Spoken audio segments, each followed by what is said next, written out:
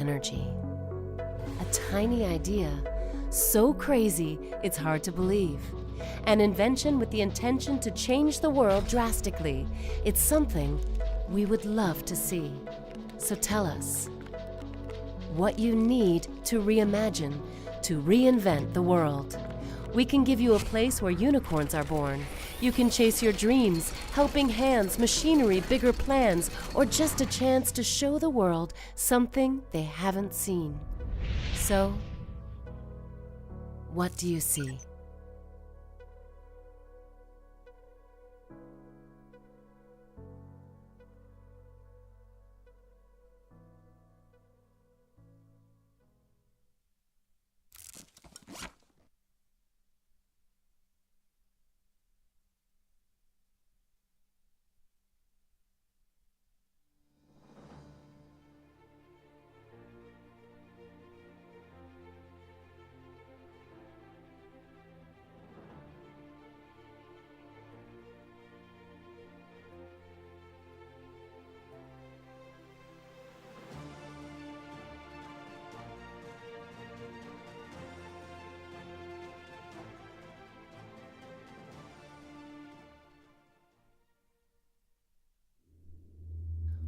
What do you see?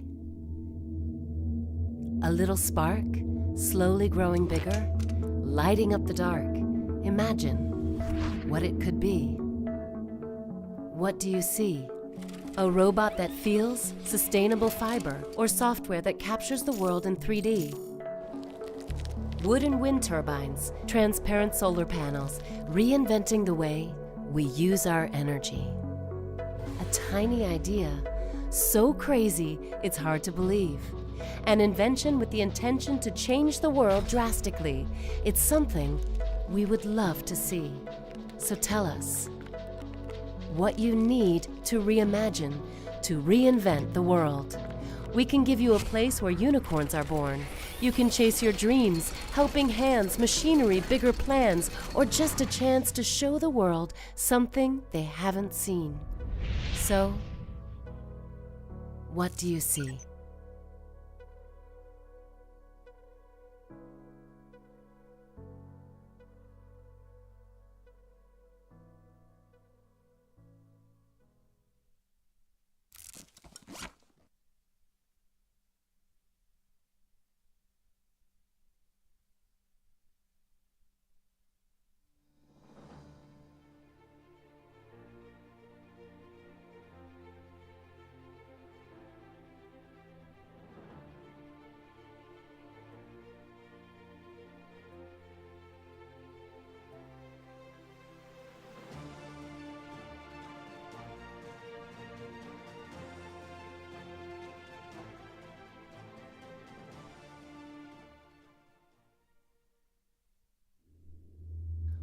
What do you see? A little spark, slowly growing bigger, lighting up the dark. Imagine what it could be. What do you see? A robot that feels, sustainable fiber, or software that captures the world in 3D. Wood and wind turbines, transparent solar panels, reinventing the way we use our energy. A tiny idea, so crazy it's hard to believe. An invention with the intention to change the world drastically. It's something we would love to see. So tell us what you need to reimagine, to reinvent the world. We can give you a place where unicorns are born. You can chase your dreams, helping hands, machinery, bigger plans, or just a chance to show the world something they haven't seen. So, what do you see?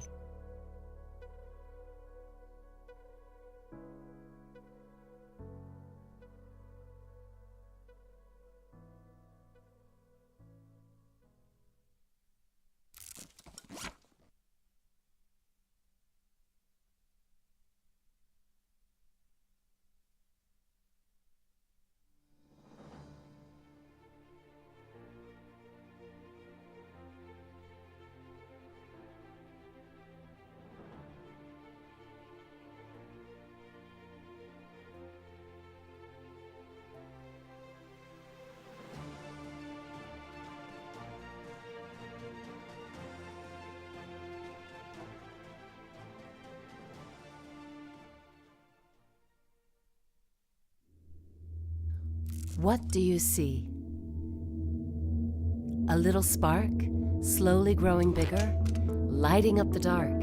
Imagine what it could be. What do you see? A robot that feels, sustainable fiber, or software that captures the world in 3D. Wood and wind turbines, transparent solar panels, reinventing the way we use our energy. A tiny idea, so crazy it's hard to believe. An invention with the intention to change the world drastically. It's something we would love to see. So tell us what you need to reimagine, to reinvent the world. We can give you a place where unicorns are born. You can chase your dreams, helping hands, machinery, bigger plans, or just a chance to show the world something they haven't seen. So, what do you see?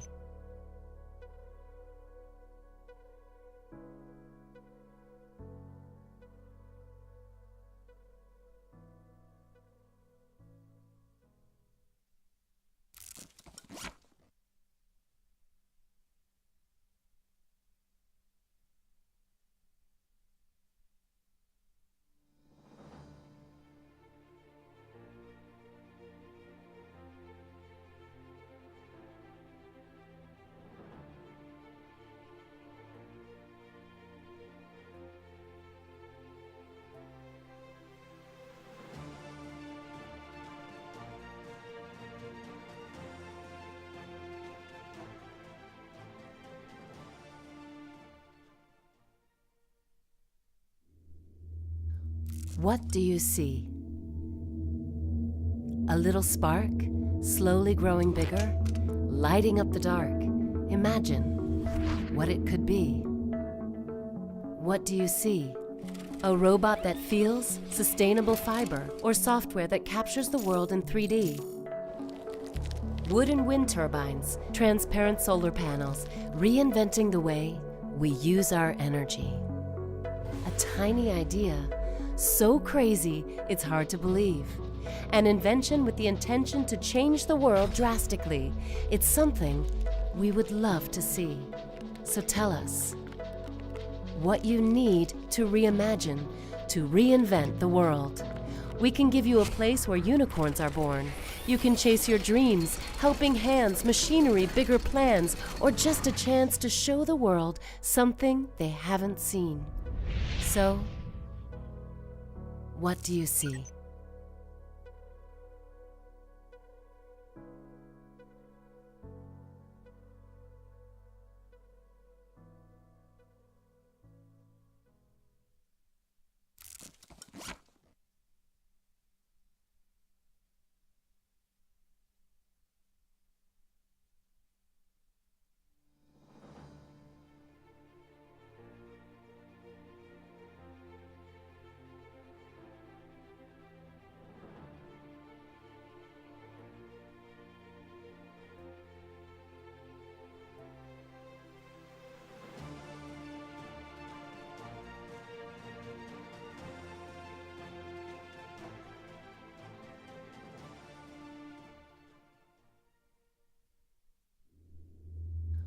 What do you see?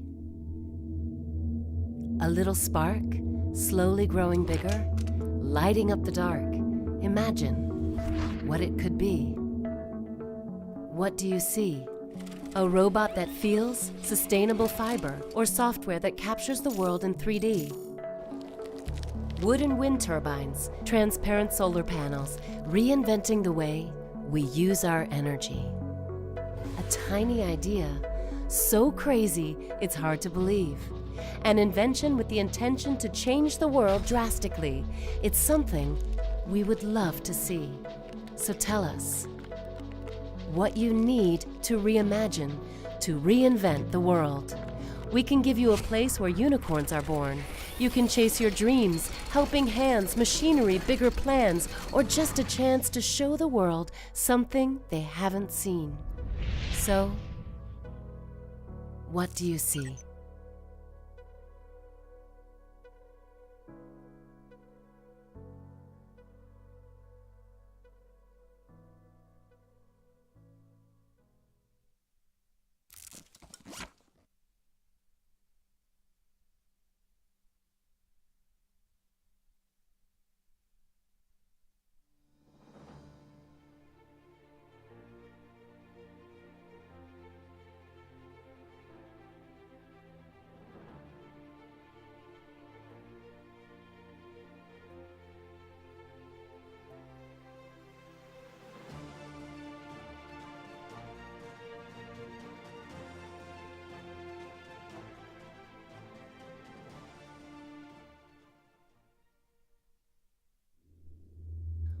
What do you see?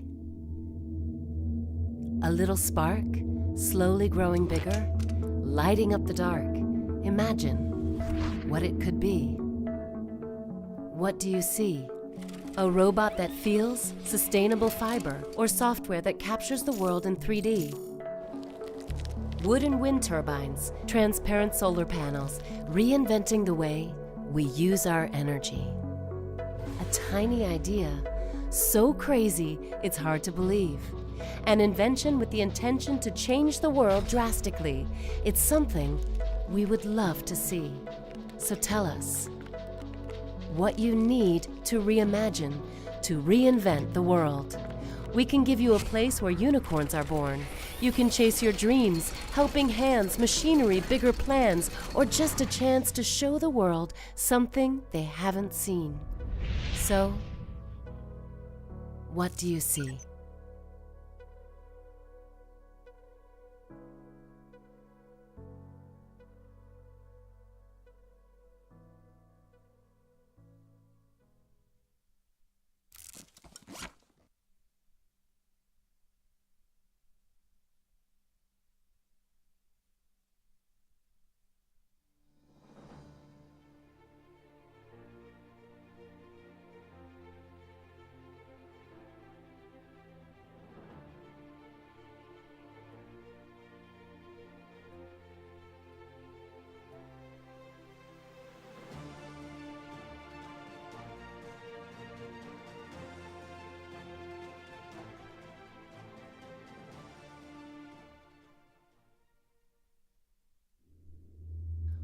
What do you see? A little spark, slowly growing bigger, lighting up the dark. Imagine what it could be. What do you see? A robot that feels, sustainable fiber, or software that captures the world in 3D. Wood and wind turbines, transparent solar panels, reinventing the way we use our energy. A tiny idea, so crazy it's hard to believe. An invention with the intention to change the world drastically. It's something we would love to see. So tell us what you need to reimagine, to reinvent the world. We can give you a place where unicorns are born. You can chase your dreams, helping hands, machinery, bigger plans, or just a chance to show the world something they haven't seen. So, what do you see?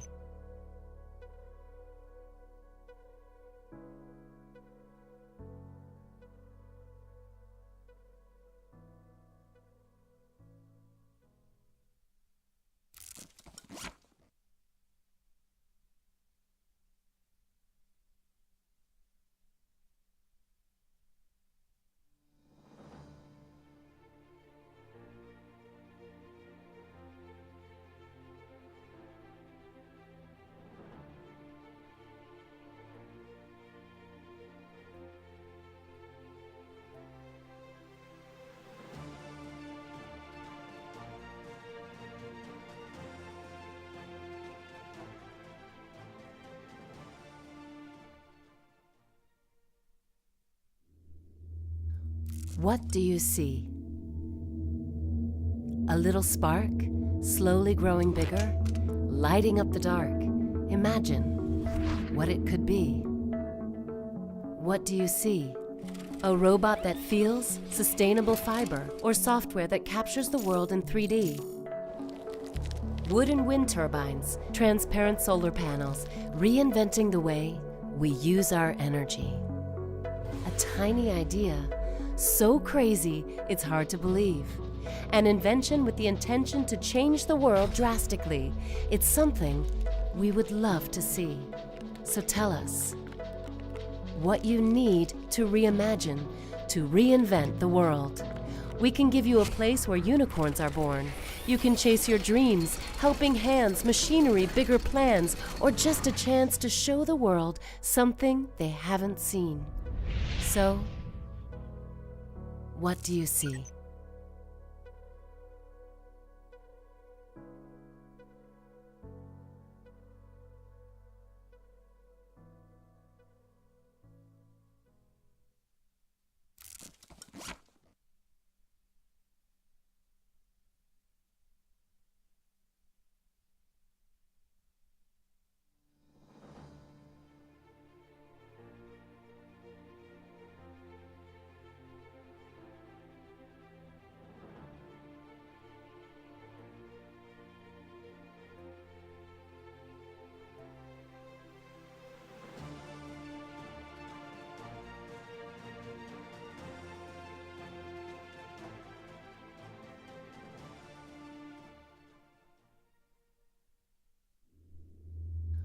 What do you see?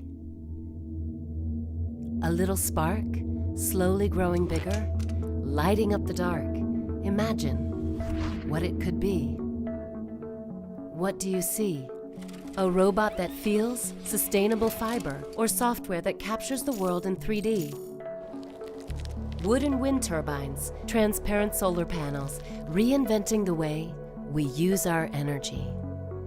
A tiny idea, so crazy it's hard to believe. An invention with the intention to change the world drastically. It's something we would love to see. So tell us what you need to reimagine, to reinvent the world. We can give you a place where unicorns are born. You can chase your dreams, helping hands, machinery, bigger plans, or just a chance to show the world something they haven't seen. So, what do you see?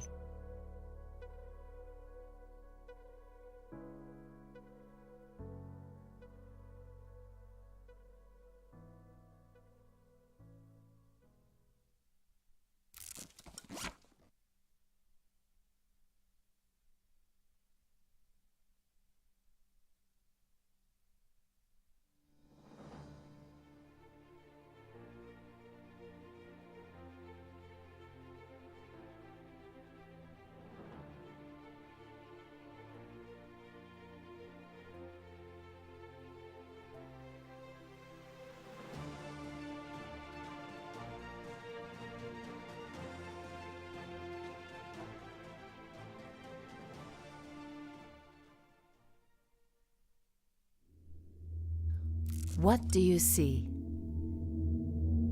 A little spark, slowly growing bigger, lighting up the dark. Imagine what it could be. What do you see? A robot that feels, sustainable fiber, or software that captures the world in 3D. Wood and wind turbines, transparent solar panels, reinventing the way we use our energy. A tiny idea, so crazy it's hard to believe. An invention with the intention to change the world drastically. It's something we would love to see. So tell us what you need to reimagine, to reinvent the world. We can give you a place where unicorns are born. You can chase your dreams, helping hands, now, yeah? Machinery, bigger plans. So it should be more or less the same sort of volume as the other ones, yeah? Okay, right, fine. Now I'm going to test the headset one, and that was normally a bit stronger, so it should be a bit low on the mixer there, okay? 1 second.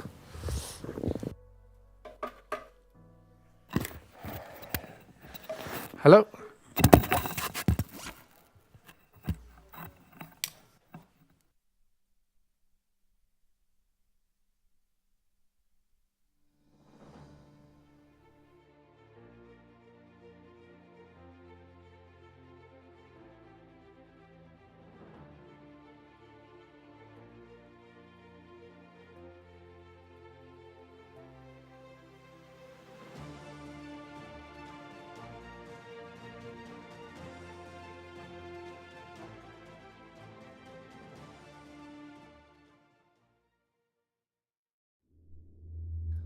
What do you see? A little spark, slowly growing bigger, lighting up the dark. Imagine what it could be.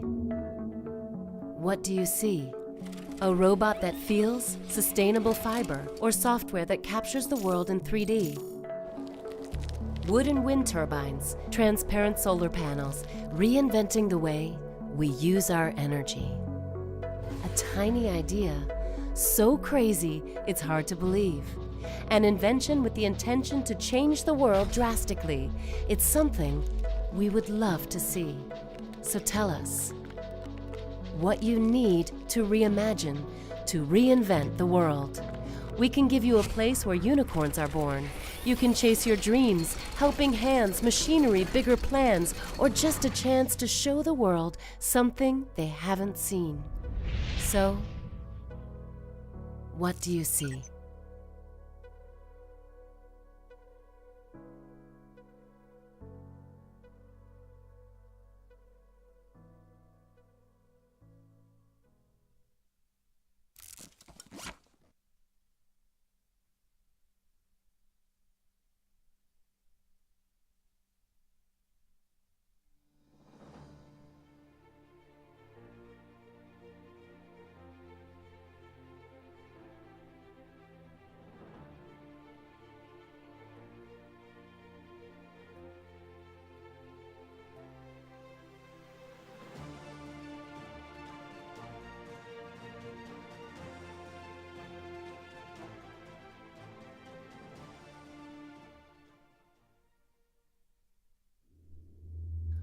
What do you see? A little spark, slowly growing bigger, lighting up the dark. Imagine what it could be. What do you see? A robot that feels, sustainable fiber, or software that captures the world in 3D. Wood and wind turbines, transparent solar panels, reinventing the way we use our energy. A tiny idea, so crazy it's hard to believe. An invention with the intention to change the world drastically. It's something we would love to see. So tell us what you need to reimagine, to reinvent the world. We can give you a place where unicorns are born. You can chase your dreams, helping hands, machinery, bigger plans, or just a chance to show the world something they haven't seen. So, what do you see?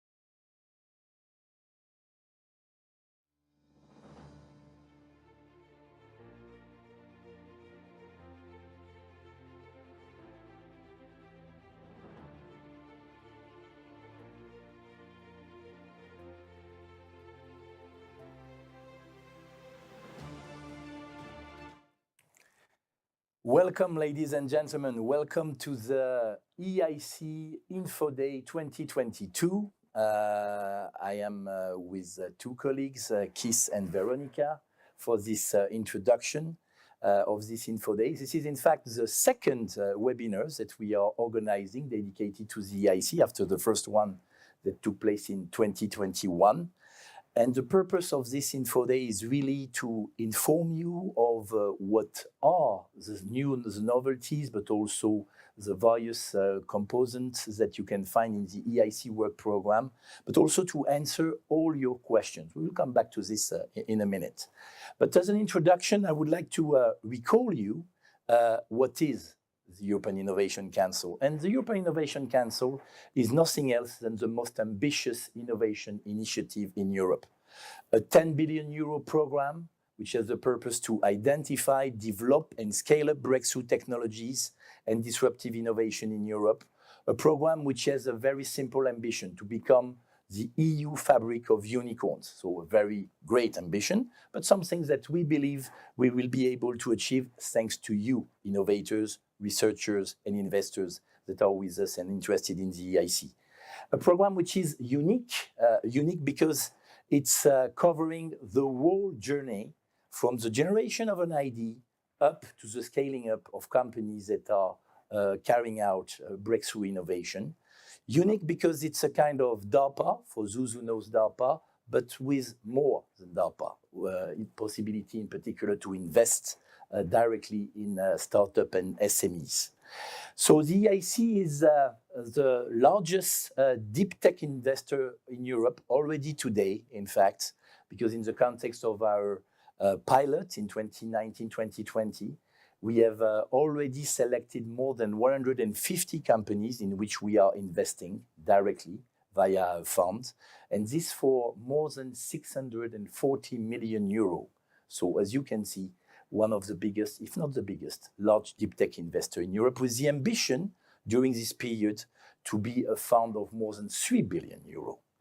So an actor that will enhance, in fact, the European innovation ecosystem and that will contribute, in fact, to the objective of a revamped, stronger European innovation ecosystem in Europe with other key partners, because it's absolutely key in this context to work with partners, and in particular with the EIT, the ERC, but also national initiatives, as it is important there to create this path with the level of the member states and their regions.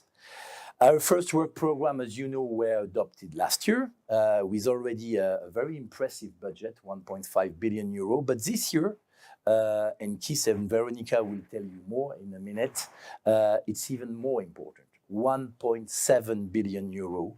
And this program, as you know, was adopted recently. In a few words, but you will know much more about all these schemes in a minute, what are the main schemes of the EIC? I mean, the EIC, as I told you, is providing tailor-made support from the initial idea up to the scale-up of companies that are carrying out breakthrough innovation. So for this purpose, we have developed different types of schemes, and mainly 3 schemes. The Pathfinder, which is a program which is focusing on early-stage research on breakthrough technologies that are supporting, in fact, consortia, mainly composed of research institutions, but also of companies. Like, for example, 15% of our participants are already today SMEs, and where we are providing a grant support.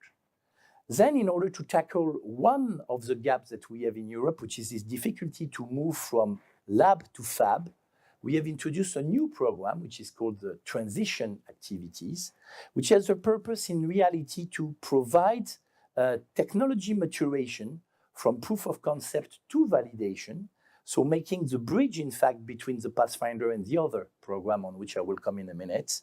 So the Transition program is clearly, as a purpose, clearly to make this bridge and to provide also the possibility for actors that are interested in for being market ready.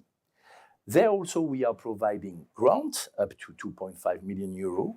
And the last but not least program, the most important one in terms of budget, Keith will tell you more about it in a minute, is the Accelerator, where we are focusing on single bodies, single startups and SMEs, with the purpose to provide them the necessary means in order to scale up rapidly, and where our main support is blended finance, so a combination of grants up to 2.5 million euro and equity investment up to 15 million euro, but a novelty sometimes a bit above. But Keith also there will tell you more. So a program, the whole EIC, which is focusing clearly on breakthrough market creating innovation, clearly for deep tech, which is mainly bottom-up, but nevertheless is also complemented by challenges, by top-down, by targeted goals, especially in areas that are considered strategic for the Union in terms of autonomy, notably, but not only. This program is not coming from nowhere. This program is coming, of course, from what we learned on the ground, from what we learned in the past, but also from the survey we are doing on the market, and from the steer that we are receiving by a very impressive board of leading innovators that are entrepreneurs, that are investors, that are researchers, that are coming from ecosystems that were, for some of them, ministers sometimes, others that are leading big VCs. I will present them to you in a second. Veronica will come back to this a bit later this morning. Money is important, but money is not sufficient.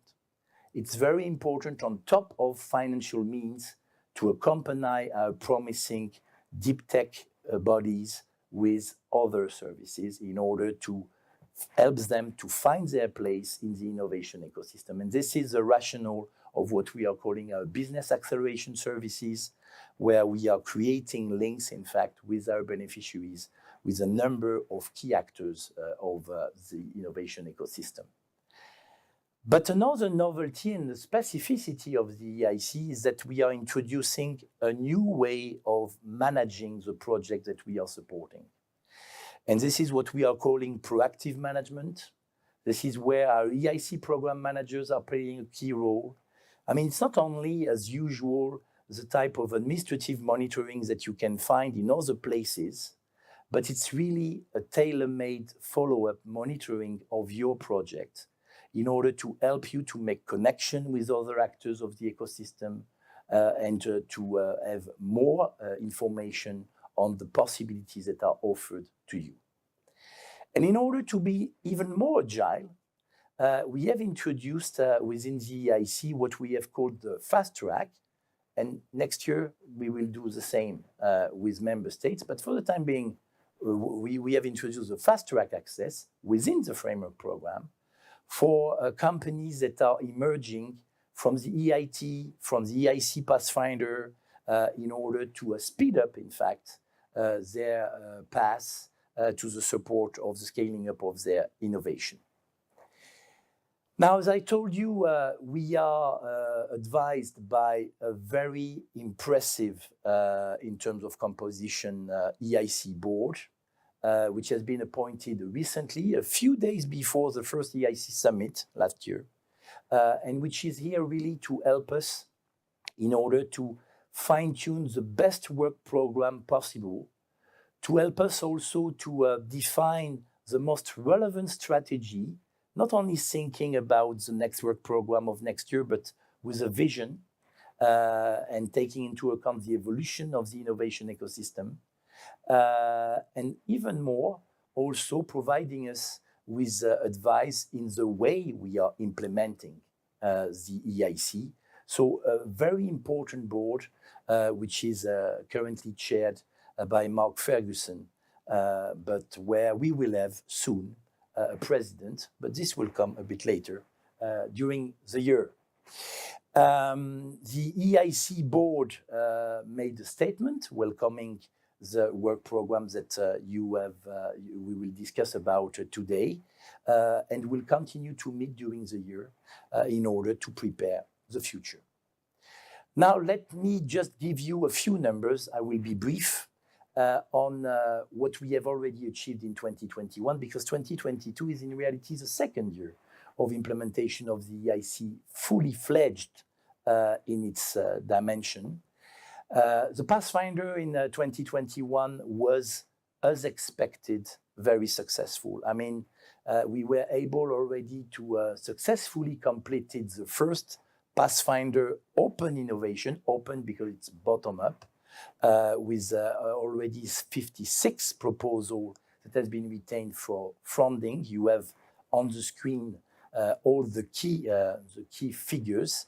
I will not repeat them, but we have also successfully launched 5 Pathfinder challenges where we have received an impressive number of proposals, demonstrating all the interest, all the demand that exists for this early stage part of the EIC.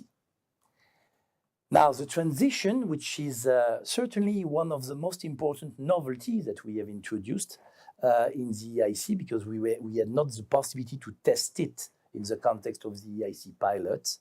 There are also very impressive results with 29 projects that have been chosen in the open call and 13 projects that have been chosen for challenges call, because as you can see, like in the Pathfinder, but like also in the Accelerator, we are mixing each time bottom-up and top-down proposal. Now, the Accelerator, the elephant in the room, if I could say it this way, of course, is the one which has received the most important demand. We have already more than 5,000 short applications submitted. And when you look at the number of companies that we have been able to select in 2021, 164, with around 102 which are calling for blended finance or equity only, you can imagine that the competition is very important in this program. But nevertheless, we have continued to propose Seal of Excellence, but Keith will tell you a bit more about how we have reshaped a little bit also the Seal of Excellence in order to help those who were very close to be supported to have a kind of second chance in a different way.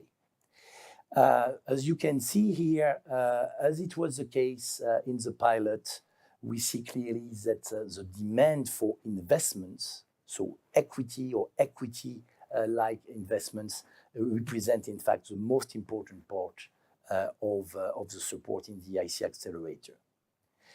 As I told you, but there it's Veronica who will come with more details.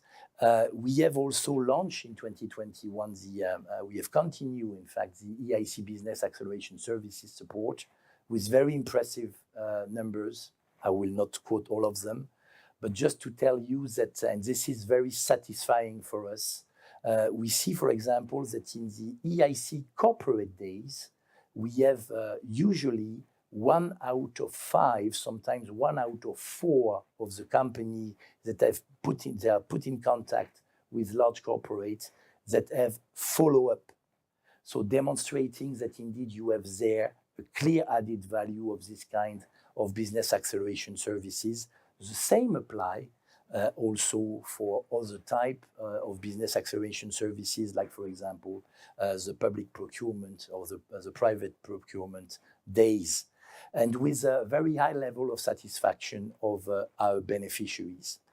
Here on this slide, the corporate partners with whom we have worked in the last years. You can see a large number of them are, I'm sure, very well known for you. Here are also some pictures, sometimes of an event of the corporate days, this one with Neste, but also of the fairs, I mean the overseas fairs I was referring in my introduction, this one in Las Vegas earlier this year, and a number of others are proposed to our beneficiaries. I will conclude with 2 quick slides. One on the impact of the EIC pilot. I'm here referring also to the impact report that we have published at the end of last year. Have a look to this report. You will learn a lot about what is proposing the EIC in this report, so I will not enter into more details. But here are 2 figures that I would like just to bring to your attention.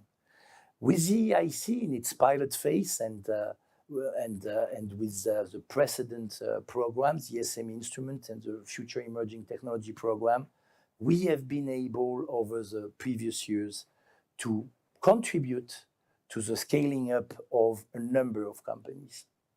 And in particular, we are very proud to have contributed to the scaling up of now 4 unicorns. They are mentioned here, but also, and this is even more promising, a bit less than 100 centers, the future unicorns.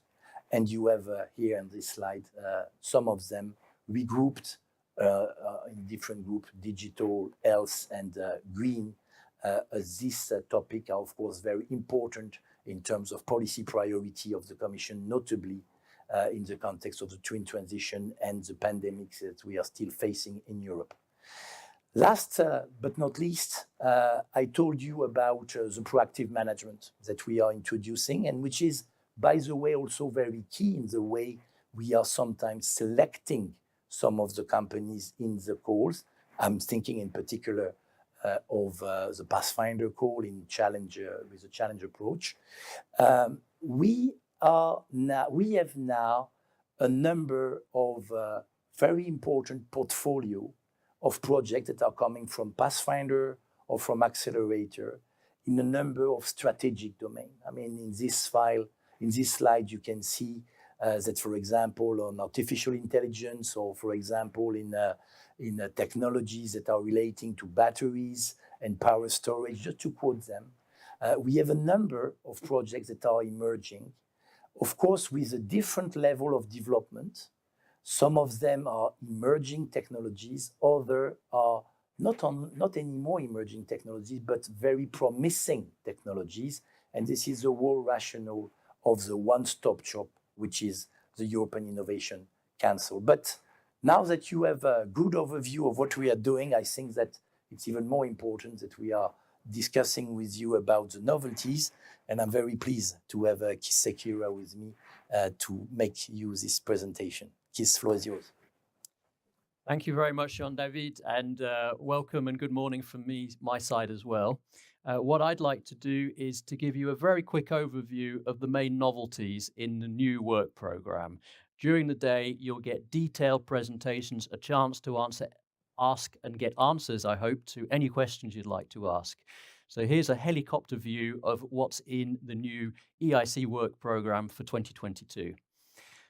So as Jean-David mentioned, we have an increased budget, and you'll see there that for all of the main funding schemes, the Pathfinder, the Transition, the Accelerator, we have important budget increases.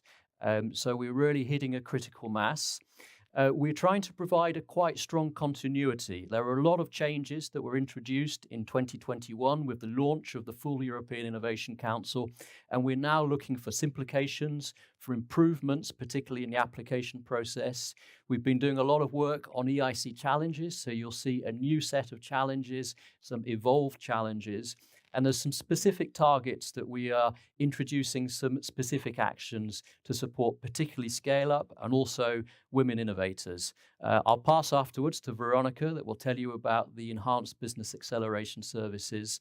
And also in the work program, we have a number of EIC prizes that I'll mention. So let's have a look at the timetable for the implementation. We have our first cut-offs for the accelerator on 23rd of March. This is a continuous process. We know there are a lot of companies that are already past step 1 and so are ready to submit for the next cut-off. We have 3 cut-offs during 2022 in March, June and October. For the Pathfinder, we still have the approach of deadlines. So you'll see that there's 2 deadlines there for the open call on the 4th of March and then for the challenges on the 19th of October. And what you'll see in middle of June is the opening of the call for the challenges, where you'll also have more information with challenge guides that give you more detail about the thinking, the objectives behind the challenges, very much being developed by our EIC program managers. And then we're making a change to transition. We're moving to a more continuous process as well. We think this is important that people can apply when it's the right time for them. So we have 2 cut-offs in 2022 in May and in September. A quick summary of the simplifications. The rebuttal procedure for Pathfinder was very, very useful, but we're being more clear on the timelines. We had a number of questions on eligibility for the transition, and we've clarified that. For the accelerator, we are really going to be looking at the improvements when you make a resubmission of your proposal, and you also have a chance there to contest, to rebut some of the comments from the first evaluators, and the next set of evaluators will look at those as part of their judgment. And then, as mentioned by Jean-David, we've simplified the seal of excellence. Essentially, every company going to the interview will get a seal of excellence if they don't get funding, because these are first-class companies that deserve funding from other sources. And we know many member states, regions have set aside budget to fund seals of excellence. You'll get more information today about the challenges. You can see that we've gone from 5 to 6 Pathfinder challenges across a range of important new technologies. In the transition, we've moved from 2 to 3 challenges, again, around some of the new areas that are emerging from the science base to accelerate them into companies. And then 2 very important challenges in Accelerator, which are evolutions of the Green Deal and strategic technologies, focusing on open strategic autonomy, and also the challenge of reducing carbon emissions by 55%. There is some specific actions to support scaling up, which we've seen as a weakness in the European innovation ecosystem. We are allowing for the first time for you to apply for investments above 15 million. It has to be in a strategic area. You have to demonstrate that there's not other sources of funding. So we're piloting this year. We're launching a new initiative, the EIC Scale Up 100.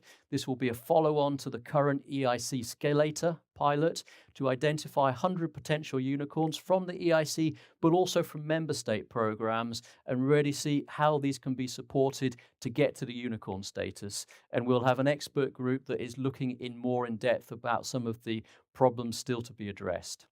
We're also focusing additional support on women innovators. We think there's a lot of untapped potential. So in the transition, as well as the accelerator, we'll be looking at getting women-led companies, women-led projects to the interview stage. We'll be launching a new gender and diversity index to have comparable information and data about gender and other diversity dimensions.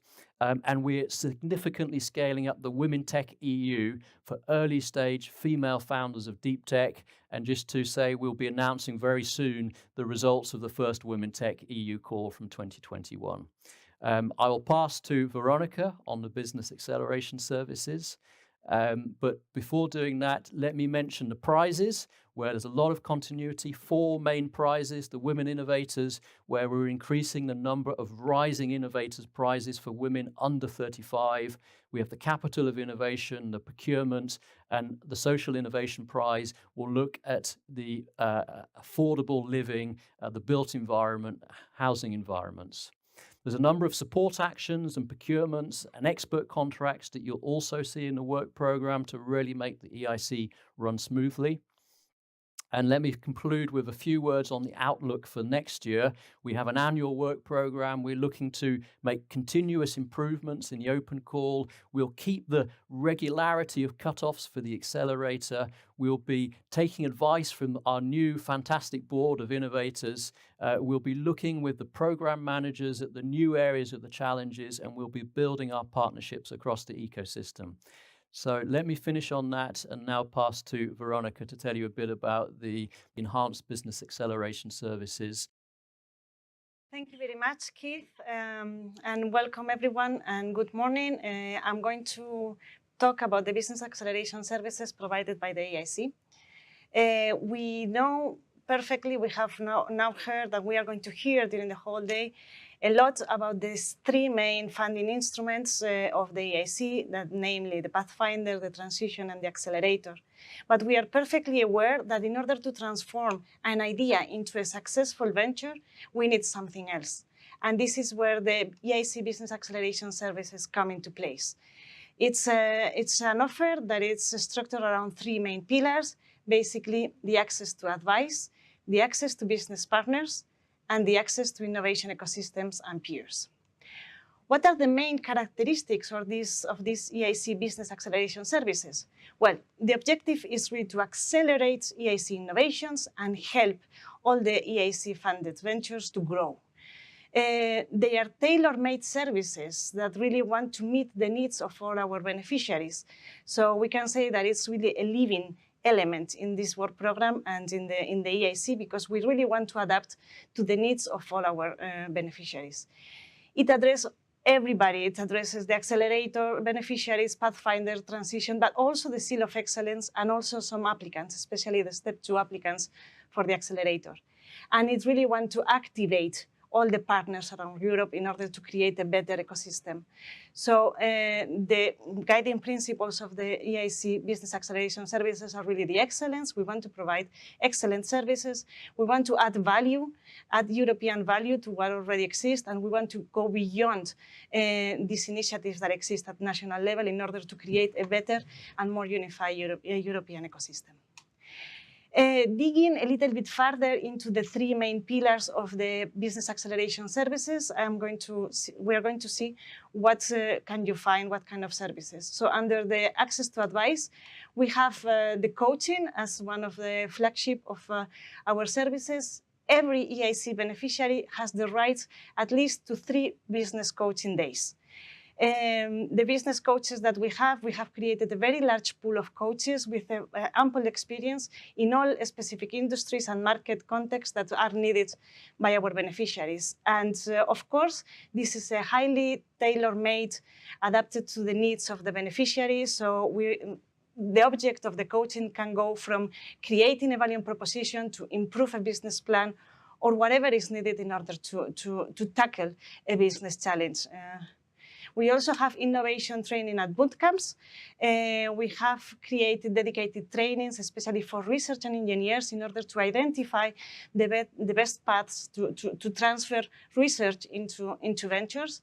And we also created bootcamps where we identify team members and we help them providing them all the skills in order to pursue innovations originated in a Pathfinder or in a Transition project. And of course, we have access to a specific expertise. So we have, last year, we launched 2 specific programs. One tackling women, so the Women Leadership Program that provides training and also networking opportunities to women-led companies that got EIC financing, and the EIC Greenhouse Gas Program to help our beneficiaries get a greener community and exchange information about how to go further into this objective. Under the access to business partners, Jan David has already mentioned the corporate partnership program. The objective is really to bring technologies to the corporations, and it has been a very successful program up to date. And the companies, they come to us and they want to see exactly what has been funded and want to have access to the high technologies that we have in our portfolio. We also have the investor days where we take our companies to investors and we try to gather a wide variety of investors, being venture capitalists, corporate venture capitalists, business angels, or others. We have an overseas trade fairs program where we want to attend the needs of some of our beneficiaries to go into other international markets, and we not only take them to the international markets, but we also help them by providing them support how to access to these markets, and the innovation procurement program to offer really commercial opportunities to EIC beneficiaries via private and public procurement. When it comes to access to innovation ecosystem and peers, well, we know that there is a very wide ecosystem with a lot of actors in Europe, and we know that we cannot succeed if we don't find synergies. So we try to look for synergies with existing actors. So, for example, with the European Innovation and Technology, EIT KICS, we co-organize events and we try to facilitate the involvement of EIC companies into EIT actions. The European Enterprise Network is also one of our important partners. That's why we have a dedicated action to support the access of EIC Accelerator to the European Enterprise Network. Of course, we take into account the importance of the intellectual property, so we sign a letter of intent with the European Union Intellectual Property Office with the objective to launch actions to help our beneficiaries tackle intellectual property issues and to foster SMEs to participate in the SME IP Fund. And we also want to create a partnership with a specific European ecosystem actors. So the idea is to look into existing service providers in Europe and sign a specific partnership like this. Our beneficiaries can benefit also of the services that they provide. I want to end with a little mention to the EIC community platform. It's really a virtual place to share information on members, events, partners, and activities. They also host the challenge platform, where large corporates, investors, and innovation procurement departments access to the EIC community asking for their advice in specific challenges. And I would like to call for all of you to subscribe to our EIC newsletter, where you can have access to all this information, all the calls, and all the things that the community produces. Just to finalize, I want to say that the business acceleration services, as I said, it's a living instrument. So we are always constantly looking at the specific needs, and this 2022 work program, it's offering new opportunities to expand these services. With this, I want to pass the floor back to Jan David. Thanks a lot, Veronica. Thanks a lot, Keith. So you have seen very impressive work program in terms of content, in terms of novelties, in terms of initiatives. So a lot of opportunities for you, but I'm sure also a lot of questions. So this is why, in fact, we will answer your question. So do not hesitate to submit your question on Slido at #EIC.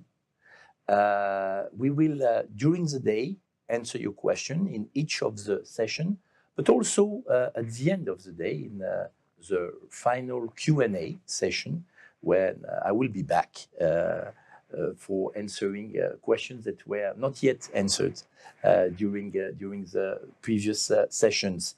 Of course, we will also update frequently asked questions, a very important document, and I can only advise you to have a look also at this document when you have a doubt, and maybe and very likely you will find answers to your question in this document that will be updated very soon.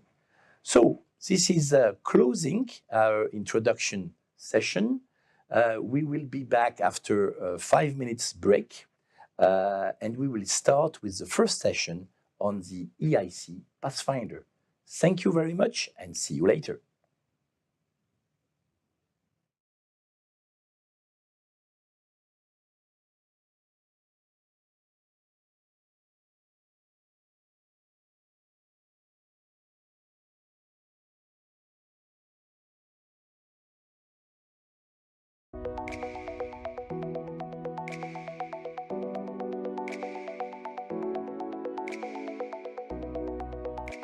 Are you ready? If you're an entrepreneur, if you're an innovator, if you have vision and ambition, and if you firmly believe that your innovation has the potential to make a positive impact and to compete on a global scale, then you must seize this opportunity.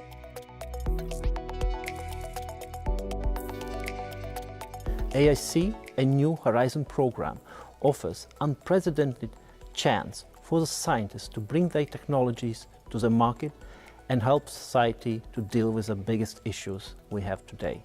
Check in the EIC, check the programs, see what means are there for you, what means are there to translate your ideas into something practice. Okay? We as society will be waiting for that.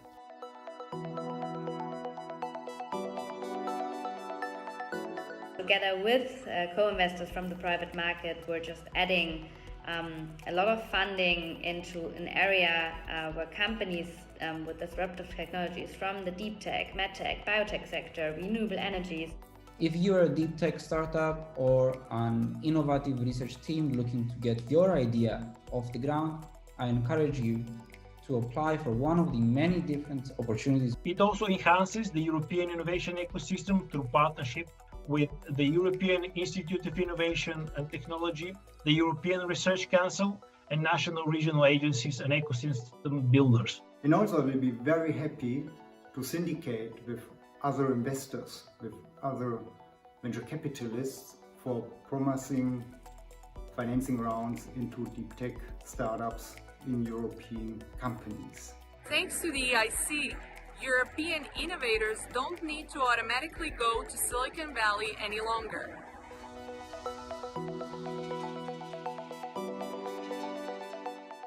With over 10 billion euros to invest in breakthrough technologies and game-changing innovations, it contributes to the Green Deal and economic recovery package in Europe.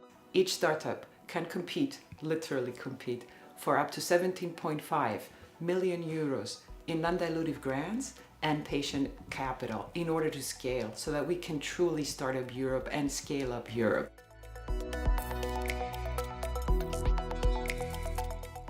EIC shares funds but also mentorship of coaches that help to assess the business feasibility and market opportunity.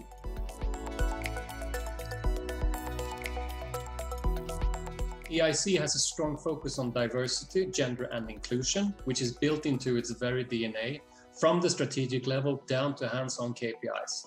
I particularly encourage women innovators to sign up. So dear researchers, entrepreneurs, SMEs, corporates, we should celebrate this is happening just now.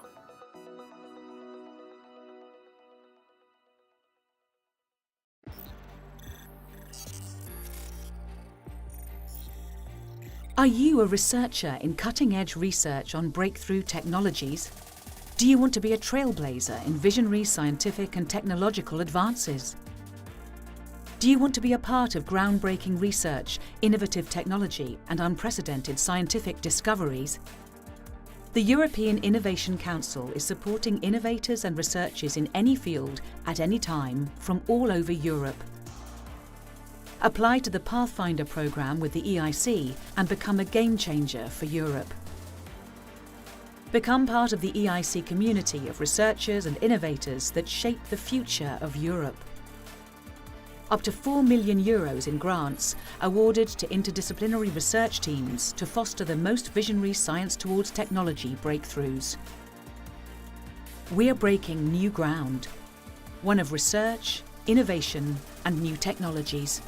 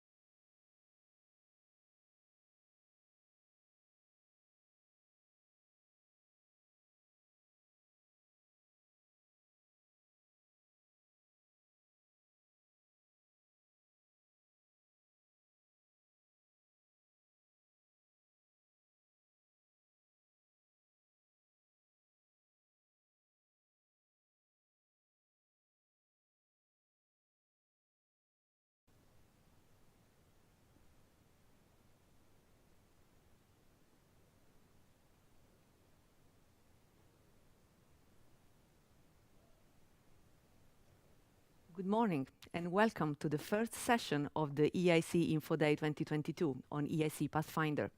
My name is Elena Martinez, we're live from Brussels, and in the studio with me are Timo Halantje, head of the EIC Pathfinder unit. Hello, Timo. And Martin Lange, deputy head of the EIC Pathfinder unit. Hello, Martin. After their presentations, Timo and Martin will answer your questions. Don't forget to submit your questions on Slido at #EIC and also to vote for the other questions that you would like to see answered. Let's dive straight into the first presentation from Timo. Over to you, Timo. Thank you. Thank you, Elena. Let's start looking into what is the EIC Pathfinder program. The EIC Pathfinder program is a program funding research to develop the scientific basis to underpin breakthrough technologies. It has two schemes, Pathfinder Open and Pathfinder Challenges. The Pathfinder Open is a bottom-up program. Any field of science, technology, or application without predefined thematic priorities is welcome. However, on the Pathfinder Challenges, we have a strategic approach of top-down, challenge-driven creation of portfolios of projects. So you have to apply to a predefined thematic area and address the specific identified objectives.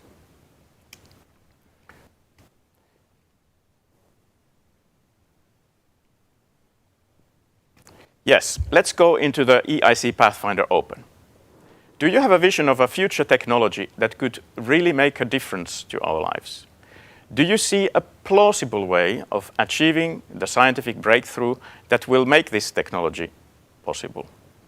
And can you imagine collaborating with an interdisciplinary team of researchers and innovators to realize the proof of principle and validate the scientific basis of this future technology that you are envisioning? We look your project proposals through the eyes of some gatekeepers. So there should be a collaborative approach, interdisciplinary research team that matches these criteria. So you need to describe in a convincing way your long-term vision of the new technology that really has a huge potential, that it's going to change the way our society and economy works.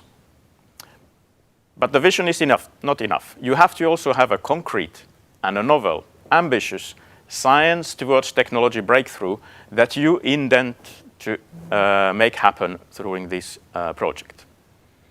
And it is okay to have a very high-risk approach, high gain in terms of your new research and the applied methodology. We are really looking for projects that are not doing the most evident thing. They are the ones that are going to make the breakthrough and the ones that are going to be referred later on as the one where this big innovation happened. But try to make it with plausible objectives and concrete milestones. What we would expect you to deliver in your project, that you have the proof of principle that somehow validates the scientific basis of the envisaged future technology. Obviously, the technology doesn't have to be ready for market. There might be lots of additional steps needed. But to prepare for this, you have to already think about adequate protection of the intellectual property rights, and you should already start involving and empowering the key actors that have the potential to become the future leaders, either excellent early career researchers, promising high-tech SMEs, and startups. We are also encouraging you to empower female researchers and have a very good gender balance among the work package leaders. So can you apply? In the Pathfinder Open, we have a consortium approach. So you would need to create a consortium, a group of entities, legal entities, that come together to this project. You can have many pathways, but the minimum criterion is that there are 3 independent legal entities, and each one of them is established in a different EU member state or associated country. And at least one of them needs to come from an EU member state. In terms of legal entities, all types are eligible. Universities, SMEs, large corporations, research organizations. There are no limiting factors or criteria on that. The support that you will receive if your proposal is funded is a grant, a research and innovation grant that will cover predefined eligible costs of your project. In the EIC Pathfinder Open, the grants are expected to be up to 3 million euro. However, if you have justified needs for larger amounts, you can apply for it as well. The funding rate is 100% of the eligible costs. And in this coming call, we have an indicative budget of 183 million euro. That means that we are able to fund maybe well over 60 projects in this call.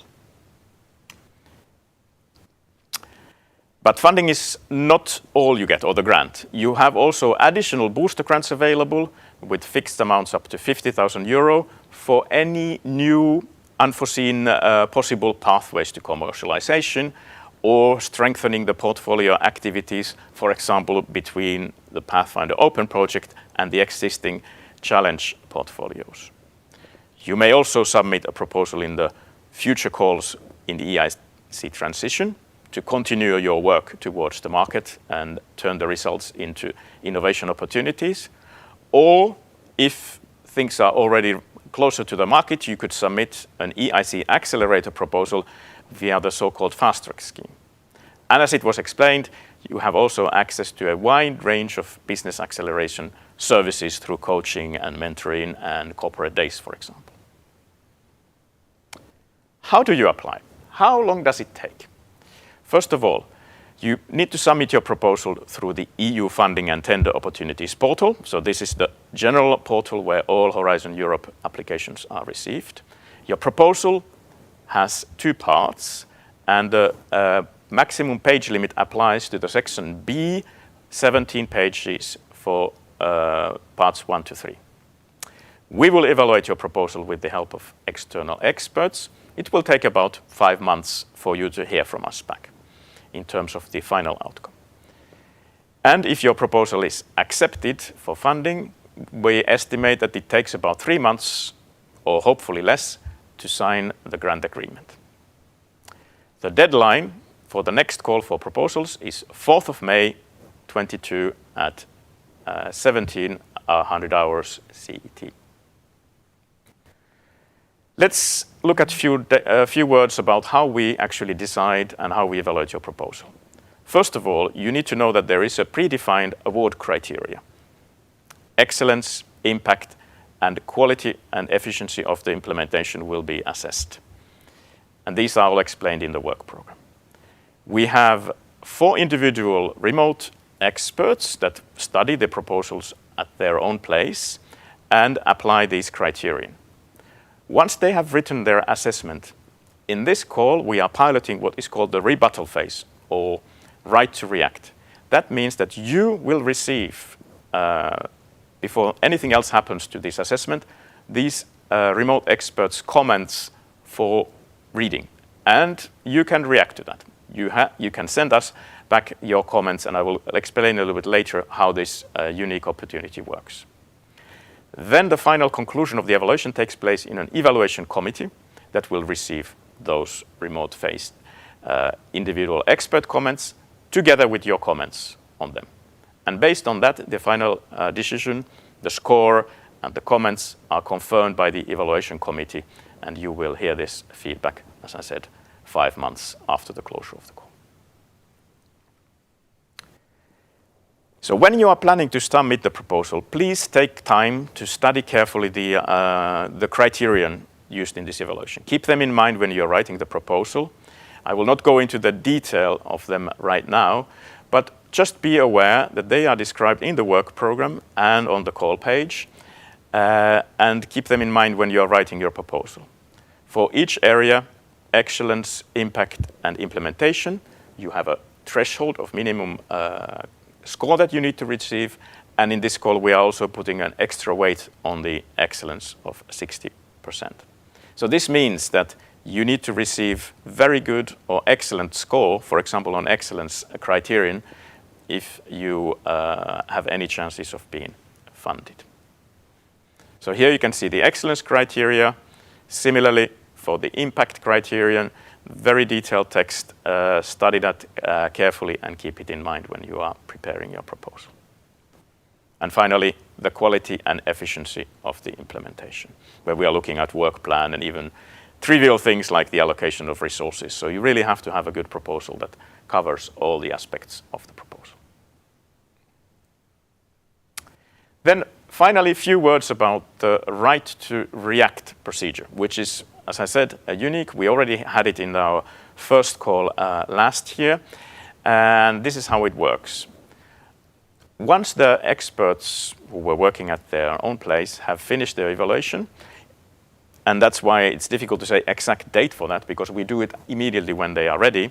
So this means that about 1.5 or 2.5 months after the call deadline, you will receive those comments all together through the participant portal, and you have, together with your consortium, 8 calendar days time to read and to react and send us back maximum 2 A4 pages of your comments, your reactions to this. However, be careful. You should not start rewriting your proposal. You should not start changing your proposal based on it. It's more your focus on potential misunderstandings or errors by the evaluators, or minor clarifications if something was misunderstood. And these comments that you're making will be made together with all the rest to the final evaluation committee, who will then, together with everything else, come to after a discussion on the final score and the decision of the ranking list. And that's concluding my presentation on the Pathfinder Open, and I will pass it to Martin. Thank you, Timo. Over to you, Martin. Thank you very much, Timo and Elena. It's my pleasure to present to you the Pathfinder Challenges part. So we will have basically 3 different aspects that I will address. First, I will give you a general overview over the call conditions, then go into the details regarding the evaluation procedure. And finally, the most interesting part, I will give you a glimpse on the topics that we are going to support this year. So first of all, like Pathfinder Open, we are talking here about very low TRL levels. We're talking about TRL levels indicatively between 1 and 4 that build on recent scientific breakthroughs that have taken place and been identified in order to play a big role in the future as it comes to emerging technologies, which can then later lead into novel type of deep tech innovations, for example. But what we try to achieve with these challenges is to realize innovative technological solutions, and not on a project-by-project basis or each project individually, but we are trying within these challenges to address these problems with the help of a portfolio approach, which means that we want to fund complementary aspects that are taken up by those projects, competing approaches, so that we end up with a coherent portfolio of projects in the end. Also important to mention, these challenges and each of these challenges will be steered by the EIC program managers. So these are high-level experts that have recently been recruited by the EIC, and their task is to develop visions for those portfolios in order to make sure that they deliver at the end what we try to achieve. The expected project outcomes are in fact generally very similar to the Pathfinder Open projects. So I will not repeat this here, but maybe more refer to the Pathfinder challenge guides and to the detailed descriptions in the EIC Work Programme that I will explain later. For each of the challenges, you have a specific expected outcome. The Pathfinder challenge guides are documents that will go much more into detail for each of those challenges with a brief description of the state of the art, further technical information that underpin the objectives, and also possible impacts that we're trying to achieve.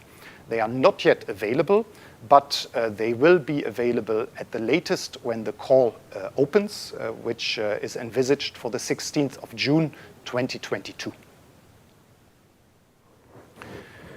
The eligibility criteria are also a bit different to the Pathfinder Open part. Of course, you can apply as a consortium of 3 or more legal entities, like in Pathfinder Open, but we also have the possibility here to apply that you can apply even as a single entity or as a smaller consortium of 2 independent legal entities.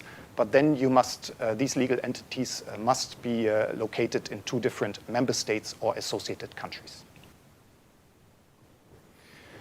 The support that you will receive is actually also very similar to the Pathfinder Open part. This is grant-based funding. You will be supported by a research and innovation action with a slightly larger amount, at least indicatively, than in Pathfinder Open. Here we think that an amount up to 4 million euro is appropriate, but it is nevertheless also possible to exceed this amount if properly justified in the proposal. The funding rate is for all supported entities 100% of the eligible costs, and also the budget is quite substantial. We have this year an amount of 167 million euro, which will be about equally shared across the 6 different challenges that we have this year. So the evaluation procedure is quite similar, at least in the beginning, as in the Pathfinder Open part. So we start with an individual remote phase where we will submit the proposals to EIC expert evaluators. So these are external experts that will assess each of the applications separately against these 3 award criteria: excellence, impact, and quality and efficiency of the implementation. The so-called remote score will be calculated based on the median scores from the 3 award criteria, and then again a weighting is applied. So we have, like in the Pathfinder Open part, a 60% weight for the excellence. The difference with the Pathfinder Open is that proposals that do not meet these thresholds, so that means that they are below the predefined thresholds, will not be considered further in the second step of the evaluations. That means that if you are evaluated, you will need to achieve with your proposal a threshold for excellence of at least 4 out of 5, and for impact a threshold of 3.5 out of 5. For implementation, we have a threshold of 3 out of 5. The award criteria, I will also not go into the details. I think that everything is well explained on the slides and also in the EIC Work Programme.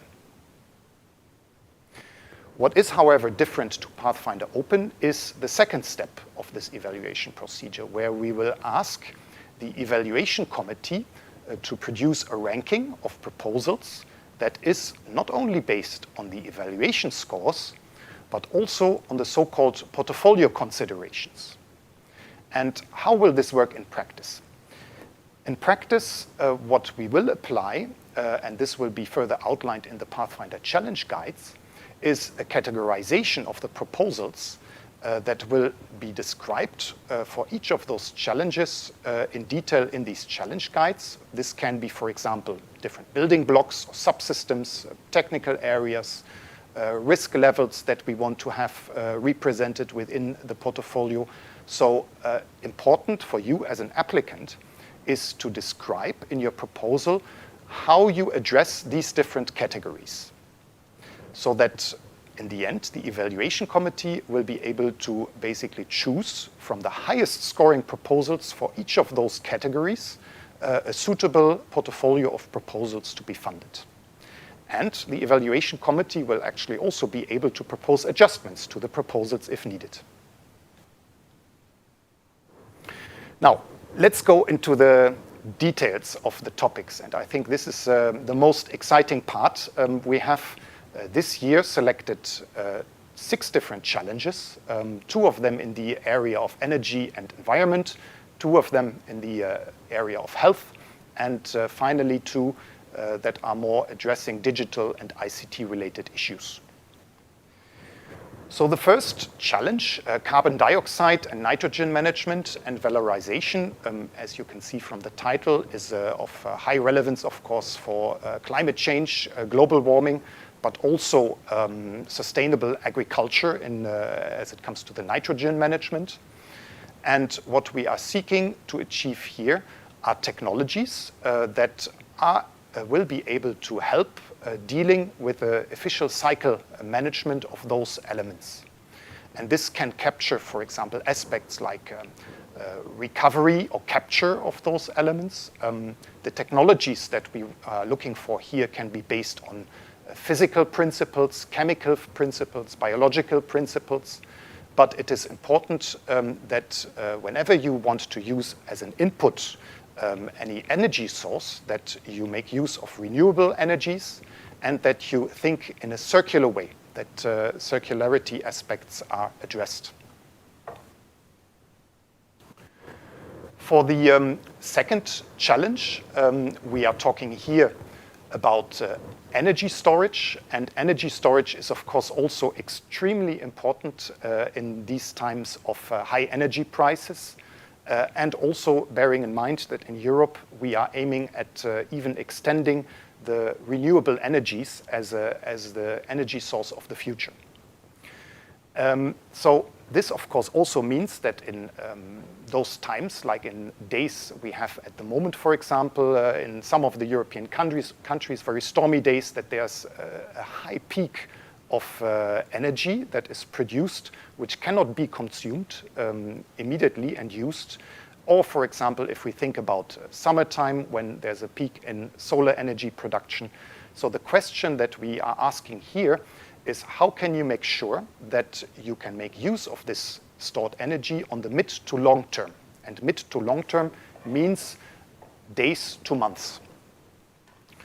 So also important to bear in mind, what we try to achieve here is to find solutions on a grid scale, on an industry scale, or on very large systems in general, on district scale, for example.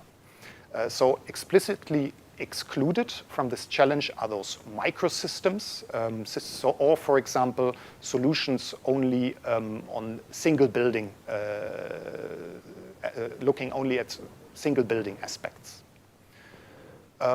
We're talking about energy storage for power applications here, or also possibly included could be thermal energy storage, so storage at very high or low temperatures. And the aim is here to really achieve a proof of concept or lab scale validated innovative mid to long term storage solution that will hopefully help solving many of those problems that we are currently facing in our energy grid. The third challenge, now we go to the area of health, is addressing so-called cardiovascular diseases, which are and should not be forgotten in these times of health crisis, of a pandemic. Cardiovascular diseases are still the #1 cause of death in Europe. So it is an extremely important point that we need to address with the help of hopefully this challenge, which is focusing very much on genetic aspects and genetic origins of these cardiovascular diseases. Many of you probably have heard that these diseases like heart attacks, strokes, tend to run in families, but at the moment at least there's, in our opinion, insufficient understanding. And that's why what we're trying to achieve with the help of this challenge is to identify single or multiple gene variants that could be the origin of those cardiovascular diseases. And with the help of that, also identify novel targets that could become also helpful in diagnosing or even in developing novel therapies and technological solutions to address these diseases. So as expected outcomes and impacts for this challenge, we indeed aim to also accelerate the implementation of specifically personalized care in these cardiovascular diseases that could be facilitated through targeted genetic testing. So the fourth challenge, here we come to the so-called healthcare continuum challenge. And what are we talking about here? Currently, in our approach to diseases and sicknesses, we have a much more, let's call it, episodic approach. So once somebody gets sick, you develop symptoms, you go to the medical doctor or to a pharmacy in order to get a treatment. But the philosophy behind this healthcare continuum is completely different. It basically implies that we would be able to apply health monitoring technologies that would continuously and unobtrusively monitor our human health and would enable us to intervene already at a much earlier stage than and even before any kind of symptoms are developing. So this is, of course, a dream for many health aspects, but for some aspects of human health, this already exists. So, for example, in glucose monitoring, we already have such systems available, but the idea would be to also now look also other type of applications, possible technologies that could help us and develop those up to a proof of concept level, so at very low TRL level, those ideas. And nevertheless, we should bear in mind that also there is a possible path to future integration into the European healthcare. So one should plausibly try to explain in the proposal that this is indeed plausible to achieve. So digital data storage is now the following area. So we're coming more to ICT type of technologies. And here, data storage technologies nowadays are, of course, limited not only as it comes to the density of information that you can store, but there are also other challenges. There's very often the use of rare materials or of even toxic materials in materials in which we can store magnetic or electronic information. And nature has in fact given us a tool and a system which could, in principle, and has the potential to solve many of those problems.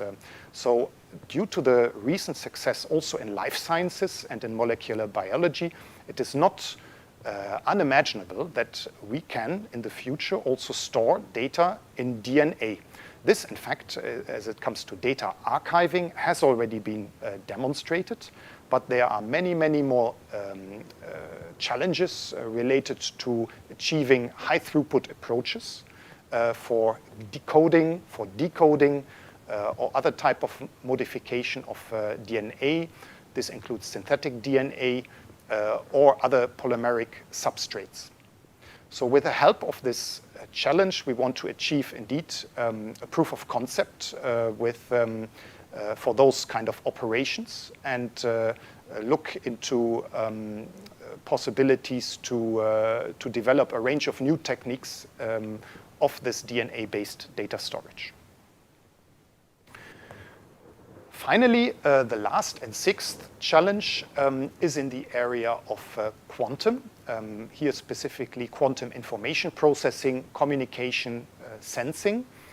And of course, a lot has been done on EU level, on member states level recently, also with the help of the quantum flagship, where we have, I think, achieved tremendous progress as it comes to quantum computing, the manipulation of qubits, quantum cryptography, for example.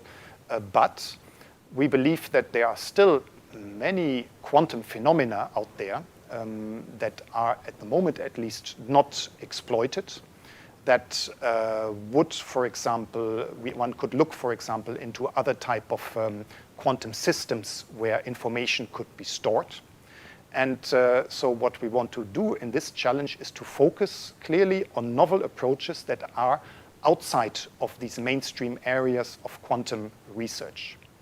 So the aim is to contribute with this challenge to the development of information processing, communication, development of novel sensing components, for example, for different type of terrestrial and space applications, and so on. So I think this ends my presentation of the challenges. The final slide, I think, includes the most important information even, I believe, because it gives you a summary of the financial aspects of the important dates during this year. So we will have call openings for the open part on 1st of March, for the challenges part 16th of June, with the call deadlines in May and in October as indicated here. Also, there are relatively short proposals that need to be prepared, and I think this is now opening the next part of this session, Elena. Thank you very much, Martin. Thank you again, Timo. So we're now ready to move on to this second part of this session where we will be answering your questions. And the first one is one, in fact, that I was going to cover at the end, and it's about the slides and the presentations, the videos from this session. They will all posted online, as well as the answers to any question that we might not get to answer today in the frequently asked question document on the EIC website. And now moving on to the first question that we have on Slido. I'm going to ask this to you, Timo, and that's could a small and medium enterprise or a small company lead a Pathfinder project? Yes, indeed they can. We don't have a limitation that a certain type of organization should have a certain type of role in these proposals. And indeed, an SME can lead a project. And also continuing the question, we do have such examples actually from the first call as well. There are at least immediately 2 projects that come to my mind where an SME is actually having this role. Excellent. So companies, you can lead a Pathfinder project. And now the next question is something that Martin really covered. So the deadline for EIC Pathfinder Open this year is? On the 4th of May. The 4th of May, not the 3rd as on the work program. It is May the 4th for Pathfinder Open. So next question is, when is expected to be published the EIC Pathfinder Challenge Guide, Martin? Yes, so the work has already started in preparing these guides, of course, immediately after the adoption of the work program. But as you can imagine, this is quite some work still to be done. And we commit for sure to have it finished before the opening of the call. So that would be the 16th of June. But we will certainly communicate about this as soon as these challenge guides become available, and they will be published on the Funding and Tenders portal as well as on the EIC website. Thank you. Can a postdoctoral researcher be the coordinator of a Pathfinder Open proposal, or does he or she need a permanent position, Timo? Well, as you might recall from my presentations, we were looking for future key actors. So not only can a doctorate researcher with an excellent ideas in mind be in a leading position, that's not a problem. The second part of the question, does he or she need a permanent position? I read this more as a question of whether the costs of such a person become eligible. Because, you know, we have certain rules, and it's quite detailed actually, what kind of contracts lead into a eligible cost in the project. So yes, you can have that role. If you don't have a permanent working contract, then you are not actually generating eligible costs directly to the project, and therefore those could not be charged necessarily. It's quite detailed situation that needs to be looked at with your university finance department actually, how to make that happen. But if you look at it more from the practical point of view, in universities, in order to have people on the payroll, you need to have income coming from somewhere. And these projects do give you that possibility. So actually, when we are having universities starting new projects with us, they usually tend to recruit new people. So maybe that could be a way for such doctorate student to have a part-time the research element being reimbursed, for example. But in principle, the actual PhD work, when you are preparing for your thesis, that would not be a research, that's education. So that would not be an eligible cost. So it's quite detailed question, but something that often comes to us indeed. Thank you. I'm going to ask you the second question as well, because you mentioned it in your presentation. How was the experience of the rebuttal process for the evaluators of the Pathfinder Open 2021? And will we have rebuttal process in 2022 again? Yes. So first of all, the experience was very, very positive. The experts in the panel found it very useful to have this additional interaction. It is good that things can be clarified, not left under misunderstandings. And I guess it also takes a little bit pressure off from those who are writing the proposal, because you know that if something is not precisely, there is a possibility to come back to that. So the evaluators liked it a lot, but so did also the applicants. We got several feedback that it was really appreciated, and also a sort of a good benchmark on this was that I think 99% or 96% of the applicants replied. Which is, if you think about surveys or whatever, you usually never get such a high response rate, considering that also in the Pathfinder Open, this happened during the summertime, where in some parts of Europe, people were actually on holidays. So it was a very good feedback indeed. And we do have it now in Pathfinder Open this year, in 2022. I'm quite sure we will continue with this in the future and probably think about introducing it to other calls, not only within the EIC Pathfinder only, but probably wider in Horizon Europe as well. If I may just add to this, I think it's also a good moment to clarify that the exact purpose of this rebuttal process is to help the evaluation committee taking good funding decisions and fair funding decisions. I think as an applicant, you should also be made aware that it is not the purpose to enter into a scientific discussion and a scientific dialogue here. I think at least last year we have tried already a bit to give some feedback, of course, of how exactly this comments that were submitted were taken on board by the evaluation committee, but it is impossible also within the given times to go into much details of the scientific aspects of this work. So I hope that the applicants will have a little bit of patience and understanding for this. Thanks, Martin. I'm going to follow up with you for the next question. Can research applications be submitted for research only, or is partnership with industry mandatory? So I think that you should compose your consortium on the basis of what is needed to achieve the objectives. And you should look where are the partners that have the right expertise. And this very often for Pathfinder are in the world, in the academic world. So we have, for example, almost half of our participants coming from universities, around a quarter of them from public research organizations. But there's also a large share, around a quarter, that comes from private companies. And here, the majority even from SMEs. So you need to really look at what is exactly, what is it that you want to achieve in your project, and look for the right partners for your project. So next question is, should the proposal be written in a business language with buzzwords like high risk, high gain and cutting edge technology, or should they be more scientific? Timo. Yes, this is a good question. First of all, let's be clear. Indeed, the competition for this type of funding is very fierce. So you have to have a very well-written, all-around, well-encompassing proposal. And if I take this question from two angles, so if you wrote a proposal where you are only describing the future technology, what its impact will be in the society or your business, without going into the details, what is actually the scientific basis of that technology, you would fail. So the answer is, if you write a business language proposal only, you will not be funded.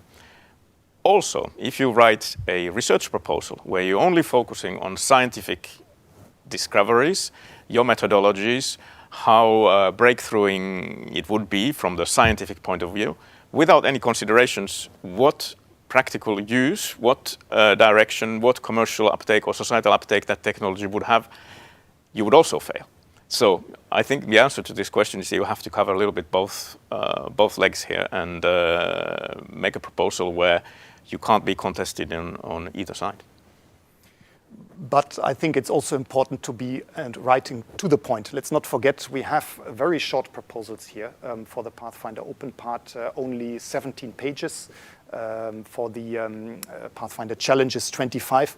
So I think if you use all the space for using only your business language, so to say, I think there's not enough content left, and you need to really focus on the content and describe very well what is it that you want to do. The right balance. Yeah, and maybe Absolutely. It's important to underline this is a research program after all. Yes. So I mean, if that scientific aspect is not there, then there is no basis for this type of project actually.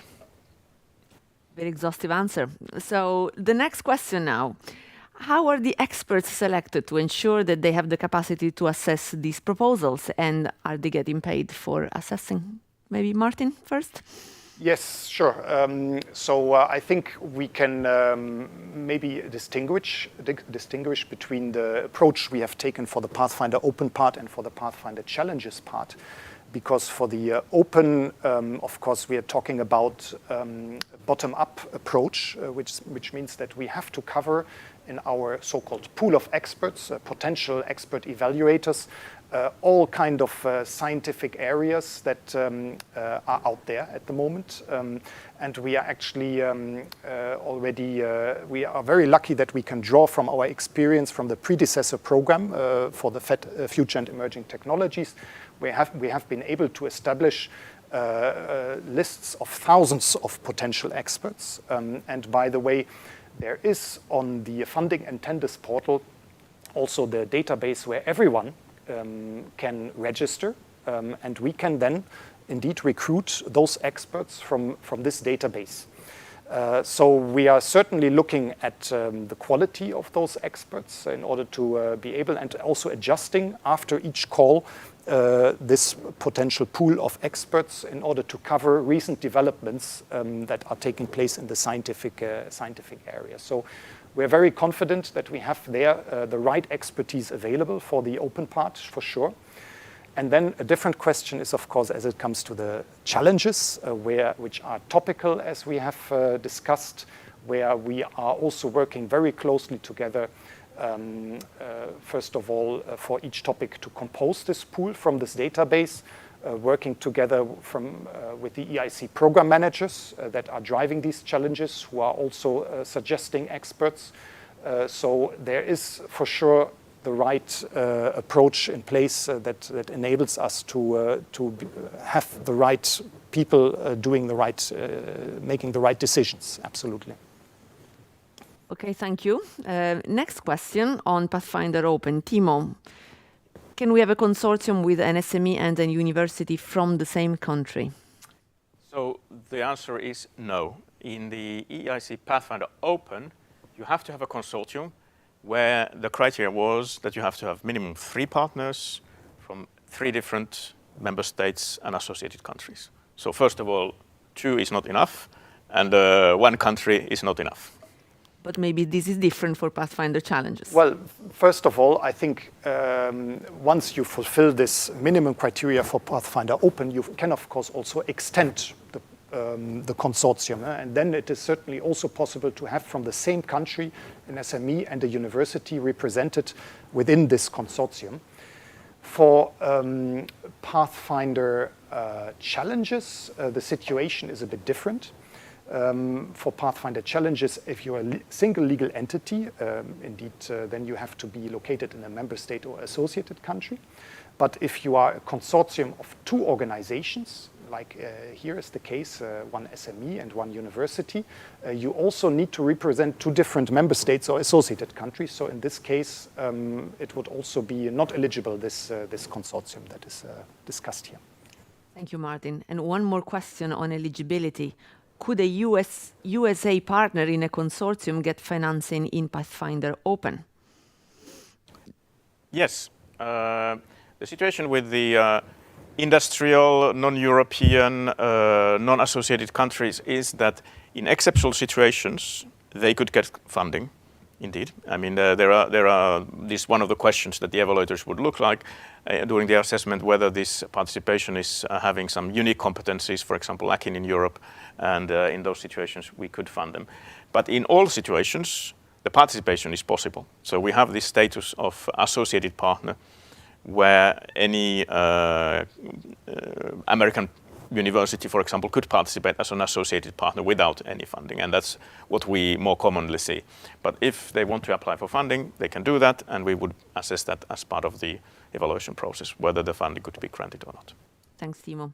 I see actually that we have a question to follow up on the previous question that we didn't specify if the experts are paid. Quickly, Martin. Yes. We do pay our experts, absolutely. There are some standard rates, I think, for each day of work that they are carrying out for us remotely. They are receiving a lump sum payment, which is, I think, at this moment in time, €450. Indeed, experts don't have to do this job for free for us. So the quality is assured. And the next question on the eligibility of the United Kingdom researchers. Can they lead EIC Pathfinder applications? Timo first. Yes. So the situation with the UK is that as it happens in the work program, the UK has the status of future associate country at the moment. So we have not yet managed to sign the association agreement with the UK due to various issues. And this means that the so-called transition modalities as described in the work program apply. And we do welcome, of course, UK participants in the proposals. And when they write the proposals, they should apply for funding, and they will be evaluated during the evaluation phase as a future associated country. So everything we described about whether they can be a coordinator or whether they apply and count towards the minimum consortium numbers, in all these calculations, they are considered as a future associated country. The problem, of course, is that in order for us to sign the grant agreement, this association agreement with the UK and the EU needs to be in force at the moment of the signature. And if it's becoming clear during the grant preparation phase that that would perhaps not be the case, then we will, as part of the grant preparation, address such issues. And that could, for example, and now coming back to more specific question, for example, if we had a UK coordinator in the project and we would be in a situation of signing the grant agreement, but the association would not be in place, we might have to ask for a change at that moment in time. Changing coordinator. Changing the coordinator. But they could stay still in the project, so that is not the problem. So coming back to the question, encouraging UK researchers to lead applications, perfectly fine, and it's very good that they are taking part of the program. Okay, thank you. Next question, Martin. What is the optimal EIC call if the TRL of the proposal is 0 or 1? Or up to 5. So are the TRL levels 1 to 4 starting points or endpoints for Pathfinder? No, I think Pathfinder is certainly the part that is most relevant for early stage research, for low TRL levels in general. And what we try to achieve at the end of a Pathfinder project, as was explained, is really to go up to the proof of principle that for the scientific basis, basically, that the envisioned technology is feasible. So this means that there should be an endpoint for the Pathfinder around technology readiness levels 3 or 4. So if you are already envisaging a point that goes beyond that, I think it will be very difficult to include in a Pathfinder proposal. At least, and you might want to look, as it comes to a TRL 5, for later follow-up funding by, for example, EIC transition activities. Exactly.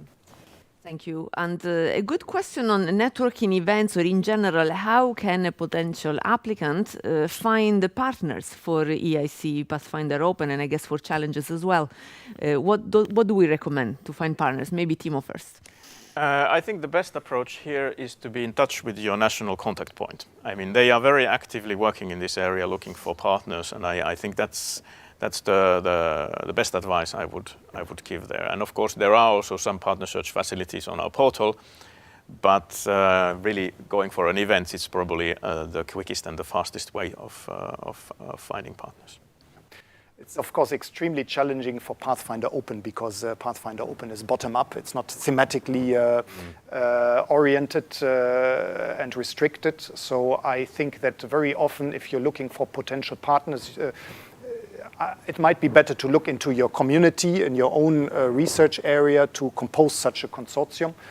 We have, as it comes to the Pathfinder challenges, we will throughout this year also organize other type of events, also specifically organized by the EIC program managers, where more details will be given, where there might also be the possibility to discuss about and to facilitate this, composition and looking for new partners. And of course, we have started last year the EIC Summit. I would encourage everybody to have a look and stay tuned on what is going to happen this year, where I think there will be also tremendous networking opportunities, hopefully also facilitating search for new partners and people who are interested in the same topic as you are. Thank you, Martin. And indeed, the national contact points and the network of national contact points in Europe is going to give a 5-minute presentation today before the concluding session. So please follow that one for further information on how to engage with them. One more question to you, Martin, again. Why annual programs in the EIC and not 2-year programs? Yes, so a big part of the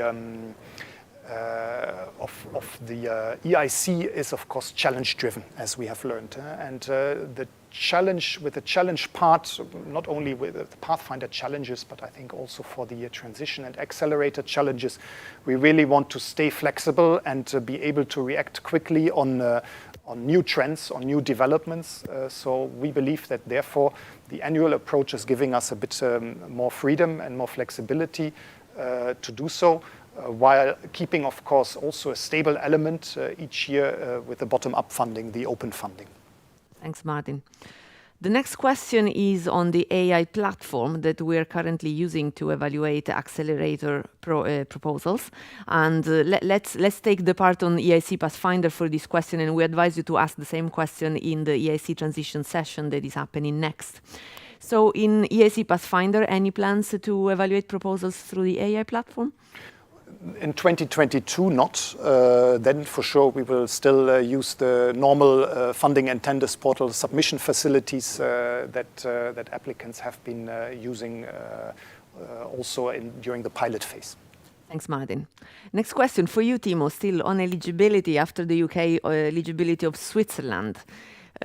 Partners from Switzerland, how can they participate? How can they be eligible? Yes. The situation with Switzerland is that they are not an associated country, and at the moment they don't have the status of a future associated country either. So we consider them as a third country participant, which means that they can take part in the proposals, but they should become and use this type of associated partner, which is not requesting EU funding because there is a national Swiss funding available for them to these projects. So they are actually good partners. We're encouraging them to be part of your proposals, but with the Swiss national money. And and the quick question about which is about the how do they count the eligibility criteria? They don't. So if you have a Swiss participant in your consortium, then you have to have minimum 3 other EU associated countries on top of that. Okay. So they do not count towards this minimum criteria. And they should indeed bring their own funding, as in the question. Another question for you, Timo. How can a proposal on Pathfinder Open be submitted if there is already IP protection on the related technology? It's not strictly speaking forbidden. You could have that situation, but it could be quite challenging because this is a research program, and the evaluators would assess the novelty of it. And something which is already protected means that it's discovered, it exists. So in strict sense, that particular part of that technology would not be having a good chance in the evaluation. But of course, nothing comes out of nowhere. That could be the basis for next steps. Maybe there is another direction where you want to take it, and that can lead into future discovery, future patented data, information, whatever. So if it's, let's say, your starting point, and you make it very clear that we start from this and we go somewhere, that might work out. So the whole point is that, do you match with the evaluation criteria?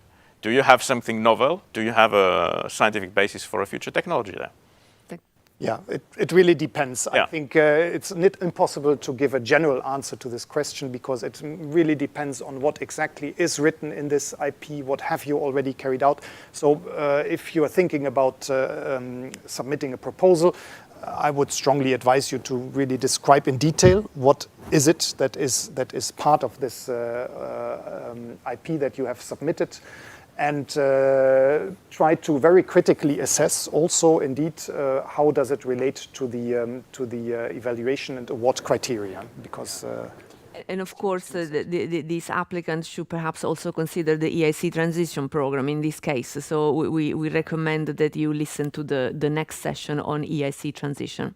Or even the Accelerator one. Or the because, Accelerator. let's again remind, this is a research branch of the EIC for innovators who are developing the new technologies from the scientific research starting point of view. If that's behind this idea, it might work. Thank you. So what is the funding rate for large companies on Pathfinder Open and Challenges? Martin, perhaps.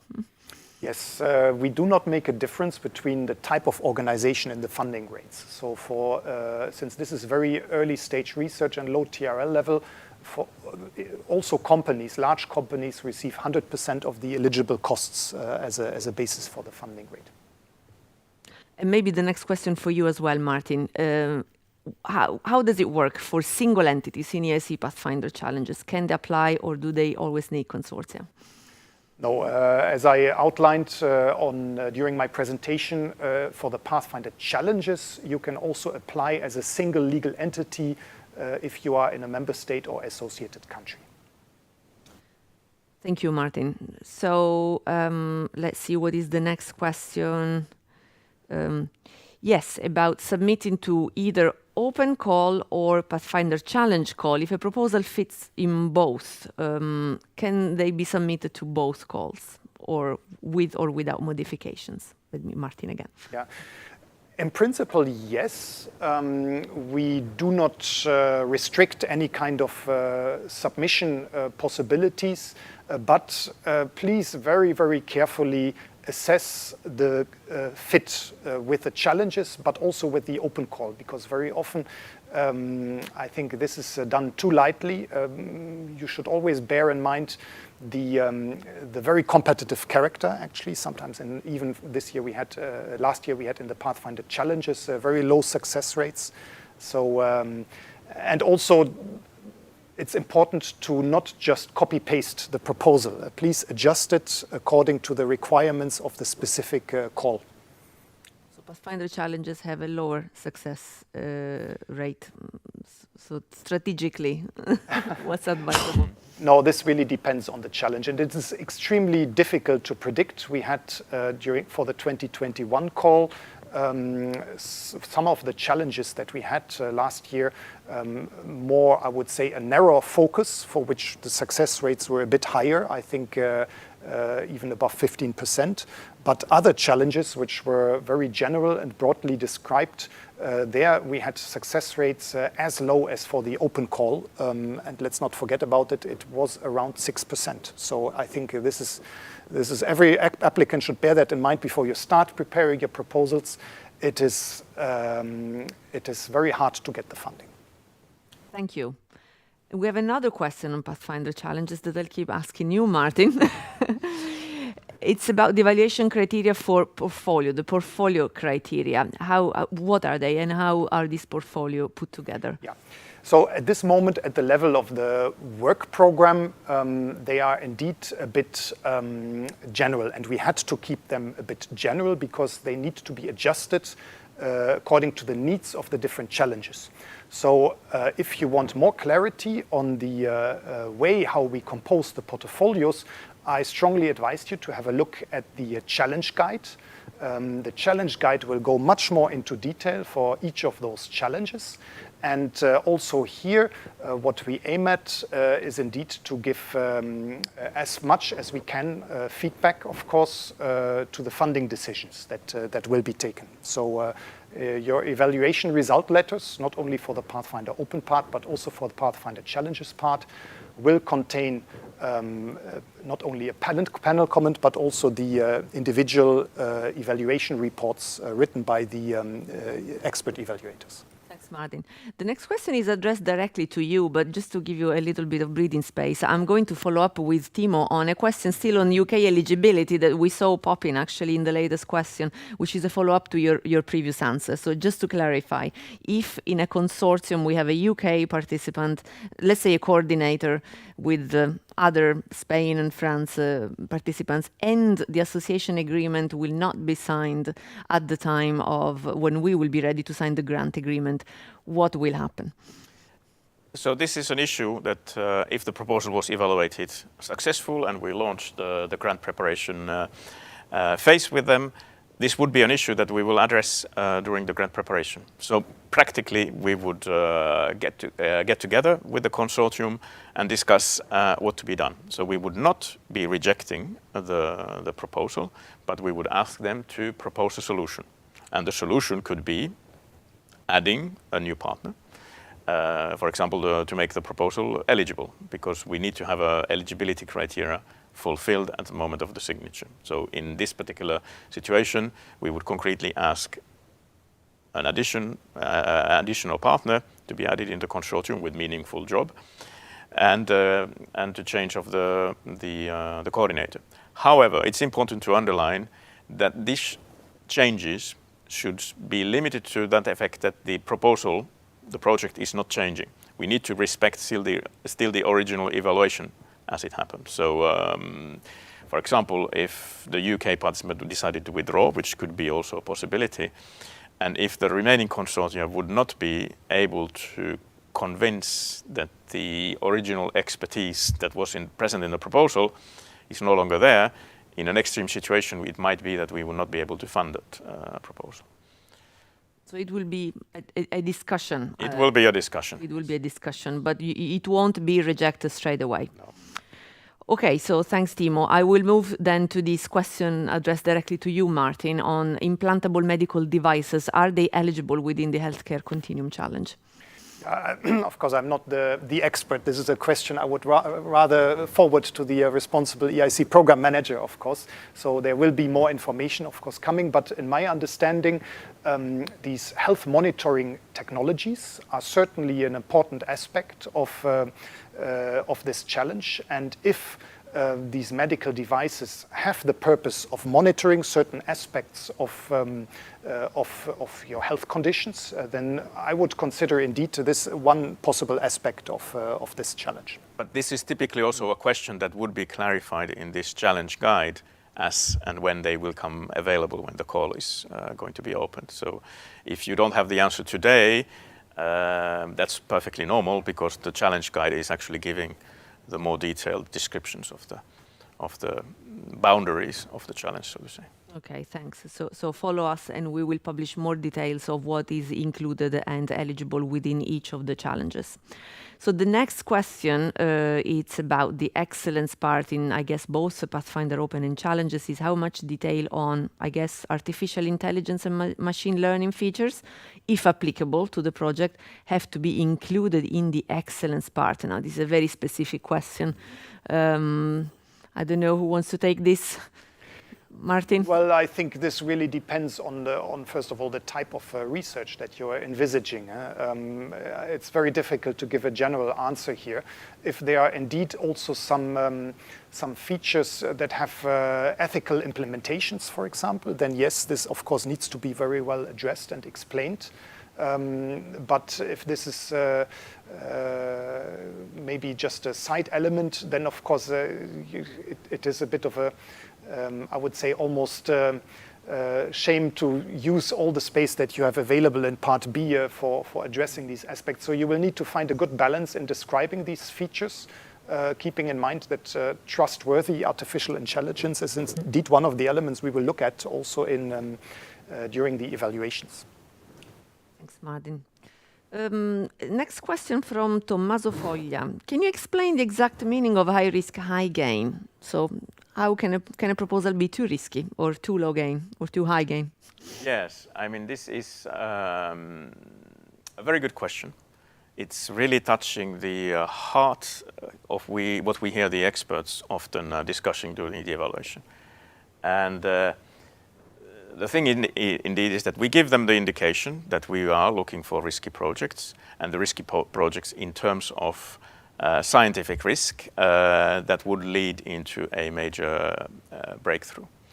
For us, as administrators of the program, it's impossible to go into the scientific debate, what is high, how do you measure that? And what is the sort of a limit where we can go? And basically what the experts are looking in the proposal, that you convince them that you have an idea how to make that breakthrough. How you are able, in your research, you probably have to be innovative in a methodology. Probably the issue that you are trying to tackle is not necessarily something that you discovered. It might be something in your research area which everybody knows that would lead into a major discovery. And if in your proposal you are able to convince the experts that you have the means, the methodologies in mind, the process that would make that breakthrough, and that would lead into the high gain. But if you are vague in your description, and you are only recognizing that there is this high risk and high gain project area, but if you are not convincing them in one way or another that you have something that is going to break that barrier, they will probably not reject your proposal. I'm not sure if even this proposal was rejected. You will probably not get the highest of the highest scores. And as we said earlier, these are fiercely competitive calls. And if there is some doubt, that probably leads, you get maybe half a score less, and that's enough to drop you off from the funding list. It could be still an interesting project if we had the money to fund it and to see if you can make even steps towards that breakthrough. But it's probably what happened here. I don't know which proposal Tommaso is talking about here. You don't recognize the name here, so I can't go into the details. But these are usually the discussions that the experts have between them when discussing the proposals. I don't know, Martin, maybe you want to have additional insights on this, because I think it's a very, very important question. Absolutely, and it's always a very fine balance between the risk-taking and the plausibility of the methodology and and the approach that you need to describe. I think you perfectly answered this question, Timo. It's often a process where you actually only learn also during the evaluation process. And like Tommaso said, he hopefully got now some insights from the feedback that the expert evaluators gave him to maybe improve his methodology so that next time he's submitting the proposal, he can convince them. And by the way, one way of convincing, I remember one quotation when our expert was saying exactly on the discussion on this, whether this is something which is possible and whether the methodology is a good one. And then they say, but look at the consortium here. These are the best people in Europe in this area. If they can't do it, then nobody can. And in Europe, we should fund this kind of research. And that was, the conclusion that came. So that's maybe a hint to you. If you are in this type of project, make sure that you have all the best people in Europe involved in your proposal in that area. The ones that would be the best ones, even sometimes, going beyond your normal collaborators. And that might be the thing that convinces then the experts in this discussion, impossible, maybe possible discussion.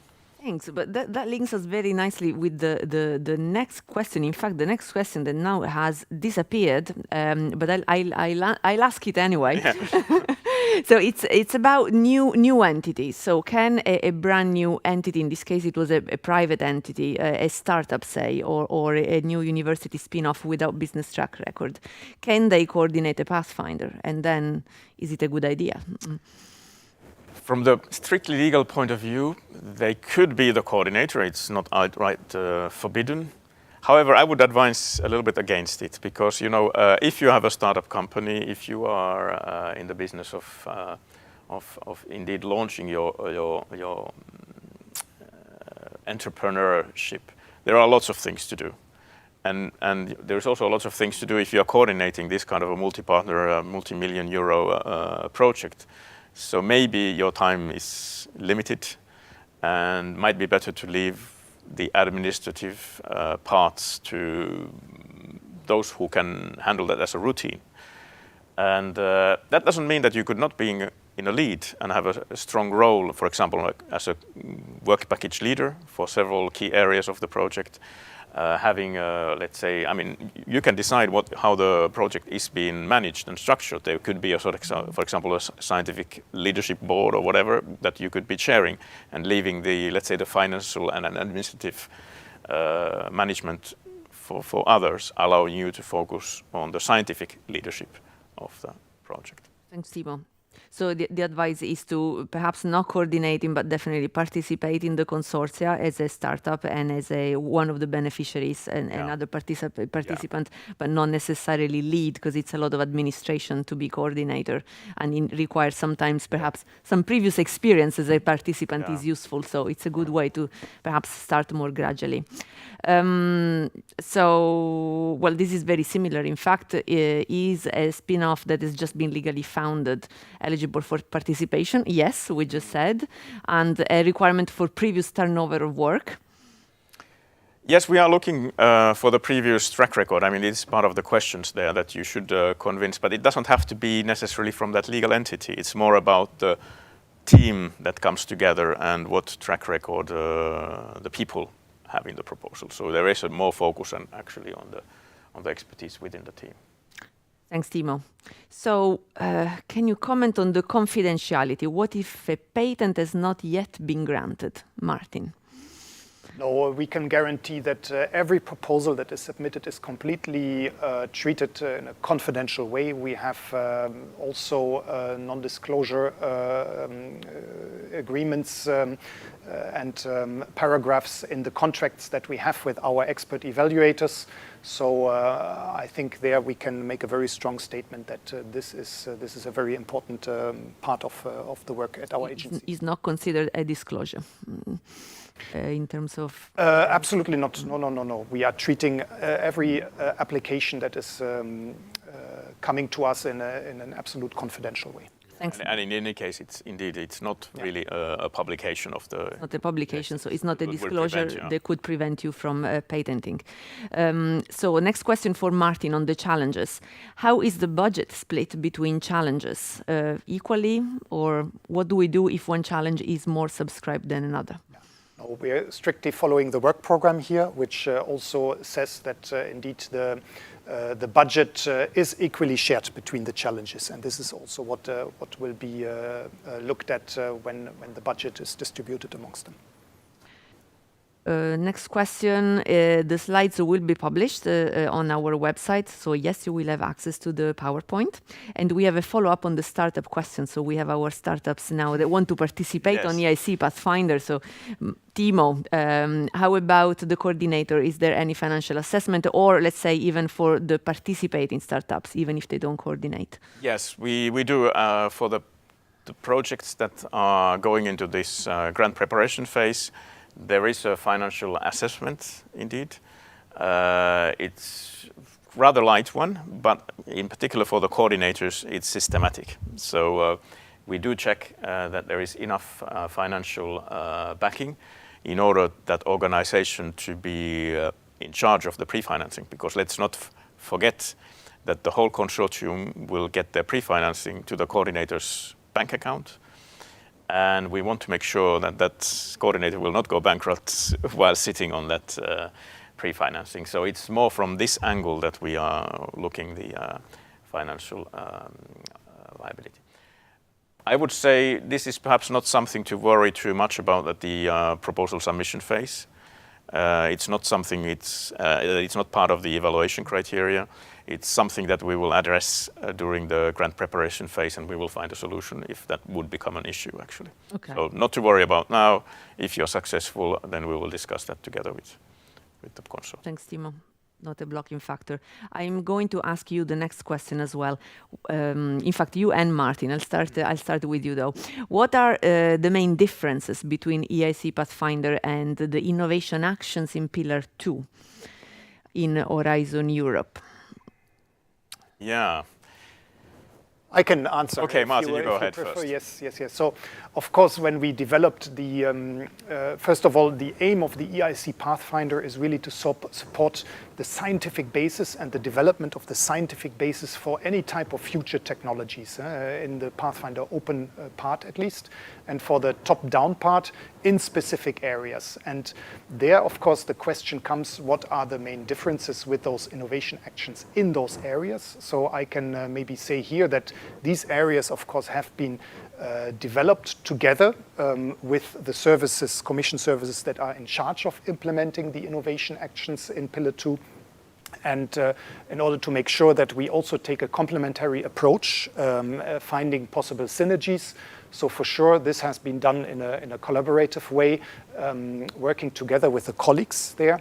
And I think as it comes to the content, the main difference is for the Pathfinder challenges, the proactive approach and portfolio approach that we are taking with the lead of the EIC program manager, who will steer also the portfolio of projects, whereas the innovation actions in Pillar 2 are, of course, funding very often larger type of projects, consortia, in even more narrowly defined areas. This is my...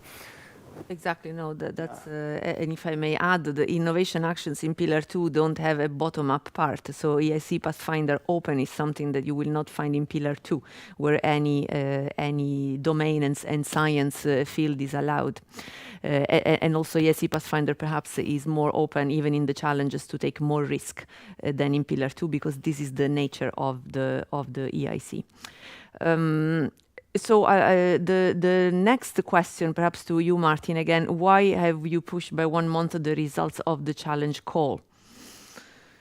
I'm in 2021. Not so sure about, okay, this probably relates to the question when the results for the Pathfinder Challenge 2021 call will be published.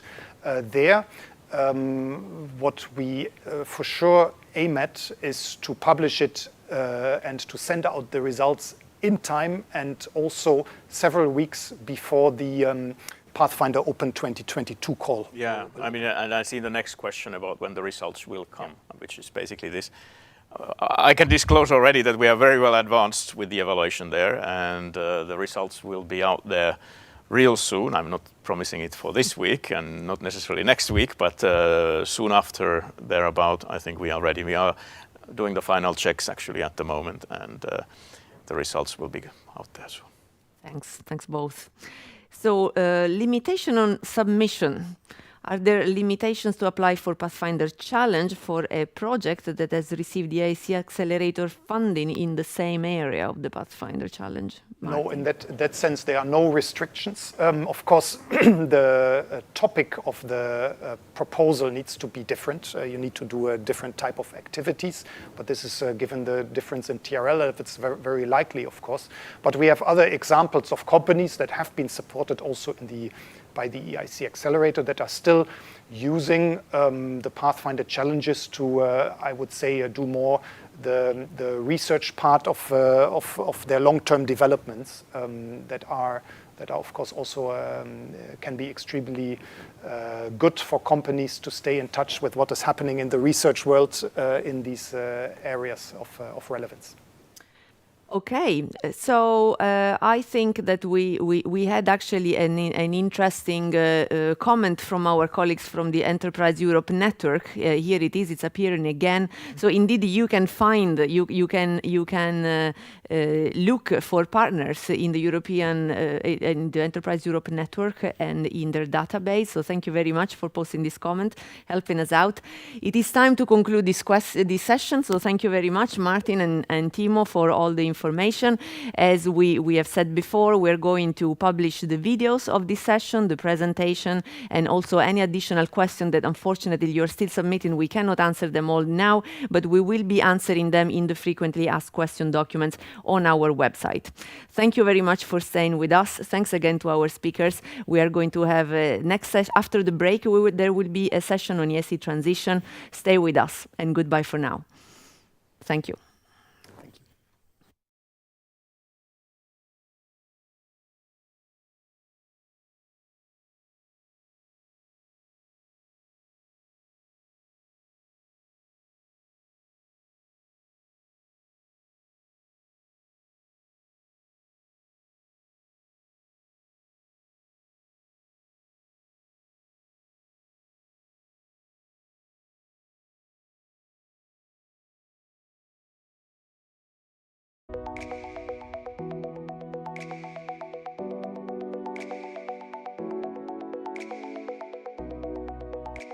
Are you ready? If you're an entrepreneur, if you're an innovator, if you have vision and ambition, and if you firmly believe that your innovation has the potential to make a positive impact and to compete on a global scale, then you must seize this opportunity.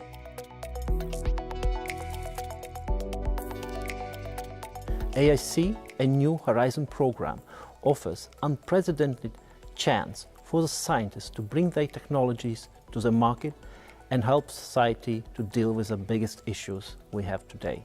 Check in the EIC, check the programs, see what means are there for you, what means are there to translate your ideas into something practice. Okay? We as society will be waiting for that.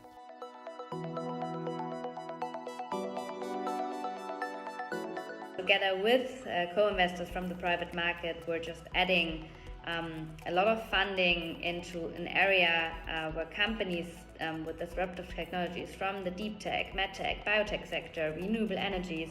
If you're a deep tech startup or an innovative research team looking to get your idea off the ground, I encourage you to apply for one of the many different opportunities. It also enhances the European innovation ecosystem through partnership with the European Institute of Innovation and Technology, the European Research Council, and national regional agencies and ecosystem builders. And also we'll be very happy to syndicate with other investors, with other venture capitalists for promising financing rounds into deep tech startups in European companies.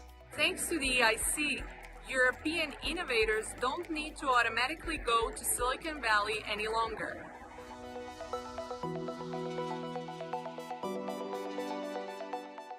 With over 10 billion euros to invest in breakthrough technologies and game-changing innovations, it contributes to the Green Deal and economic recovery package in Europe.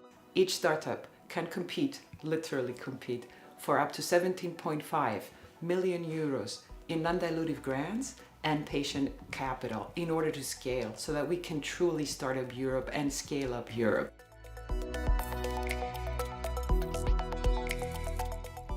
EIC shares funds but also mentorship of coaches that help to assess the business feasibility and market opportunity.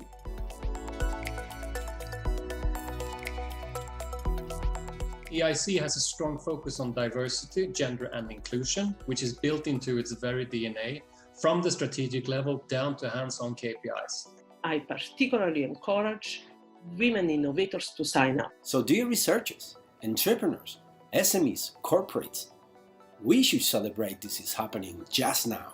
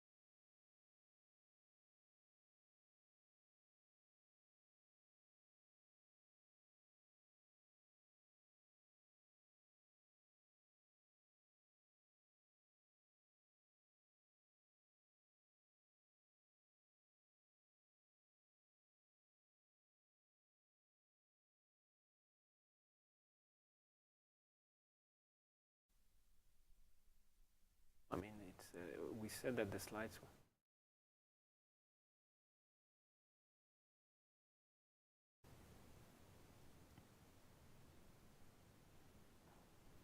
Good morning and welcome to the transition session of the EIC Info Day 2022. We are live in Brussels. I'm Albena Kuyumjieva, and here with me are Viorel Peka, the head of transition unit in EIC. Good morning, Viorel. Good morning, Albena. And also Marco Giorgini, head of sector in EIC Transition unit. Good morning, Marco. Good morning, Albena. Viorel and Marco will tell us all about Transition Open and transition challenges, the novelties, and everything you need to know for applying for this very interesting instrument. And after that, they will answer your questions. Please submit them on Slido at #EIC. And please don't forget to vote for the questions you want to see answered. And now, over to you, Viorel. Thank you very much, Albena. Good morning once again. It's really excited to be here. I mean, we are working almost for the whole year, and now today is the day when we are coming to you and with the results of our work. So really excited and honored to be here. So let's start, Marco. So we are here about transition. We'll talk about transition. You see in the upper right corner, we are really sitting between Pathfinder and Accelerator. I think this situation has concrete implications in terms of call design. So why did we came with this EIC transition call? So first, we have seen in the past that at the end of a FET projects, we had a gap there. So we really wanted to support this maturation of novel and promising technologies that should move from the TRL 3 or 4 at the end of a project, of a FET or even ERC projects, towards TRL 5 or 6, where they can become a credible option for private investor or to application to Accelerator, okay? So transition, as all the other, will have a bottom-up and a top-down component. And what is specific about transition is that it's a restricted call. In other words, only let's say the results of certain schemes are eligible, and I think it's important that you pay attention. So it's about the FET scheme, including the one in the EIC pilot, the Pathfinder, more and more, and then you have the ERANET, the FET ERANETs, the Quantera, Kistera, and Flagera, and of course the ERC POC projects, and of course there are a lot of them. What is important to understand that you can receive up to €2.5 million. You don't have to ask always the maximum. I think anything from $500,000 to $2.5 million is just fine. And of course, part of this you will receive booster grants. In the transition case, it's only for the portfolio activities because, yeah, obviously the transition you have to pay attention not only to the maturation of technology, but also to the maturation of the business model and innovation. Next slide. Just a bit of numbers, so you will no doubt have noticed or will notice now that the budget has increased with basically 30%. That's, I guess, it's good news for all the applicants.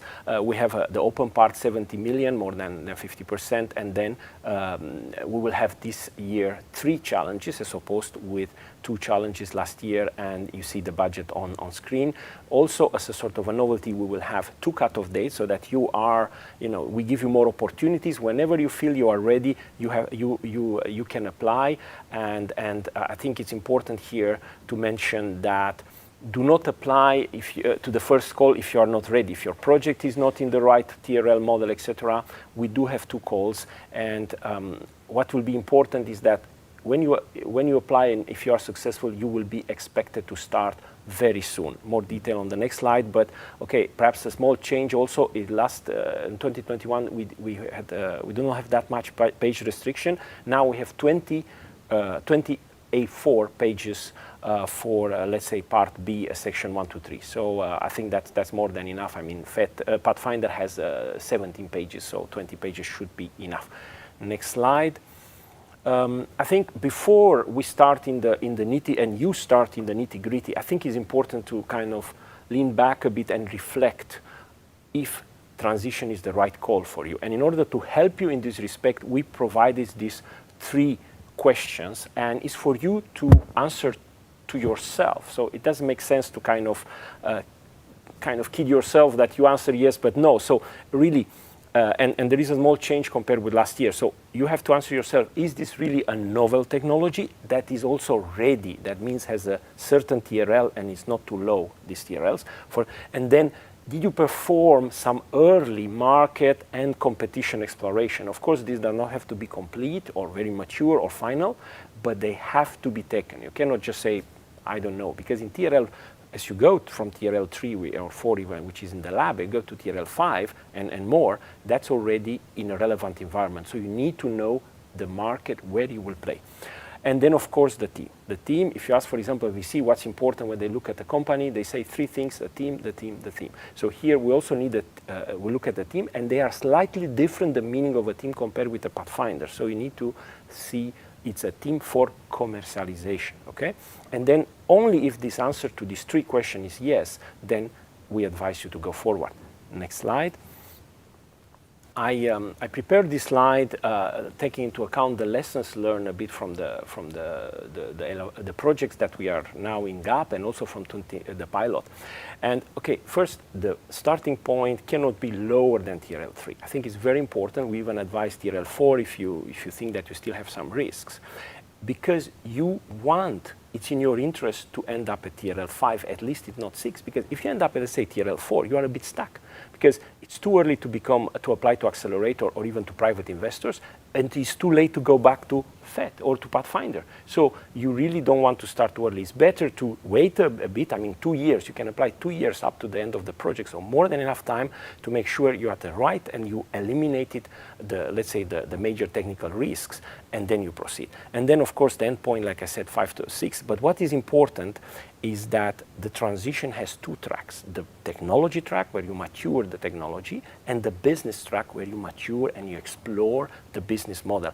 And you can have the various weights between these 2 tracks. Marco will come in a second on that. But what is important is that 2 things. One, they are both present. So you cannot have just a business track or just a technology track, and they are present from the beginning. In other words, you don't do your business track at the end, in the last 2-3 months.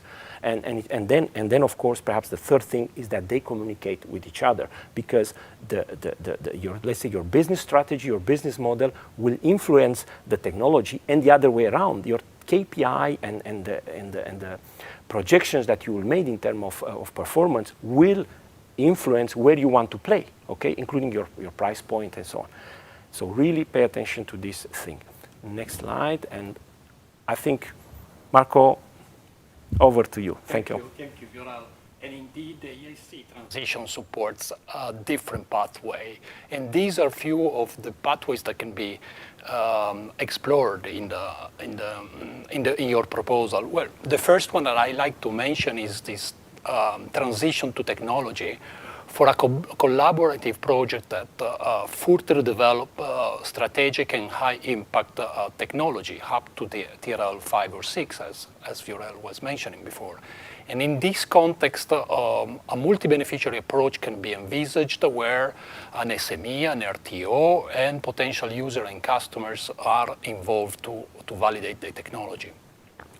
A second potential pathway to exploitation is a transition to market for a project that is normally led by an SME, a startup that identifies an opportunity in the research results towards a specific market application.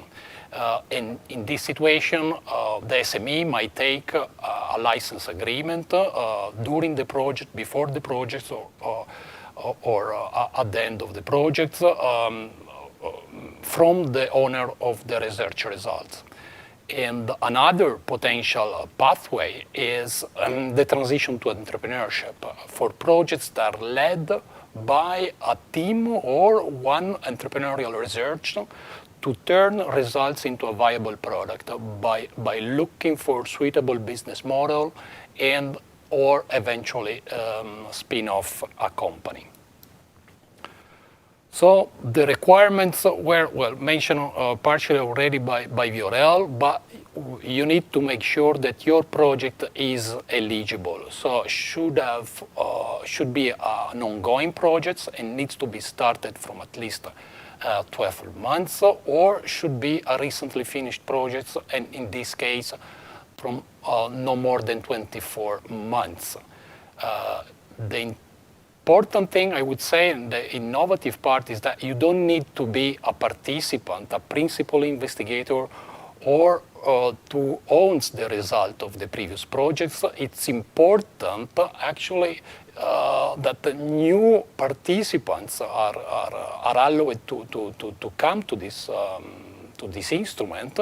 However, you need to have the proof from the result owner that is willing to negotiate with you fair and reasonable and non-discriminatory access to the result. And this can be done in a signed letter that you can upload during the proposal preparation as a separate file in the submission process.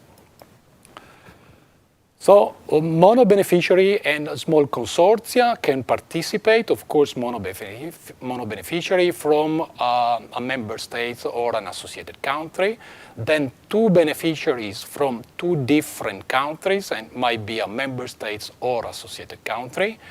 3 beneficiaries from 3 different countries, again, member states or associated country, but in which case at least from 1 member state. And then up to 4 or 5 beneficiaries with minimum 3 different countries. In this case, again, at least one of the countries must be a member state. So we will evaluate your proposal in 2 steps. The first step is a remote evaluation that is performed by external experts, at least 3. They will provide individual score per criteria. An average this time will be made, and the overall score will be the sum of the averages, of the 3 averages. So you will receive feedback within normally 9 weeks after the call deadline. This is a challenge deadline, but we have made it before. The second step is the interview phase. In this step, up to 2 times the available budget projects will be invited to a face-to-face interview. Only only individuals that are mentioned in the proposal can participate to this interview, and the jury members will be composed by up to 6 members, including a program managers. You will convincingly pitch your proposal in front of the jury for a time of approximately 10 minutes, and then you will be asked to answer follow-up questions and clarifying questions about your proposal. The jury will recommend for funding with a go or no funding with a no-go, and no overall change of the score, and you will also receive the evaluation summary report of the first step. The interview will occur at week 13 approximately, and you will receive the feedback and the final result of this evaluation at week 17. As you can understand, these are challenging timeline, but so far, at least in the first cutoff, we have respected this, and was a lot of fun. Your grant agreement will be signed within 6 months, and you are expected to start your projects within 2 or 3 months from signing the grant agreement.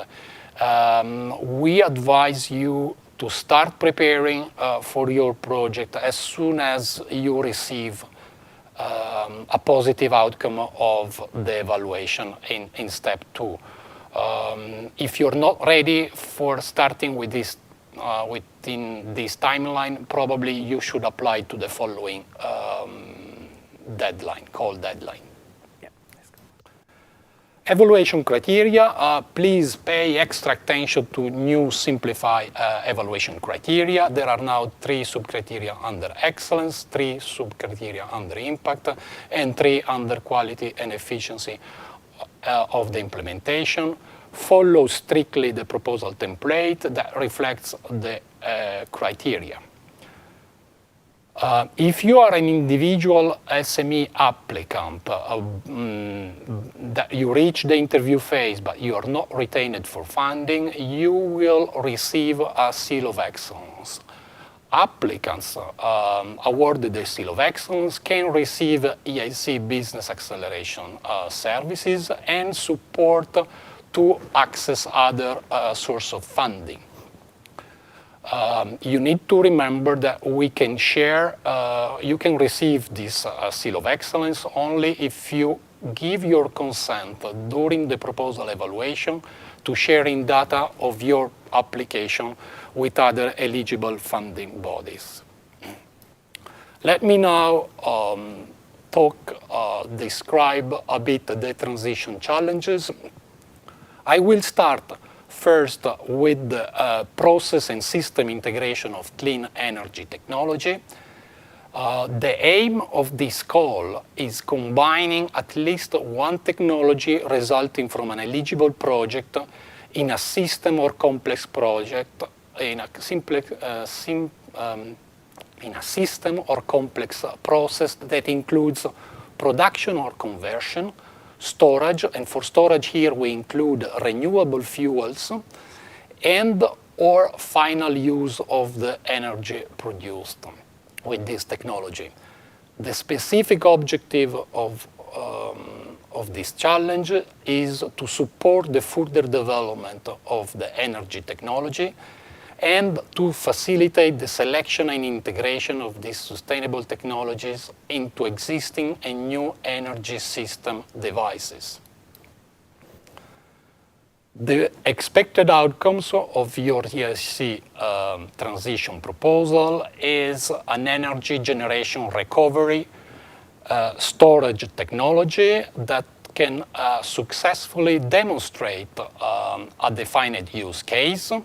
And here, by demonstrating, we mean including quantitative and qualitative measurement about efficiency, dynamic performance, durability, sustainability in comparison with existing alternative technologies. The second expected outcome is a draft but yet credible business model for the deployment and use of the energy system. And last, an exploitation strategy including IP protection of the results integrated in the energy system.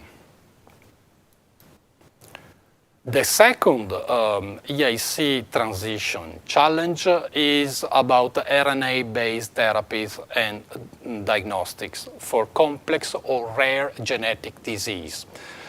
This challenge starts from the evidence that the number of RNA drugs under development or in clinical trial is growing rapidly. However, to reach the clinical translation of mRNA-based therapeutics, new delivery methods into cells are needed, and this needs to be safer and more effective. The specific objectives are to advance beyond the state-of-the-art these RNA delivery methods into cells with robust mRNA formulation that, as I mentioned, enable effective and safe delivery into cells. Another objective is the design and develop and preclinical validation of novel microRNA therapies for complex or rare genetic disease.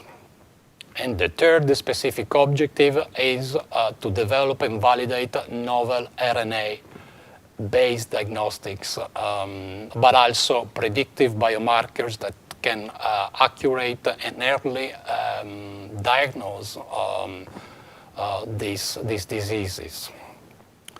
So I'm now giving back to you, Viorel, the floor for the other challenge. Thank you very much, Marco.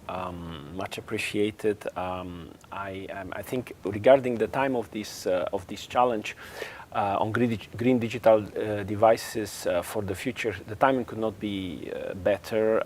As you may remember, not long ago, the Commission published the CHIPS Act and a very ambitious strategy. So, yeah, obviously, when I thought about this challenge quite some months ago, I was not, I could not guess that, but I was inspired by the many FET project results from spintronics, from neuromorphic, from quantum, and so on. So I really, even from bacteria computing and so on and so on. So I thought that, look, we have so many FET projects in this area of like kind of next generation computing that we must have a transition challenge to help them evolve and in the process make Europe more competitive. So what are the kind of the drivers apart from obviously a good reservoir, which is a requirement for the transition? So we are really seeing a few trends or current paradigms reaching their limits in terms of performance, in terms of miniaturization, heat dissipation, etc. And obviously, increasing performance translates in consuming more and more energy. You remember many years ago already, all was about the energy class of our fridges or wash machines, etc. Now it's all about how much energy consume these mega data centers. And I think will not be long before we'll have a data center at the North Pole. Okay, so this is clearly another one. And then of course, perhaps less visible to all of us as consumers, all these electronic devices, they have already a high and increasing ecological footprint, okay? So I think this is all this together with what I mentioned in before, like many projects that are FET projects, and I'm sure ERC POC as well, that are maturing slowly but surely. That makes a good moment to have this one. So what do we want? What are the specific objectives in this challenge? I think definitely we want to demonstrate, right? That's the TRL 5 or 6, a novel digital device or architecture. Okay, we are a bit flexible there. Obviously, that has clear advantage whether we are talking about a not explored physical or process or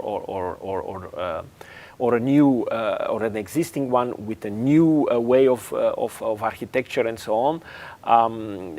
Then what we want to what you have to say how you will improve and what are the current limitations that you want to improve and what are your next KPI and to really be very clear and specific about those metrics and KPIs so that you and us and also the experts, the evaluators can track and agree that it makes sense. And then of course, as the process, if you are successful, then the project starts and you can track and demonstrate success. And then of course, with any digital device, processors or architecture, the way that you control or program is crucial. So you have to take those input-output aspects and controlling interfaces into account. I think this is the final slide. Actually, Marco, I think we should announce now that on 8 or 9 of March, we are trying to organize a dedicated day for transition challenges. We will have also the 2 PMs for the first 2 challenges. We'll present more in depth, and then you will have the possibility to ask Q&A for each and every challenge. So please follow our social media channels, our website, and we will announce very soon the event, and it will be done via WebEx. So the lessons learned are taking into account, the Transition 2021 evaluation, which we are now in the grant agreement. Actually, yesterday night I signed the first transition, Horizon Europe transition project, the grant for the first transition project, and then we had 13 projects from what we call the pilot 2019, 2020, and we see now some of them, or even most of them, have like 1 year reviews. Now, first kind of lessons learned. So first, have a look at the success rate, and I think this may answer to some of the questions. I think we landed where we wanted, which was a kind of not much less than 20% success rate, so that we find the right balance between, motivating people to apply and giving the chances of projects in which we invested. And again, it's about projects, not about applicants, and still finding a good competition, so to make sure that the best project. So I think that's you see there obviously in the challenges is a bit more success. The success rate is higher. So please make sure if your idea is fitting into a challenge and apply to that, because you might have slightly, not a lot, but still slightly higher chances. And if by any chance you are wrong, then we will put you in transition open, so you don't have to be at a millimeter, of course. And then, yeah, definitely you see there 10 SMEs receive Seal of Excellence. I think that's quite a lot. Actually, we are doing surprisingly more, producing more Seal of Excellence than even the Accelerator. So yeah, you make sure you give your agreement to send your data to the member states. Now, another lessons learned is that we had, unfortunately, a bit on the higher hand, not very high, but still a bit in eligibility, and you see the results. Also, pay attention to the composition of consortium that Marco explained, but also not only in a kind of a static way, but also in the dynamic in respect with the associated countries and associated partners, right? So UK and Switzerland in particular. So because if you say like 4 and they are from 3 different countries, but one of them kind of goes away and the other 3 are from 2 countries, then you have a problem there. Okay. And of course, in certain cases, and you see there quite a big numbers, there was non-eligible linked projects and even incomplete proposals. So yeah, it may sound a bit basic, but definitely we've seen that we have. Another lessons learned is that ERC POC, okay, they may look like one scheme, but they were very successful, both, and we have seen the 60%, it was also at the end of the remote phase, and this was maintained after the interview. So the ERC POC are doing very well, definitely a bit better than the FET. So you need to, if you are coming from a FET proposal or project, you need to think a bit why, okay? So and I think we will come back in a minute, but the feedback from the jury were that the ERC POC projects, because they are basically mono beneficiaries, they are a bit more agile, okay? So in terms of lessons learned, make sure that you are clearly specifying what is the linked project in this landing page on the first page in part B. And then if you are not let's say the original beneficiary, and like we said, there is no issue, actually we are welcome what we call new blood, new participants, make sure that the IPR declaration, and we have a template on that, is okay. And this IPR declaration, by the way, should not be confused with a license. I think that will come much later. And then I mentioned the consortium composition. Well, definitely, if we compare the Horizon Europe transition with the pilot which we did in EIC 2020, there is a stronger focus on the minimum maturity, as I explained, on the preliminary business analysis and even team creation. So I will give a bit more detail later on, but it's clear the word it's exactly. It says what it should, preliminary, okay? So it doesn't have to be final, but it doesn't have to. It's not just to say I will do a business analysis. No, because you need to do some preliminary, and it's a bit flexible. But for you to decide how much or how little, the only thing you need to be convincing, but you have to do it, okay? And then, of course, you have to really convince, not me, not Marco or Albena, you have to convince the jury, the experts, that your technology, the TRL, is minimum, the minimum TRL is ready for the next step, okay? And then that you have this early exploration of the market and even look a bit of the competitors, you know, so you cannot say, well, I have no competitors. It may be, but you need to be convincing, okay? And then motivated and diverse team. Again, it's not only on the scientific, of course, we still need that, but then with one eye, you need towards the end of the project and say, okay, we'll finish, we'll improve the TRL, but who will take it further towards the market, okay? You cannot just leave the answer, you know, like not answer, this question not answer, okay? So we definitely will pay attention more to the deviation. I mean, we've seen that this has not been understood or has been misunderstood, we put it like that. So, I mean, I will not comment on the text as it is in the work program, but if you go about 2.5, or if I may advise 249.999, you need to explain why, okay? And you have to be convincing because we will challenge, we will ask the experts to say if it's okay or not okay, okay? And then, of course, 36 months, by the way, is between 2 and 3 years, okay? So everything in between, but more than 3 years, I think it's a bit too much. And again, we are here moving towards innovation and accelerating. So more than 3 years, I think it will be difficult to understand, but it's possible. So yeah, and then again and again, what we see now, and I think Marco explained very well that we are doing extraordinary efforts to evaluate in a very, very short time. I mean, you may know that, you are sure know that the standard time is 8 months time to grant. We are 6, and yesterday, like I said, I think it was less than 5 months, if I'm not mistaken, Marco. And then we see, I see, and my colleagues see requests, no doubt, if you take 1 or 2, I'm not saying they are not justified, but you see, I want to start in October. I mean, we inform on when 22nd of December, right, Marco? Just before the holiday, right? We are 22nd of February now, and then basically you are telling us you want to start in 10 months. And it's like you do 2 evaluations, okay? So really be ready. I mean, okay, we give the benefit of the doubts and so on, but that now I have to say very clear, be ready to start within 2 months after the grant signature and 4 months after you have been informed, okay? So you have 4 months to start. I think is more, if you are serious and passionate about innovation, there is no justification that you cannot do it, okay?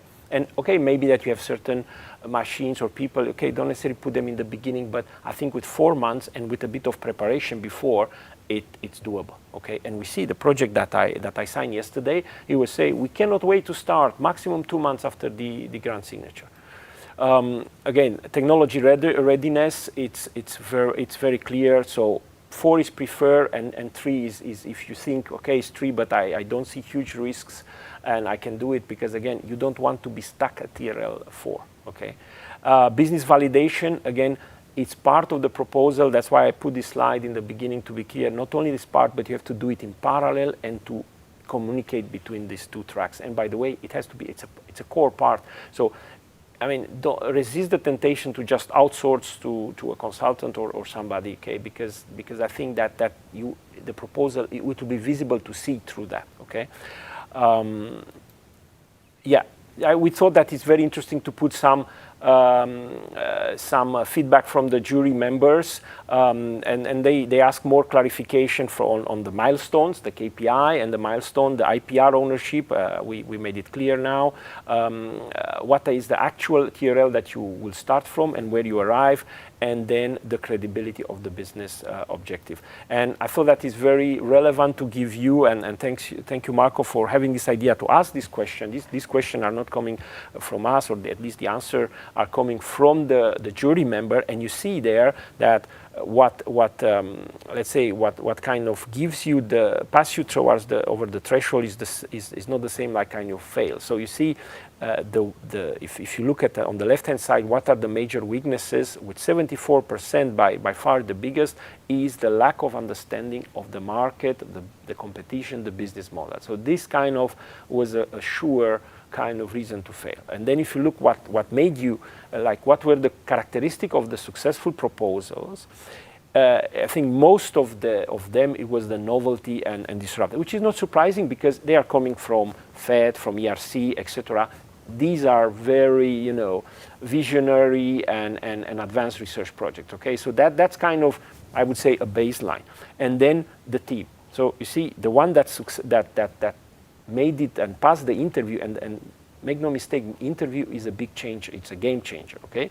So the one that passed the interview had a convincing team, okay, that combined both the scientific competencies to mature the technology, but also were convincing in terms of innovation. Okay, novelties, I think we passed most of them. I think 20 pages is more than enough. We wanted 70 pages, but I think the member states said, let's have a bit more. So make sure these 3 pages you dedicate to the business aspect, okay? We have now a cover page, so it's the first page basically on part B, where you have to clearly specify the linked project and the ownership, so that we are not really, looking through the proposal, and then you need a letter from the owners. Okay. So yeah, the conclusion is very clear, and it's in this last slide. So really, for yourself, you must honestly answer these 3 questions, okay? And then look at why do you apply? Do you apply because you are motivated by and excited by the innovation potential, or just because there is some money there and I want my fair share? Okay, I think this is important. There are obviously we hope that you are motivated by and excited by the innovation opportunity. Pay attention to the minimum maturity and work in parallel to both the technological maturation and the business maturation. The weight of this and the effort and the money you put can be different, okay? And I'm not saying always the business should be less, but I'm just saying they are different, but they have to be in the same. They have to be in the same time and communicate. Okay, winning team with dual competencies, I think I mentioned that. And then, yes, be ready, like I mentioned, to start within 2 months of the grant signature.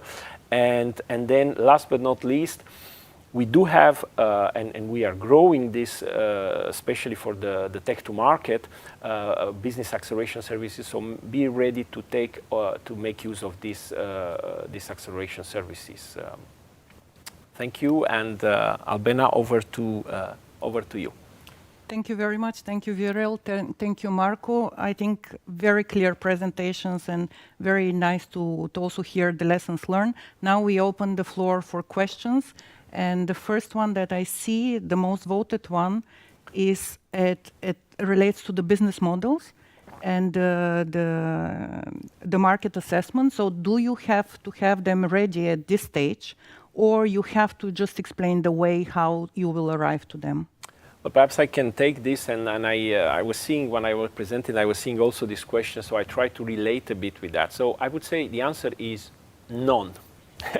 So we do not expect a full business model at the transition, the proposal side. That is quite clear. But we also do not expect just to explain how you will arrive to them. No, I think that's not enough. For sure, you will have to say how will you mature this business model analysis, but you have to say in your proposal to explain a bit of preliminary the preliminary work. And you could have done that, for example, as the part, as far as I know, the ERC POC, that's what they are doing. We had the ILPs, I think every year we have, and we still have them, the Innovation Launchpad. The 50K grants will come also online. You can do other things. So definitely you have to mention a preliminary business model and even the competition. And then you mentioned ERC, so the next question relates directly to it. So there are many great innovations at stage 4 that are left out because the program does not come from FET or ERC project. So will this requirement change? Indeed, well, as the person that proposed this idea of transition, definitely this question kind of warms my heart, so to speak. I think, I mean, you've seen the slide about the success rate. I think FET and Pathfinder now has been kind of suffered, quote unquote, from a very low success rate, and I think here we need a minimum of success rate of 15%, if not between 15 and 20, to make it, I think, attractive and to leverage the investment. So that's clearly calls for a limited scope. Let's be honest, the transition is the smallest of the EIC compartment, Pathfinder and Transition. I mean, we have 130 million compared with 1 billion, for example, for Accelerator, or 1 billion and 100 is nothing. So the budget is not there. So I'm not excluding that, for example, next year we may increase with one program, I don't know, like synergies with defense, or I don't know, but definitely I do not expect this to open to all other proposals. And if I look in Horizon Europe, apart from Pathfinder and ERC, there are not that many programs that at a low TRL. You see, of course, in the member states there are many, but then what's the difference between the Transition and Pathfinder? So yeah, I would say not such a good news, at least in the short term. And maybe next one is for you, Marco. Since generic activities are not positively evaluated, can you provide examples of a tailor-made investment readiness and commercialization measures? Well, tailor-made investment readiness and commercialization measures are rather offered as services in the context of business acceleration services. So these tailor-made investment readiness measures are not necessary in the proposal. This is something that's provided afterwards during the life cycle of the project. Thank you. And since you mentioned in your presentation that you need to prove that the owner of the results actually agrees for these results to be used, how much details are needed at the proposal stage on the IP agreement between FET and Pathfinder results owner and the transition entity to bring the IP further? Well, there is no need of much agreement, of details about the agreement. What is needed is that the proof that the owner is committed to negotiate with you a license agreement, that you will not be faced the barrier at the end of your project to exploit these results. Because it might be that the owner agree, okay, you do the project anyway, I'm not going to give you, might think that is not willing to give a license for that. This would be a barrier at the end of the project. So the owner needs to demonstrate and prove with the signed letter that is committed to negotiate and give a license if the project is successful, and of course at the end of before the end of the project. Thank you. And it seems the question on the limitation for who can apply for transition is quite topical. So the next question relates to, can EU miss out on a radical disruptive technologies and TRL 4+ when the competition with the US is fair because of this restriction only for Pathfinder and FET? I think you answered the question. Yes, I touch on that, and I just say that let's not forget the Pillar 2. I mean, the Pillar 2, it's true, is only top down, and for good reason, right? And it's 50 or 52% of the whole Horizon Euro. So I would definitely encourage the applicants, if they are not eligible for transition, to also look in the other parts of the Horizon Euro. There is, I mean, like I say, EIC Transition is 100 million. There are 40, 50 billion euro in the Pillar 2, and it's covering a lot of areas. Okay, so there is a probability that you will find a call there. It's a bit more complicated, I agree, but yeah. It is a possibility. Yes, absolutely. And now going back to the eligibility criteria. So we have a question from the audience. We are not a startup yet. In team, can we just explain which profile we will add to the group, or we need to have a complete team before applying?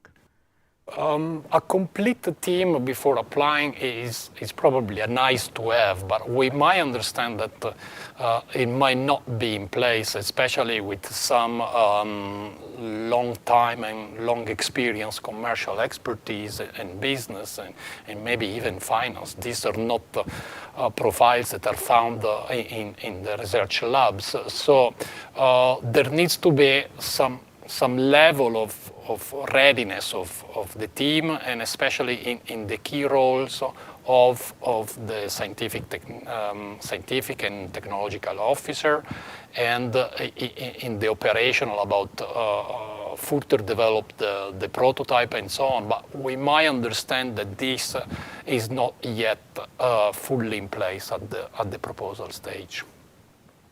Thank you. And next one is about the processes of applying. So what is the timeline of implementation for the AI platform to submit EIC Transition and eventually Pathfinder proposals?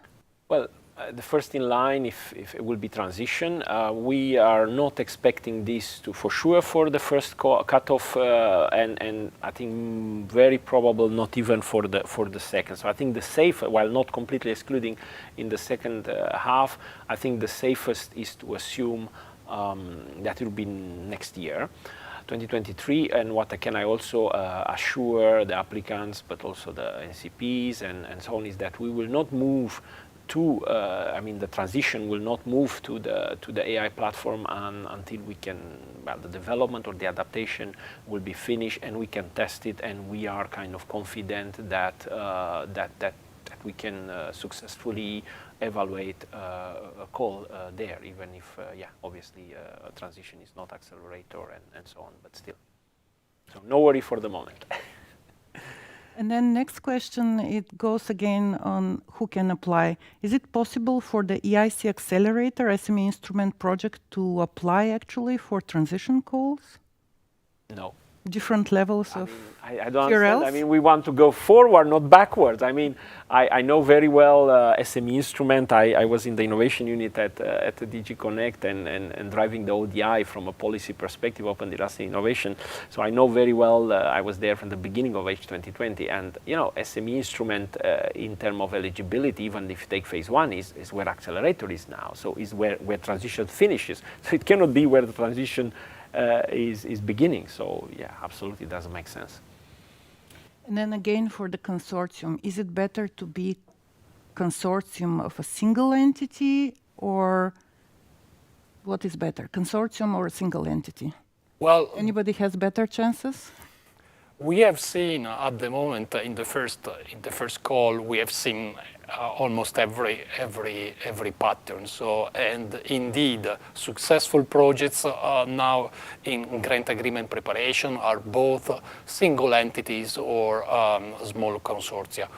What I would suggest is really to go with, if not on a single entity, keep the consortia small and with only the necessary partners, because coordination requires effort. So the smallest consortium, the better, I would say, if not a single entity. And now about the evaluation. Are the evaluators aware that 25-page proposal, I think it's 20? Yes. There cannot be the same depth of detail for the IR and commercialization as in accelerator proposals. Thank you very much. Well, you know how they say, I didn't have time, so I wrote you a long email, right? So obviously, well, I mean, think a bit about it. Pathfinder has 17 pages, if I'm not mistaken, and ask for 3 million or even more. So definitely, with 20 pages, it should be enough. Of course, you need to make choices, to be concise, but for sure 20 pages is enough. We will ask the evaluators now. They've seen the 25 pages. We'll ask the 20 pages, and if it's enough. But to be honest, more pages are not necessarily better. Actually, on the contrary, I think I can see from your side why you may want, but actually it may clutter a bit the main idea and the main spirit of the proposal. I still remember the time when the proposal was 75 pages or something like that or more, and oh my God, I mean, when I told evaluators that we will limit the pages, and I think we told them we limit to 50 pages, you know what they did? They start clapping. And again, it was not about 25 pages, it was 50 pages, because they, can imagine that they have to read hundreds and hundreds of pages. No, it just doesn't make sense. I think 20 pages, we are convinced that is enough, and you have to make choices and put the most relevant details there, okay? And if the practice will show that 20 pages is not enough, then okay, we'll move back. But for the moment, our analysis confirms that 20 pages is more than enough. It's difficult to write with an impact and limit yourself. Yes, exactly. But talking about limitations, we have a cap of 5 entities. So are the affiliated parties counted towards this cap or not? No, affiliated parties are not counted just because the rule is up to 5 independent legal entities, so affiliated parties will be dependent from another legal entity. But that is true, Marco. But I think that here you have to look at the spirit. Okay, legally, it's correct. They are not counted, so you can, in theory, go even with 7 partners. But personally, I would not advise that. I mean, for me, I put the limit of 5 partners. It was not in the legality of it and so on. It's just because as you move towards innovation, it's a race. You know, you don't move with 10 partners or whatever. And look what I said before about why the ERC POC were so successful and the feedback from the evaluators. Okay, so you know, even if legally there's nobody can stop you, if I were in your place, I would not go with more than 5. Actually, it was very interesting. The profile was a V. So the most numerous was the mono beneficiary, and then lowest 3, although average was 3, but okay, and then a bit less than 1 mono beneficiary, it was the 5 proposal, okay? So don't, yeah, you can do it, but don't do it, yeah. And going back to the interviews, you said that they can be a game changer. So the transition and accelerator interviews look very aligned. Their background was very similar with little room for tech queries. So why this little difference? Well, don't be, I would say, fooled by the process, okay? I mean, you remember I start the presentation saying that the transition is almost physically sitting between the Pathfinder and Accelerator, and obviously in terms of TRL and so on. But also from evaluation, it's a bit like that. So the first phase, it's basically copied from Pathfinder, if you want.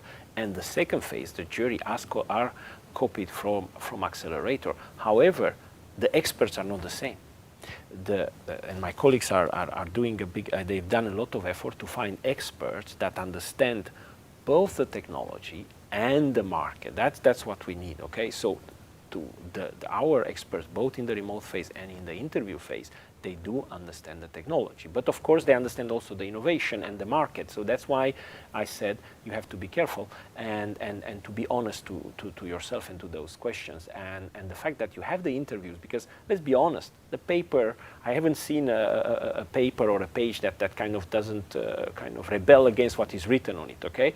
But in the interviews, it's again, it's bringing a lot of transparency, and I think you understand why. If I might add something, these proposals are coming from very selective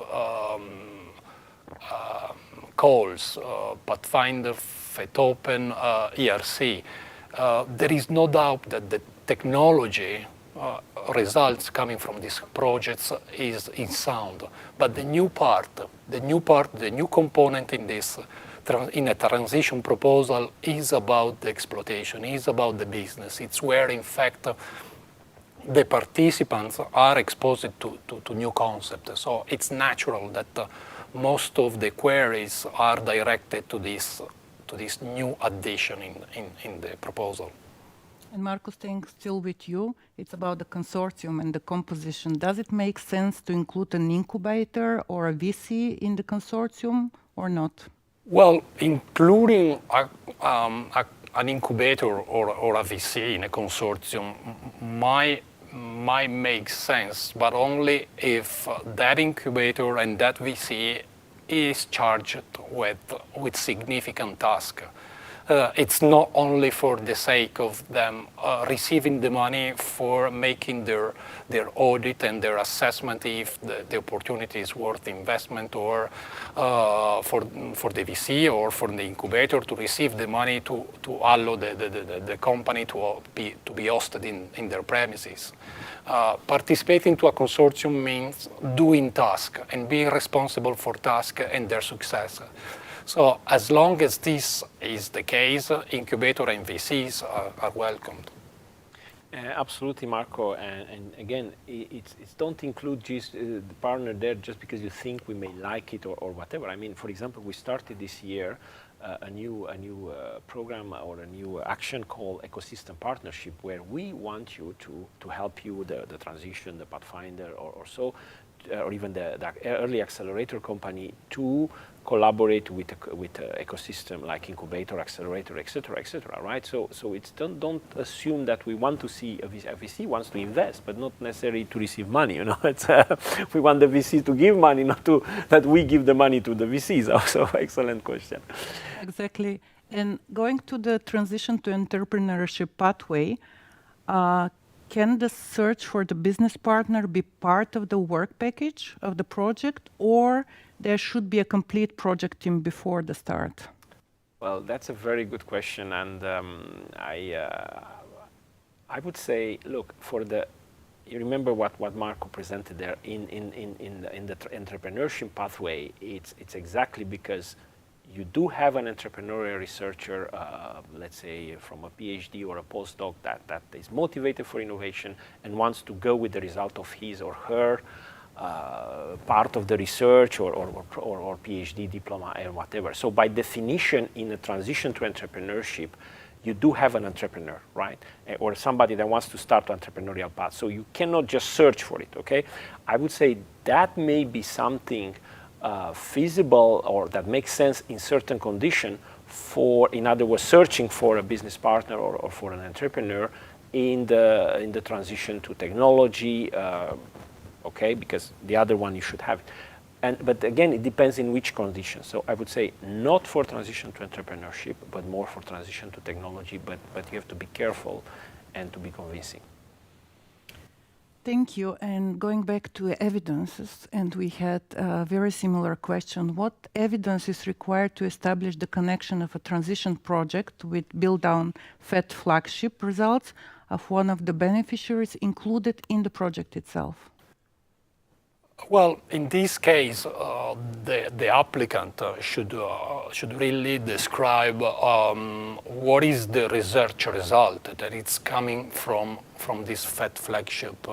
And there should be not only a link in the sense of participation, okay, this applicant participated in that FET flagship, but at the beginning of the proposal description, the part B, they should describe, okay, this result was obtained in the original FET flagship proposal, and it's going to be incorporated into this product, or it will transition towards the market in this form, and so on. And staying still with the consortium composition or beneficiary, if you have a legally founded a spin-off, can they apply or there's some requirement for previous work or turnover? No, there are no requirements for previous work or turnover. However, in this case, there might be difficulties if this newly created spin-off participates as a single entity, in the sense that there might be difficulties in the financial capacity assessment. This will require further investigation. So far, we haven't stopped any, and our intention is not to stop these entities, because indeed the objective of transition is to fund these risky projects. But in that case, I would say it's certainly welcome if it applies maybe with the original organization that generated the spin-off. To stay on the safe side. To stay on the safe side, yes. And then next question. We have a participant in the audience who submitted a proposal for phase 1 SME call in the past. However, it was not successful. Is it possible to submit this proposal to transition?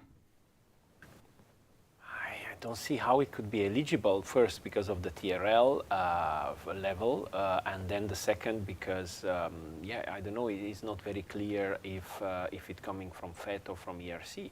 So I would say very unlikely. And the level of TRL also. That's what I said in the beginning, the level of TRL. Exactly. I mean, you apply to the SME phase 1 because it's a TRL 5 or 6. while here that's where you ended up. So you want to end up. So I would say no. And then again, it's about eligibility. Are European Fund for Regional Development funded projects eligible for transition? No, it's clear not. So next question relates to Switzerland. You also mentioned Switzerland.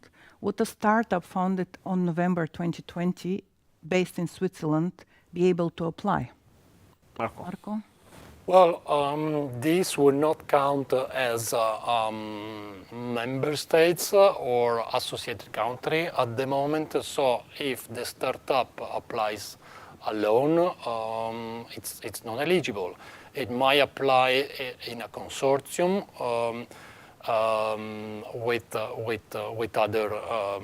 with other entities, but then it will need to respect the composition of the small consortium that was presented before. And most important, at the moment, Switzerland is not receiving funds. Swiss entities are not receiving funds from our budget. But the Swiss government is funding that. Indeed. In that case, if the project is retained for funding, the national agency will fund probably their project, or their part of the project.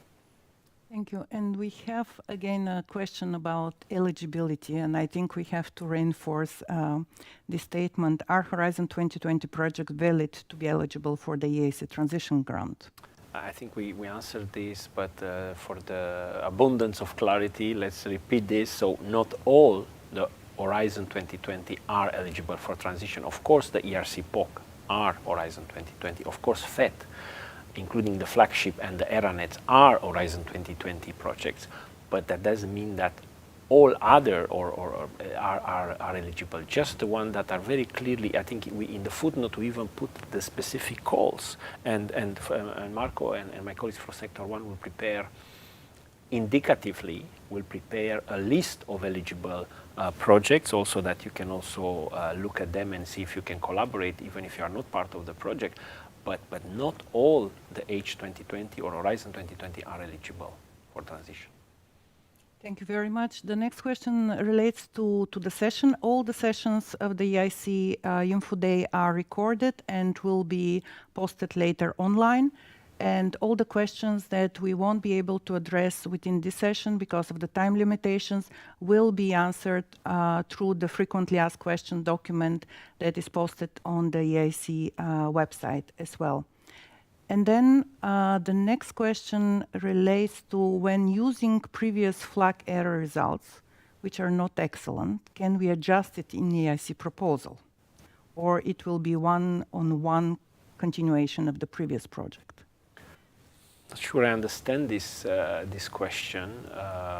So we are talking about ERANETs here, all of the ERANETs projects, but I don't know what means excellent. I mean, if you are not passing the threshold, and for excellence, I think it's the threshold is at 4, well, then there is no adjustment that you can do, and that's it. You can resubmit if you respect the resubmission rules, but that's it. There is not. Yeah, and if you resubmit, obviously you are expected to come with a modified proposal. Of course, that's clear. But were they referring to the previous results on the project that they will want to build? So, I mean, they say, can we adjust it in the EIC proposal? So obviously, the Flagera project, I guess it's finished or about to finish, and yeah, that's no, you cannot, I think. Okay, that's great, and we are moving further. Could you please indicate whether UK entities can participate in the EIC instruments? And then refers to Transition, Pathfinder. Yes, UK entities can participate in the EIC instruments without funding as associated partner, not as associated entities. Not as entities established in associated country, but there is this new formulation of associated partner, which means that you can participate in the instrument, but you're not going to receive funding if at the moment of the grant agreement preparation, the UK has not signed yet an association agreement with Horizon Europe. And then going further, why certain outsourcing of business model validation is not accepted if the applicants are not experts on this matter? I don't know, perhaps I can take this. Well, I think first it is useful to be transparent about that, okay? And we can understand that if you are part of initial FET or even ERC, that you do not have the innovation or the business expertise. But that's why we still allowed small collaboration. So you can find partners that have this one, whether an SME or whatever. I'm not sure if it's possible, because for me, if you are, kind of transparent about that, it may make, it seems to that you could outsource, but think a bit about the interaction. If you're outsourcing, and I will refer to Marco in a second, but if you still can have the interaction between the technology. So the thing is that the business maturation has to be an important part of the project. It cannot just be a side or something that you tick the box, because like I mentioned, there is a complex relation and interplay between the technology maturation and the business. So in the market that you want to play, because it's a big market or because whatever, they have certain requirements of the technology, okay? And then of course you need to take them into account. And the other way around, let's say if your technology has certain limitation, including a cost, like if it's very expensive, then you cannot go towards the consumer market, and you may go towards the medical market or the aviation or somewhere where you can charge a higher cost. So you see, there is a complex interaction between these two tracks, okay? And if you can ensure this while outsourcing, then yeah, if you are very clear. But Marco, the question here is can they outsource? Because of course outsourcing is possible, and almost every project has a certain outsourcing, and you need to declare it and to explain it and so on. But the question is, can they outsource this important part? Well, the answer is yes, in theory, but in practice, in the end, business model validation means testing essentially hypotheses with relevant players in the market. And these hypotheses are not only about business. These hypotheses are very often about the technology, the advantage, the benchmark of this technology. So it's very different that someone that was not involved in the development of the technology can identify the right hypothesis that needs to be tested with potential customers, users of the technology. So this would be my answer. And perhaps what I would not advise to do is to use, for example, a consultant. And we know that this is the practice, and you can do it. But okay, a consultant that kind of help you write your proposal, okay, and then in order to to make space for it, and then you put them as the dissemination partner, etc., etc. Again, you need to be credible, okay? Because if this is just an artificial construction, it will fail the test, okay? And again, it's not me, nor Albena, nor Marco are really experts, and there is not one nor two. There are 4 of them in the remote phase and 6 of them in the jury phase, and they will ask you direct questions. So you will have to convince 10 experts in the end that what you propose is sane, is not artificial, and it has a lot of potential, and it will work, you see. So the best is to not to go to artificial constructions, okay, or hidden construction, okay. Staying with you, Viorel, it's about the continuation and building on the results of the previous project. Do they need to be direct continuation of the previous results, or can the applicant use secondary results from previously eligible projects? That's a very good question. So first of all, we allowed up to 2 years. So it doesn't necessarily need to be, your project doesn't have to be running to apply. And on the contrary, don't be too early. So it can be that the project has finished up to two years. And we understand, and especially, for example, if there are big projects or even a normal FED, that there are several results, and some are more, let's say the main project, some are be even serendipity, that you did not think them from the beginning, and we have statistics to demonstrate this, okay? So definitely does not have to be the main result. However, it needs to be an important result, and equally important, the way in which you kind of build on it, it cannot be just a kind of tick the box exercise for you to be eligible to the call, okay? So it can be a secondary result or even a serendipitous result, but your transition proposal must build on it, okay? And not just to say, okay, I will put it here, I want to know what to do, I will put it here just to qualify. I mean, that's not the spirit. Thank you. Definitely. We go back to the shortening of the proposal. I think you answered very well this question.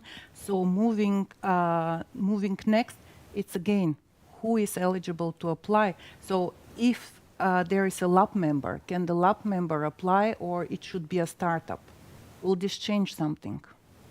Well, in theory, also in practice, individual can apply.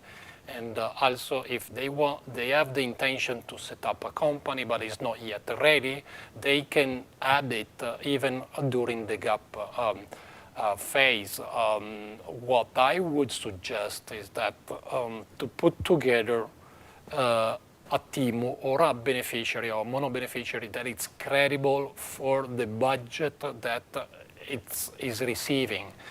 Behind the budget, there are tasks and activities.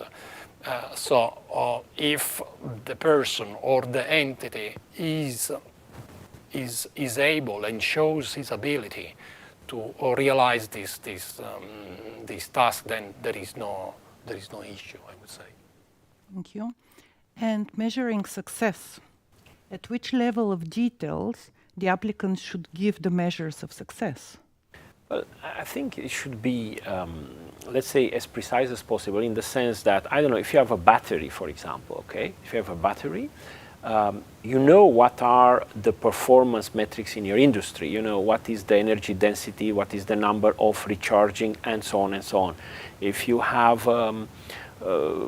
for example, artificial photosynthesis, is the efficiency of this transfer, and so on and so on, okay? So the domain in which you are will give you the kind of the standard KPI, and you need to explain what is the practice, what is the state of play, and how are you situated. And okay, it can be that you will be better, or, for example, you can be more or less the same as the current one, but you will not use toxic materials, or you will not use rare earths, and so on and so on. So these kind of things, okay?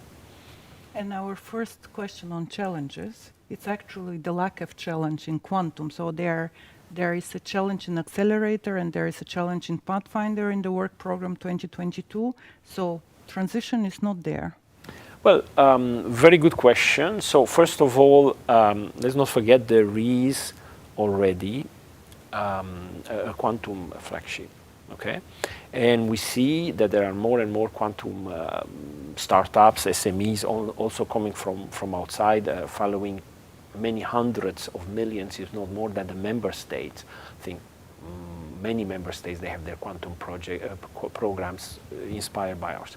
Okay, so it makes sense that there is an accelerator of quantum. The challenge at the Pathfinder level is different, because it is looking beyond the current models for qubits, for example. So it's really very low TRL there. In the, let's say, in the current, let's say, challenge, transition challenge on green, on green digital devices for the future, if you, let's say, satisfy the requirements there, you can use that part, okay? You can use that one. It's not dedicated to quantum, but it will be there. And who knows, in the future, we will perhaps look at because we do have indeed in Pathfinder, in the FET, apart from the flagship, we do have projects that are in quantum. Okay, so indeed we may need for the future to have a transition, a quantum transition challenge. But for the moment, well, we had to choose a bit our topics. We have only 3. And we are just starting working on the work program 23. So excellent idea. Let's see. Going back to the teams and the composition, what if the applicant does not have team for commercialization?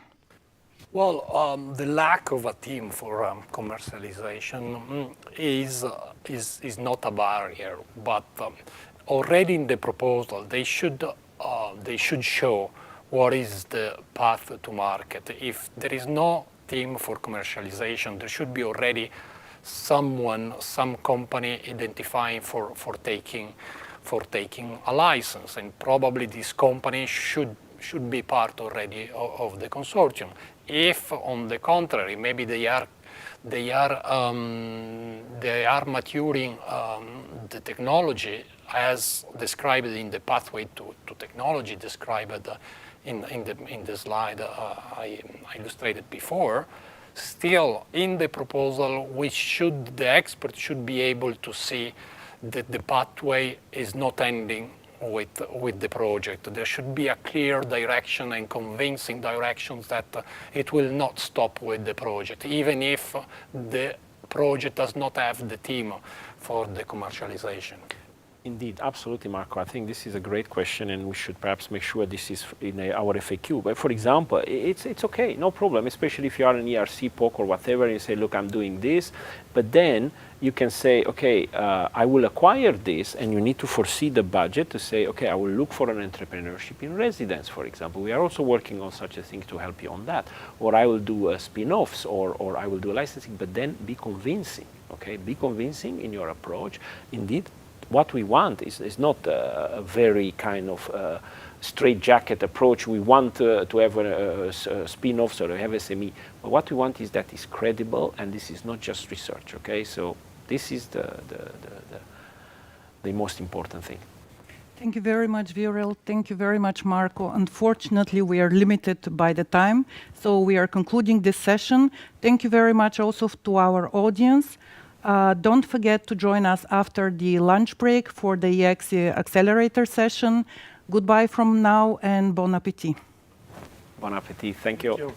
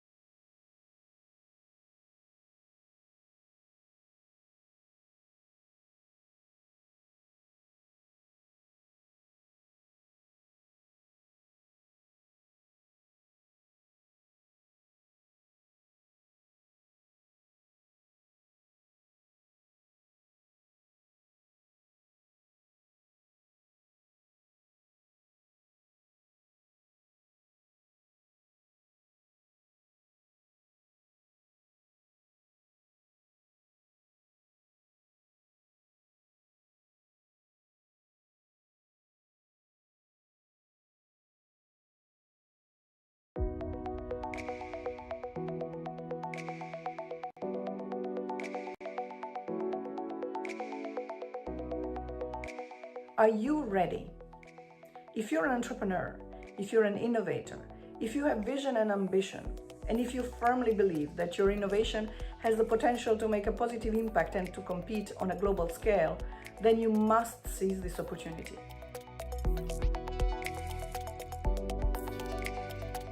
EIC, a New Horizon program, offers unprecedented chance for the scientists to bring their technologies to the market and help society to deal with the biggest issues we have today. Check in the EIC, check the programs, see what means are there for you, what means are there to translate your ideas into something practice. Okay? Okay, we as society will be waiting for that.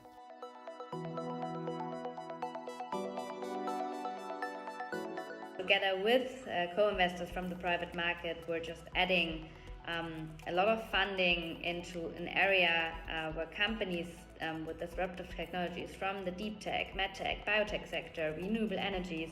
If you're a deep tech startup or an innovative research team looking to get your idea off the ground, I encourage you to apply for one of the many different opportunities. It also enhances the European innovation ecosystem through partnership with the European Institute of Innovation and Technology, the European Research Council, and national regional agencies and ecosystem builders. And also we'll be very happy to syndicate with other investors, with other venture capitalists for promising financing rounds into deep tech startups in European companies. Thanks to the EIC, European innovators don't need to automatically go to Silicon Valley any longer.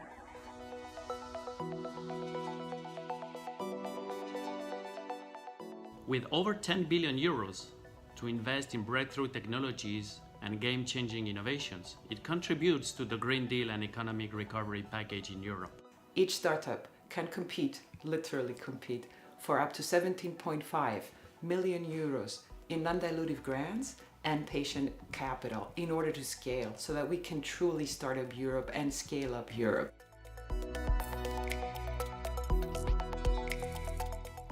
EIC shares funds but also mentorship of coaches that help to assess the business feasibility and market opportunity.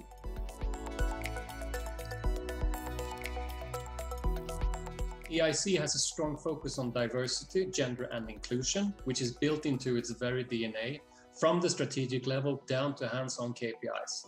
I particularly encourage women innovators to sign up. So dear researchers, entrepreneurs, SMEs, corporates, we should celebrate this is happening just now.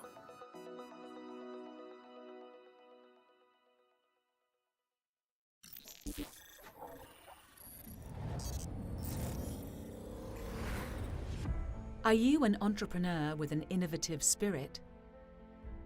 Are you interested in scaling up or developing your business? Do you want to create innovative products, services, and business models that could drive economic growth? The European Innovation Council is supporting high-risk, high-potential, small and medium-sized businesses to increase deep tech and disruptive innovations and create new markets.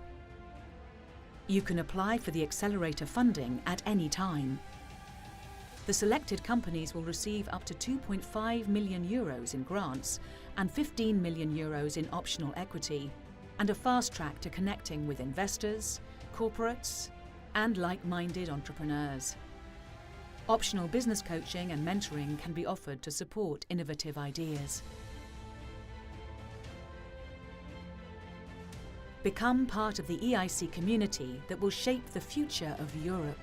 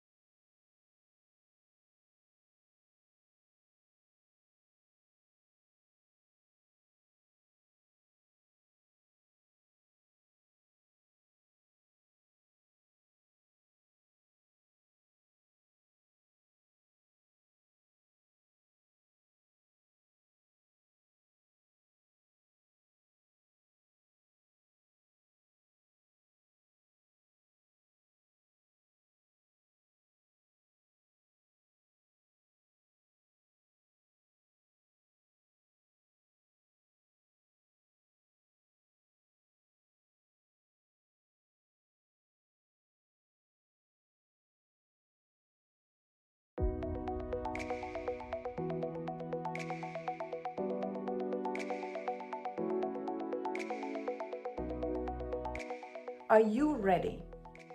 If you're an entrepreneur, if you're an innovator, if you have vision and ambition, and if you firmly believe that your innovation has the potential to make a positive impact and to compete on a global scale, then you must seize this opportunity.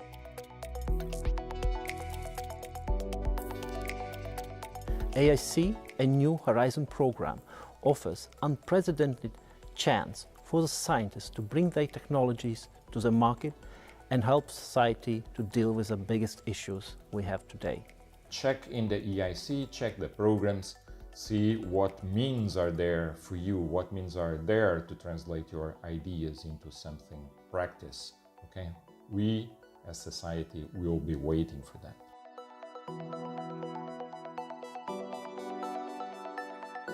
Together with co-investors from the private market, we're just adding a lot of funding into an area where companies with disruptive technologies from the deep tech, medtech, biotech sector, renewable energies.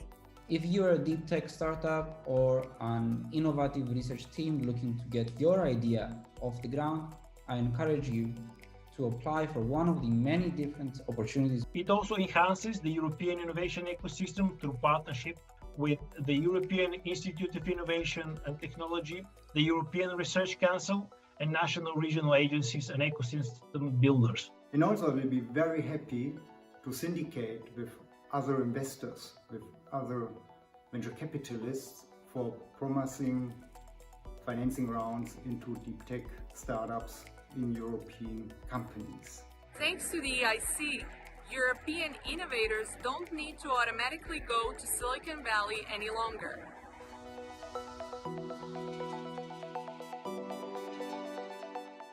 With over 10 billion euros to invest in breakthrough technologies and game-changing innovations, it contributes to the Green Deal and economic recovery package in Europe.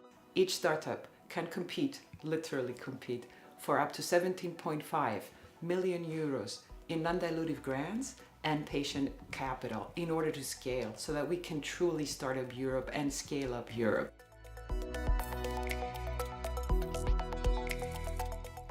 EIC shares funds but also mentorship of coaches that help to assess the business feasibility and market opportunity.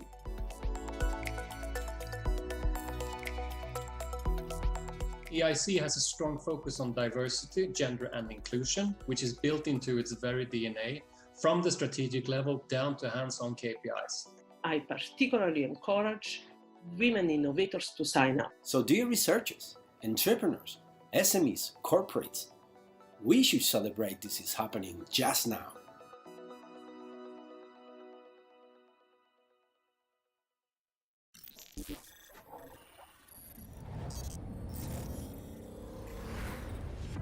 Are you an entrepreneur with an innovative spirit? Are you interested in scaling up or developing your business? Do you want to create innovative products, services, and business models that could drive economic growth? The European Innovation Council is supporting high-risk, high-potential, small and medium-sized businesses to increase deep tech and disruptive innovations and create new markets. You can apply for the Accelerator funding at any time. The selected companies will receive up to 2.5 million euros in grants and 15 million euros in optional equity, and a fast track to connecting with investors, corporates, and like-minded entrepreneurs. Optional business coaching and mentoring can be offered to support innovative ideas. Become part of the EIC community that will shape the future of Europe.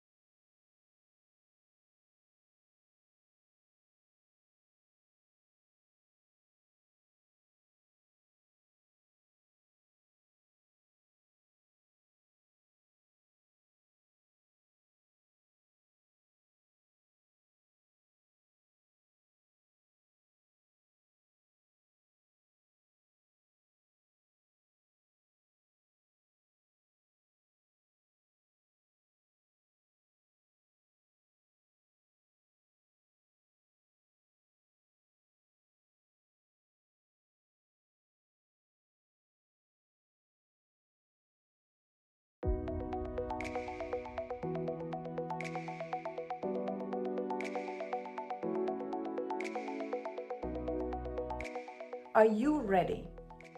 If you're an entrepreneur, if you're an innovator, if you have vision and ambition, and if you firmly believe that your innovation has the potential to make a positive impact and to compete on a global scale, then you must seize this opportunity.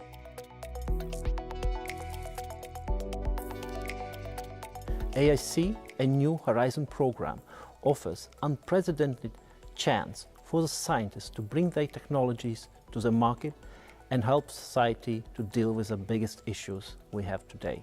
Check in the EIC, check the programs, see what means are there for you, what means are there to translate your ideas into something practice. Okay? We as society will be waiting for that.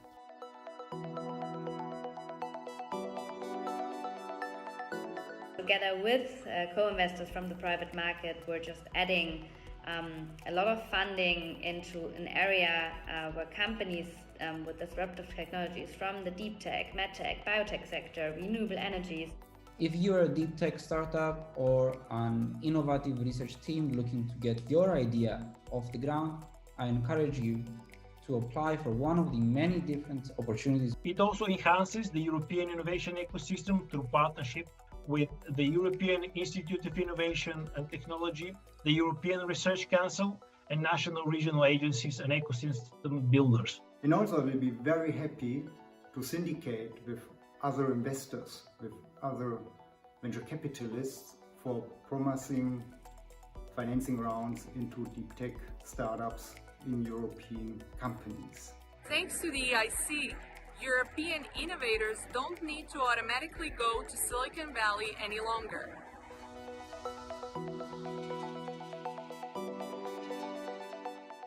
With over 10 billion euros to invest in breakthrough technologies and game-changing innovations, it contributes to the Green Deal and economic recovery package in Europe. Each startup can compete, literally compete, for up to 17.5 million euros in non-dilutive grants and patient capital in order to scale so that we can truly start up Europe and scale up Europe.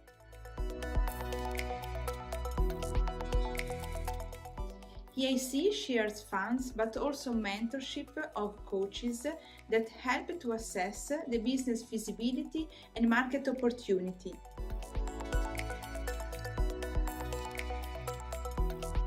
EIC has a strong focus on diversity, gender and inclusion, which is built into its very DNA, from the strategic level down to hands-on KPIs.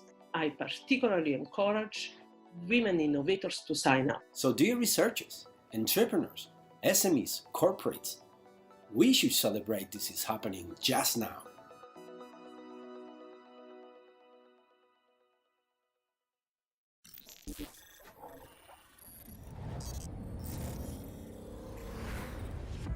Are you an entrepreneur with an innovative spirit?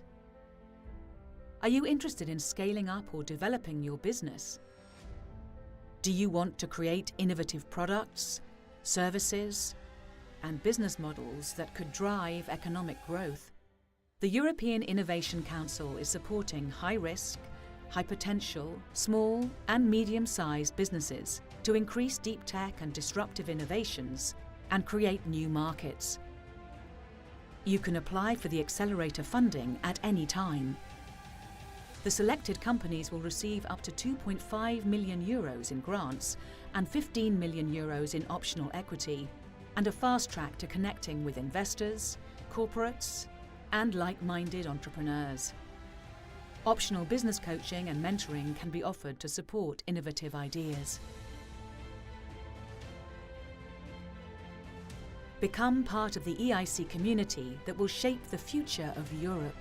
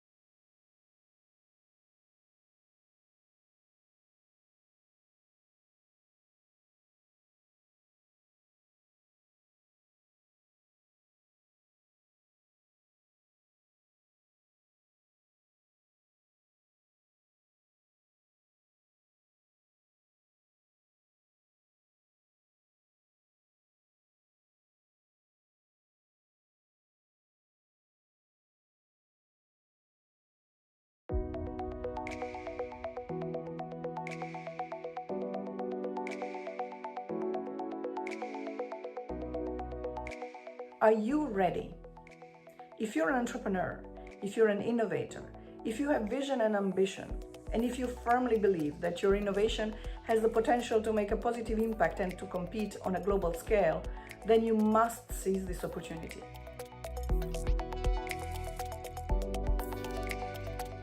EIC, a New Horizon program, offers unprecedented chance for the scientists to bring their technologies to the market and help society to deal with the biggest issues we have today. Check in the EIC, check the programs, see what means are there for you, what means are there to translate your ideas into something practice. Okay? We as society will be waiting for that.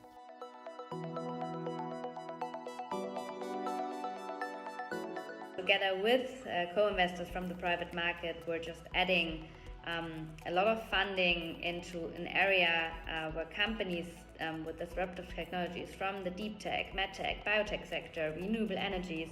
If you're a deep tech startup or an innovative research team looking to get your idea off the ground, I encourage you to apply for one of the many different opportunities. It also enhances the European innovation ecosystem through partnership with the European Institute of Innovation and Technology, the European Research Council, and national regional agencies and ecosystem builders. And also we'll be very happy to syndicate with other investors, with other venture capitalists for promising financing rounds into deep tech startups in European companies.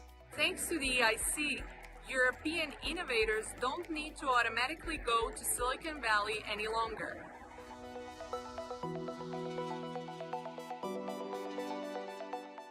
With over 10 billion euros to invest in breakthrough technologies and game-changing innovations, it contributes to the Green Deal and economic recovery package in Europe.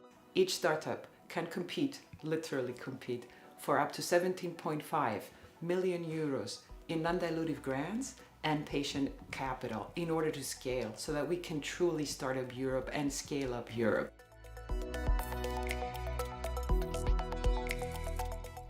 EIC shares funds but also mentorship of coaches that help to assess the business feasibility and market opportunity.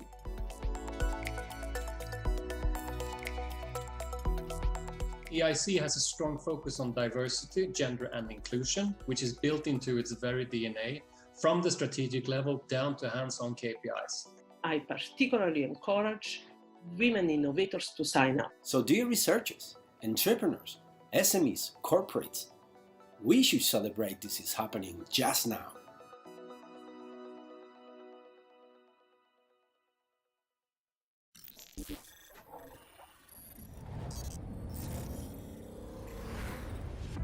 Are you an entrepreneur with an innovative spirit? Are you interested in scaling up or developing your business? Do you want to create innovative products, services, and business models that could drive economic growth? The European Innovation Council is supporting high-risk, high-potential, small and medium-sized businesses to increase deep tech and disruptive innovations and create new markets. You can apply for the Accelerator funding at any time. The selected companies will receive up to 2.5 million euros in grants and 15 million euros in optional equity, and a fast track to connecting with investors, corporates, and like-minded entrepreneurs. Optional business coaching and mentoring can be offered to support innovative ideas. Become part of the EIC community that will shape the future of Europe.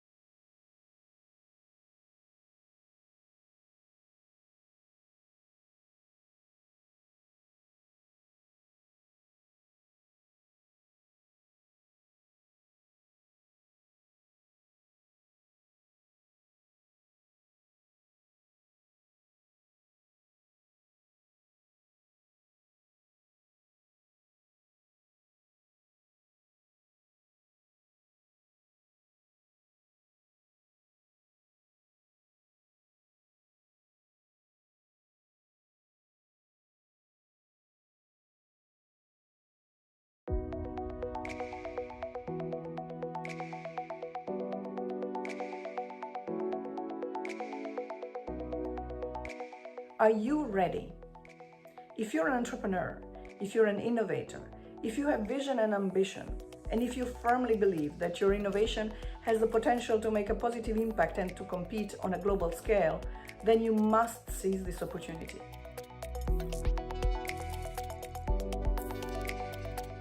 EIC, a New Horizon program, offers unprecedented chance for the scientists to bring their technologies to the market and help society to deal with the biggest issues we have today.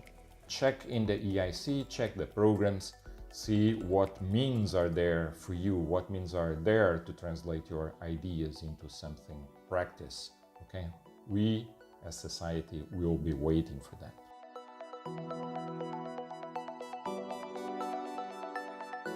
Together with co-investors from the private market, we're just adding a lot of funding into an area where companies with disruptive technologies from the deep tech, medtech, biotech sector, renewable energies. If you're a deep tech startup or an innovative research team looking to get your idea off the ground, I encourage you to apply for one of the many different opportunities. It also enhances the European innovation ecosystem through partnership with the European Institute of Innovation and Technology, the European Research Council, and national regional agencies and ecosystem builders. And also we'll be very happy to syndicate with other investors, with other venture capitalists for promising financing rounds into deep tech startups in European companies. Thanks to the EIC, European innovators don't need to automatically go to Silicon Valley any longer.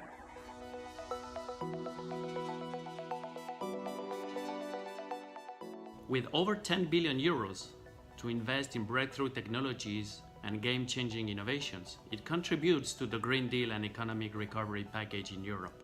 Each startup can compete, literally compete, for up to 17.5 million euros in non-dilutive grants and patient capital in order to scale so that we can truly start up Europe and scale up Europe.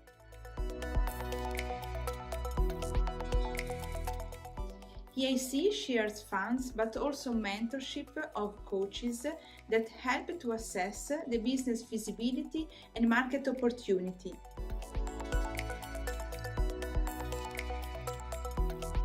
EIC has a strong focus on diversity, gender and inclusion, which is built into its very DNA, from the strategic level down to hands-on KPIs. I particularly encourage women innovators to sign up. So dear researchers, entrepreneurs, SMEs, corporates, we should celebrate this is happening just now.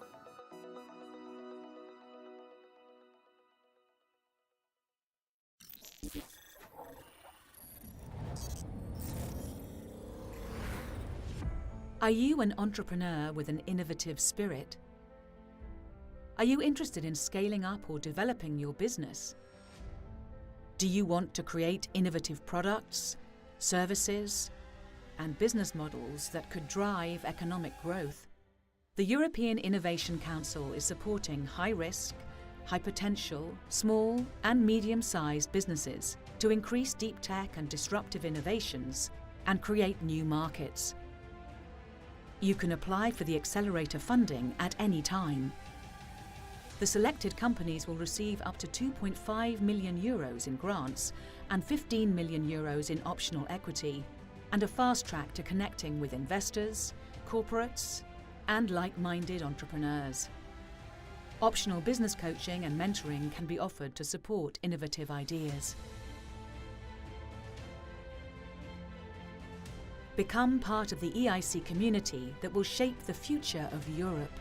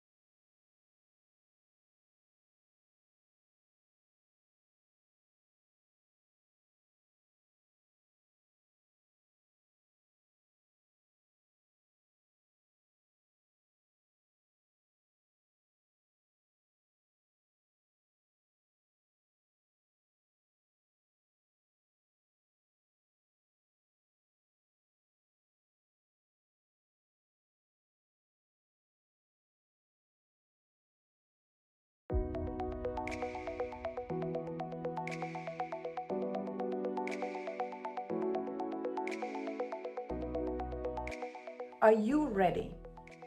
If you're an entrepreneur, if you're an innovator, if you have vision and ambition, and if you firmly believe that your innovation has the potential to make a positive impact and to compete on a global scale, then you must seize this opportunity.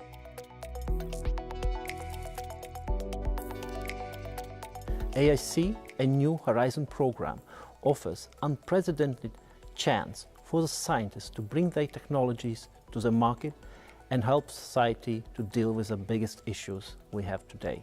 Check in the EIC, check the programs, see what means are there for you, what means are there to translate your ideas into something practice.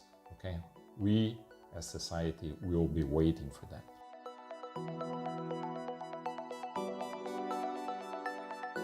Together with co-investors from the private market, we're just adding a lot of funding into an area where companies with disruptive technologies from the deep tech, medtech, biotech sector, renewable energies. If you're a deep tech startup or an innovative research team looking to get your idea off the ground, I encourage you to apply for one of the many different opportunities. It also enhances the European innovation ecosystem through partnership with the European Institute of Innovation and Technology, the European Research Council, and national regional agencies and ecosystem builders. And also we'll be very happy to syndicate with other investors, with other venture capitalists for promising financing rounds into deep tech startups in European companies. Thanks to the EIC, European innovators don't need to automatically go to Silicon Valley any longer.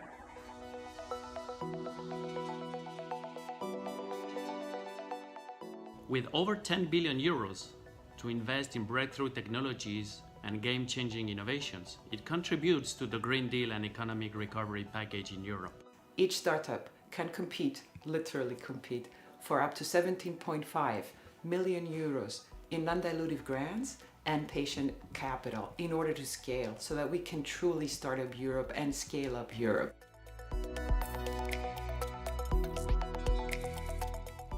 EIC shares funds but also mentorship of coaches that help to assess the business feasibility and market opportunity.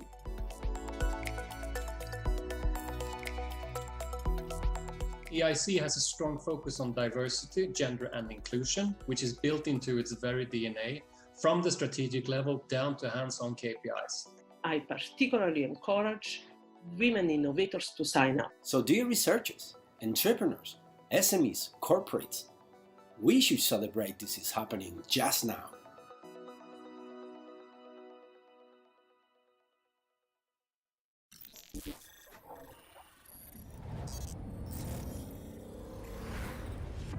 Are you an entrepreneur with an innovative spirit? Are you interested in scaling up or developing your business? Do you want to create innovative products, services, and business models that could drive economic growth? The European Innovation Council is supporting high-risk, high-potential, small and medium-sized businesses to increase deep tech and disruptive innovations and create new markets. You can apply for the Accelerator funding at any time. The selected companies will receive up to 2.5 million euros in grants and 15 million euros in optional equity, and a fast track to connecting with investors, corporates, and like-minded entrepreneurs. Optional business coaching and mentoring can be offered to support innovative ideas. Become part of the EIC community that will shape the future of Europe.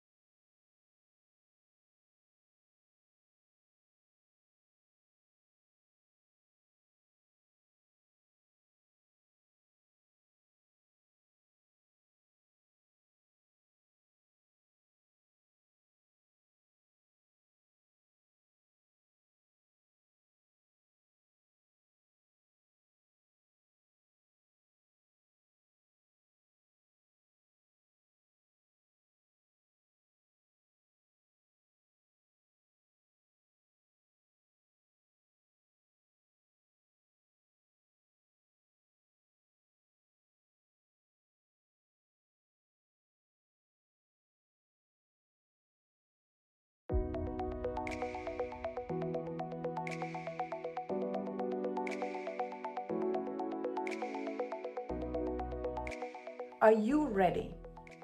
If you're an entrepreneur, if you're an innovator, if you have vision and ambition, and if you firmly believe that your innovation has the potential to make a positive impact and to compete on a global scale, then you must seize this opportunity.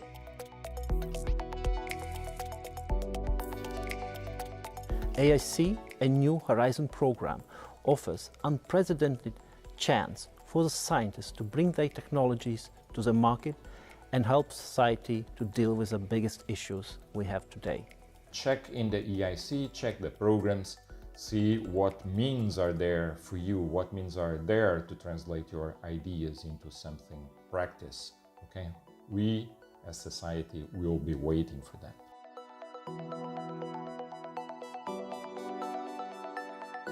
Together with co-investors from the private market, we're just adding a lot of funding into an area where companies with disruptive technologies from the deep tech, medtech, biotech sector, renewable energies. If you're a deep tech startup or an innovative research team looking to get your idea off the ground, I encourage you to apply for one of the many different opportunities. It also enhances the European innovation ecosystem through partnership with the European Institute of Innovation and Technology, the European Research Council, and national regional agencies and ecosystem builders. And also we'll be very happy to syndicate with other investors, with other venture capitalists for promising financing rounds into deep tech startups in European companies. Thanks to the EIC, European innovators don't need to automatically go to Silicon Valley any longer.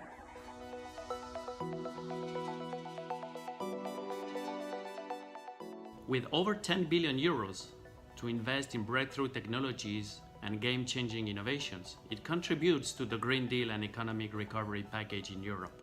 Each startup can compete, literally compete, for up to 17.5 million euros in non-dilutive grants and patient capital in order to scale so that we can truly start up Europe and scale up Europe.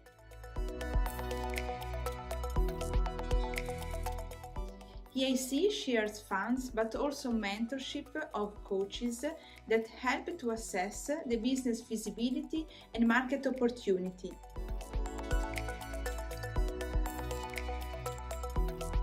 EIC has a strong focus on diversity, gender and inclusion, which is built into its very DNA, from the strategic level down to hands-on KPIs.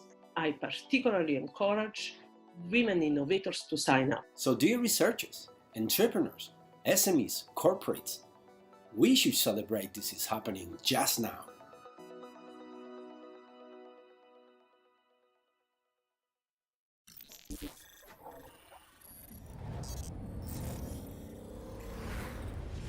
Are you an entrepreneur with an innovative spirit? Are you interested in scaling up or developing your business? Do you want to create innovative products, services, and business models that could drive economic growth? The European Innovation Council is supporting high-risk, high-potential, small and medium-sized businesses to increase deep tech and disruptive innovations and create new markets. You can apply for the Accelerator funding at any time. The selected companies will receive up to 2.5 million euros in grants and 15 million euros in optional equity, and a fast track to connecting with investors, corporates, and like-minded entrepreneurs. Optional business coaching and mentoring can be offered to support innovative ideas. Become part of the EIC community that will shape the future of Europe.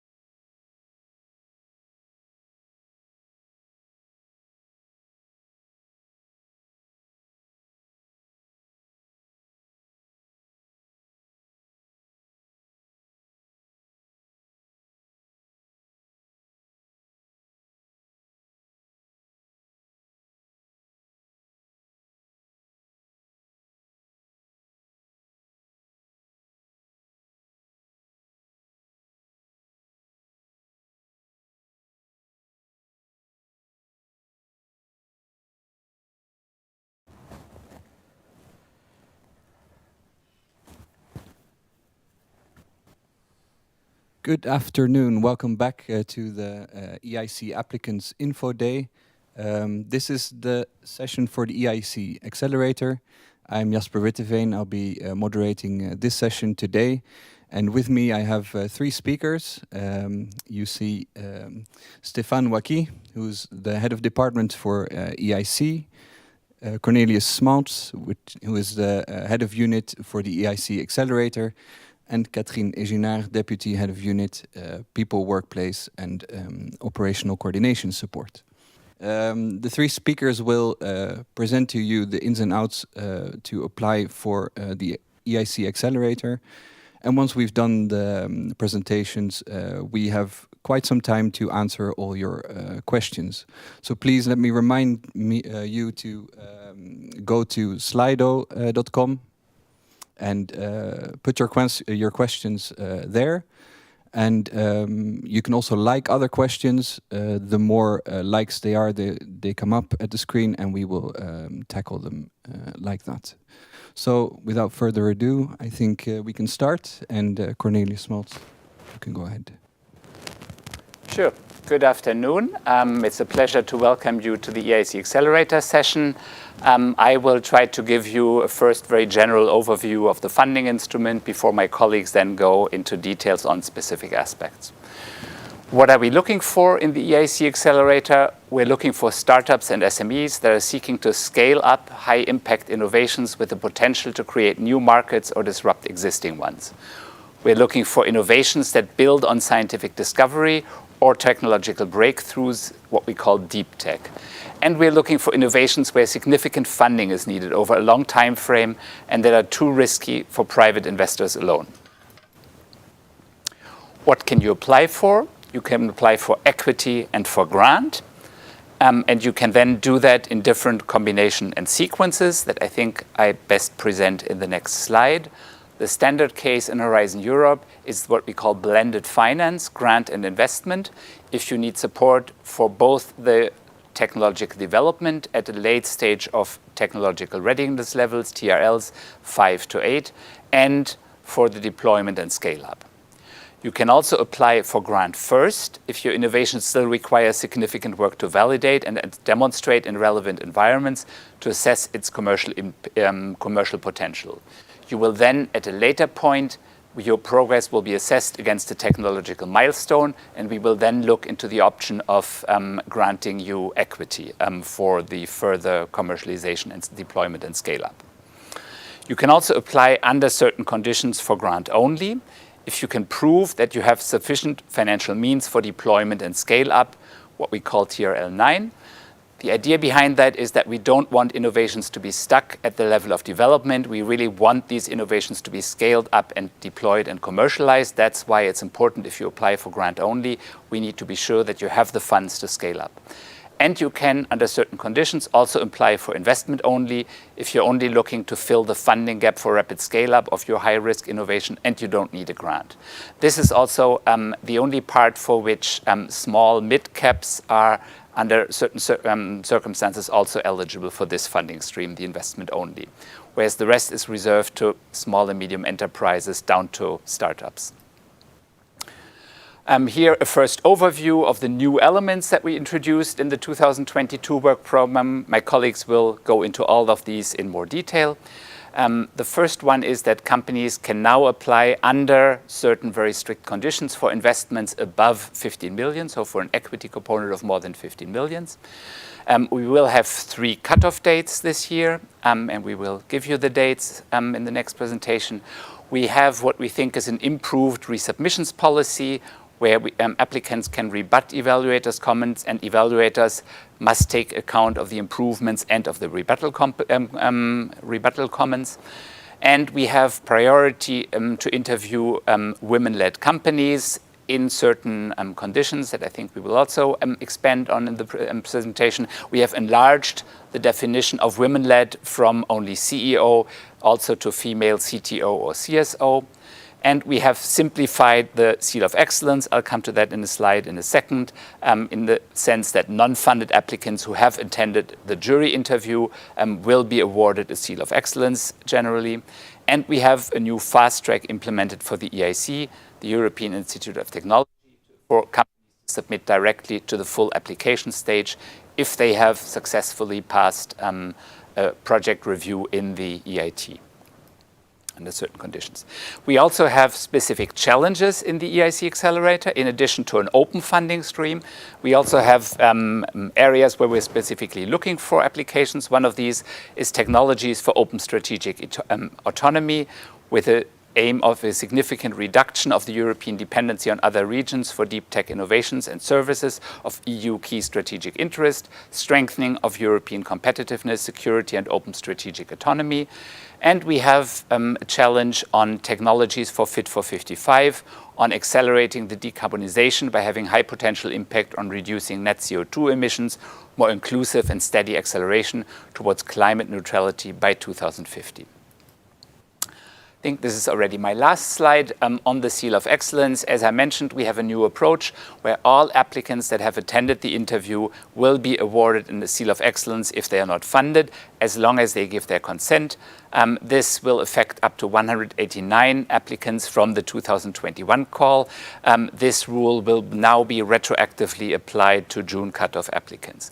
We have improved the text, which says only in exceptional cases the jury can specifically recommend no Seal of Excellence. This must be justified. The standard case will be a Seal of Excellence. And we have further clarity, added further clarity on the consent, which regards sharing of your basic information with alternative funding bodies in member states and associated countries. And as mentioned, the Seal of Excellence for companies from the June and October cutoffs will now be issued very soon. The Work Programme 2022 has been adopted. That was the basic legal act that we needed to have in order to proceed now with the awarding. Thank you. Thank you, Cornelius. So going from the novelties and a bit of a general overview, we go to Katrien, who will talk more about the details. Okay, well, good afternoon, everybody. So I will explain you what are the new development in the application and evaluation, and I will explain you that more concretely. So if we look at the next slides, so the evaluation, to refresh your memory, so the evaluation process step by step. So the first step, you believe you have a disruptive or deep tech idea with a potential to scale up. So come to see us, tell us your story, and then you can submit your short application that will be assessed by 4 remote evaluators. What we mean with short evaluation is the equivalent of 5 pages, a pitch deck of 10 slides, and also a short video about your company and your motivation to develop your project. Then the second step, if you have been selected in the first one, so you will have to prepare a business plan and to prepare your full proposal. To do your business plan, you will be supported by an AI tool, well, artificial intelligence tool, and also some business coach, and you will be entitled to receive 3 full days of coaching. And then you submit your proposal and you arrive at the step number 3. So the full proposal will be assessed by 3 remote evaluators. If you are selected and the 3 experts give a go to all the criteria, you will go to step number 4, where you will pitch your innovation in front of jury members.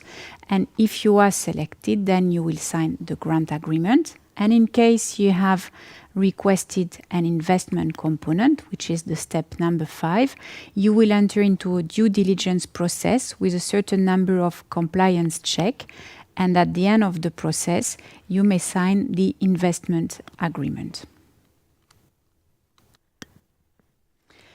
More concretely now, the cutoff dates for the accelerator. So one information is the cutoff will be for open call, so fully bottom up, and also challenges, and it will take place at the same time. The first cutoff will be the 23rd of March, and we plan the interview weeks from the 10th of May until the 20th of May. The second cutoff date is the 15th of June, with the interview week the 12th of September until the 23rd.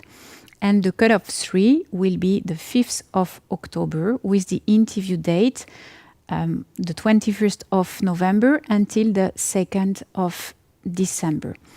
Those information will be, of course, in the guide for applicants, where you can have access to especially the interview week dates. One development which is quite important in terms of evaluation in the EIC 22 work program is the resubmission and the rebuttal process. So applicants who have been rejected once can resubmit a proposal a second time, and when resubmitting their proposal, they can rebut the comment made by the experts. It means that they can provide comments on the assessment made by the experts, and they can use that to improve their proposal. And then doing that, we really have the intention to support the applicant improving their proposal when they resubmit. And this element has been reinforced in the work program, and it means that the new experts who will assess for the second time the proposal will have to explicitly assess the improvement made since the first evaluation. And here the intention is to ensure consistency within the evaluation process, and we want experts that they take into account the rebuttal comments made on the feedback from the first evaluation, and this will be detailed in the briefing for experts and also in the guidance for applicants. We have decided also to keep the 3 goals, or all goals for all evaluation criteria by the 3 experts, to be invited for the interview. And then from the experience in 2021, we see that the success rate at the interview stage is around 50%. How this development on the rebuttal is made in a short schema picture. So we have you are step 2, you submit your full proposal and you receive a no-go. So you are entitled to resubmit a second time and to use the rebuttal process. So you see on the right of the screen what we mean.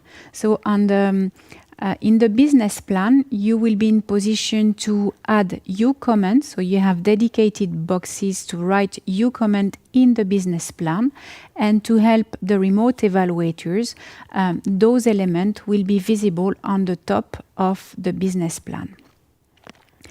You submit second time, you receive a go, you invited for the interview, you are successful at the level of the interview, you receive a go, then you will prepare a grant agreement and an investment agreement if relevant. In case you are not selected at the level of the interview, you have 2 possibilities. The first one is you resubmit your proposal at step 2, so full proposal, and you can rebut again the comment in the dedicated box. Or also during the interview, the jury member decided that there is a limited number of your application that could be further improved, and you are invited to resubmit directly at the interview stage.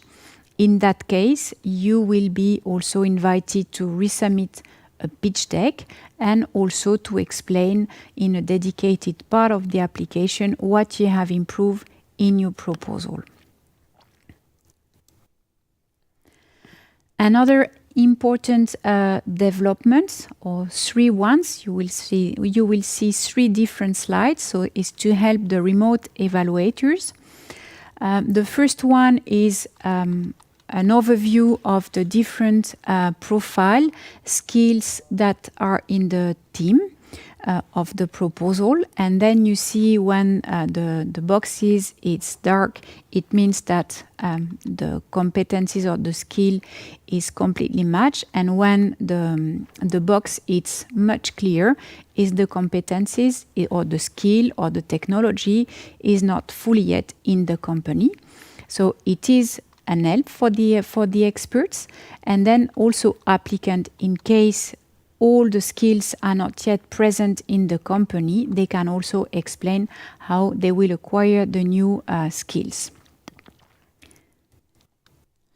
The second AI functionality for remote experts is also to look at the different market or the market targeted by the project. So it will make a comparison between what the applicant has developed in the proposal, but also the market and the sub-market that could be linked to the project. And it is based off external data sources to compare the two elements. So comparing what it is in the proposal and also what potentially exists from other sources.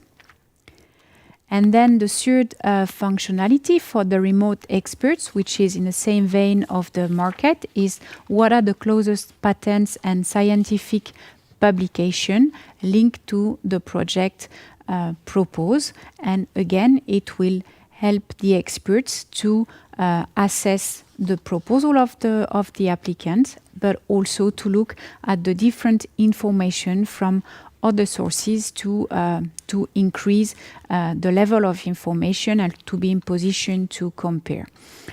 Those three new functionality for remote experts, it's a support for the experts and at any moment it will not replace the expertise of the experts.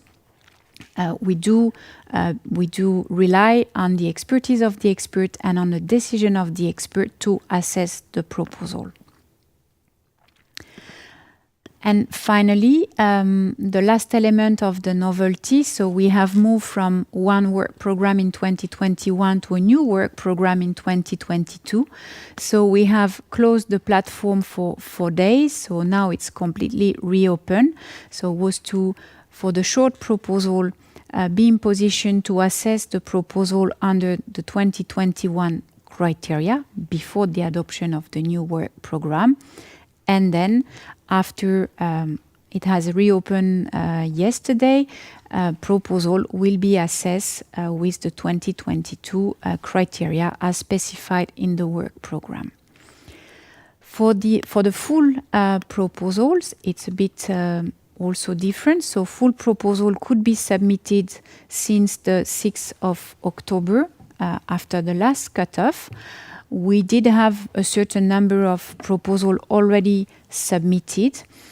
So we have contacted those applicants. So our team is contacted the applicant to invite them to resubmit their proposal using the new evaluation criteria and the related question as they were put in the new work program.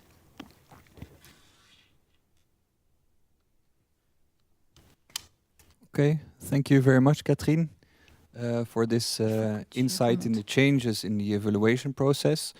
I see in the meantime that there's quite some questions coming in. Please keep them flowing. We are happy to answer them later. But first, we have another presentation, Stefan, on the investment part of the new work program. Yes, thank you very much for this. I will briefly present the equity part of the EIC Accelerator, the investment part of it. So first, I would like to say that the EIC fund will be the one under the Work Programme 2022 that will implement the equity arm of the EIC Accelerator. The EIC fund is a venture capital fund that has been created in Luxembourg under the Reserved Alternative Investment Fund form. It's a flexible instrument with many compartments that can be created, and of course we are in the process of creating the Horizon Europe compartment. Right now the European Commission is the only shareholder, and it was established in June 2020 under direct management by the Commission in order to implement the EIC pilot, accelerator pilot under Horizon 2020. The European Investment Bank is the investment advisor of the EIC fund. It means that those that will actually accomplish the work in contacting the company, conducting the due diligence, answering the questions from the different companies, and contacting also the other investors that are involved in investing in the company will be our colleagues of the EIB. And so far, under the pilot, under H2020, the EIC fund has approved 141 deals, which amount to 637 million euros, and already signed 77 investment agreements, which amount to 381 million euros. What we've learned in the experience of the EIC pilot, which of course we are, I would say, taking those lessons to improve the framework that now will be implemented under Horizon Europe. What we've learned here is that about 70% of the companies selected quasi-equity, in other words, support in the form of instruments that are quasi-equity instrument, meaning debt instrument that will be converting into equity at a later date, which will allow the company to be supported at a moment when they are not already attractive enough for potential private investors. And that lesson is, of course, an important one, since many of the companies, therefore, are considered to be too early stage to be able to be invested into at the moment or immediately after they are being selected at the evaluation stage. Nevertheless, we have observed that about 30% of the companies' co-investment can be already executed at the terms defined by the various types of private investors, and here we are relatively open when it comes to co-investors, corporates, funds, VC funds in particular, or private offices, or even national promotional banks and institutions, could be, of course, those that will provide the necessary support in investment here. And we have observed that about 30% of the company are in the situation when they can actually do it. The co-investment interest in the EIC portfolio company is not limited to VCs, and certainly not to European VCs, but comes from a variety of players such as corporate NPBIs, institutional investors, and international investors. In order for the EIC to deliver its policy objective, impact, additionality, market leverage, and considering the variety of companies, geographies, and sectors, the investment approach needs a good level of resources and flexibility, which is, of course, what we're working on continuing to improve in terms of our ability to respond to the companies that are being selected. On the novelties, we will adapt for Horizon Europe the way the EIC fund will operate, and this will be done through the Horizon Europe regulation, which basically foresees that we will apply indirect management in the management of the EIC fund, draw the lessons of the pilot that we have just run in the period 2019 to 2021, and make the fund sustainable for the number and amounts of investment expected to come in the period 21-27. Obviously, as I said, we expect a very large number of companies to come during that period, and this will be, of course, something that will be very essential here in wrapping up the capacity that we need in order for the EIC fund to manage this considerable portfolio that will now come and that has already started to come under the first cutoff of 2021. The Commission is determining right now the, I would say, precise implementation modalities to ensure that the best model will be in place until 2027. That will allow us to make the necessary investment decision and provide attractive investment partners for Europe, high potential startup and crowding other investors. And therefore, for 2022, the European, for 2022, a transition phase was agreed with the member states and will be implemented. Thank you, Stéphane. We have a technical problem, so we have to take a little bit of a break for now, and we welcome you back in 5 minutes. Thank you very much. Please keep tuned.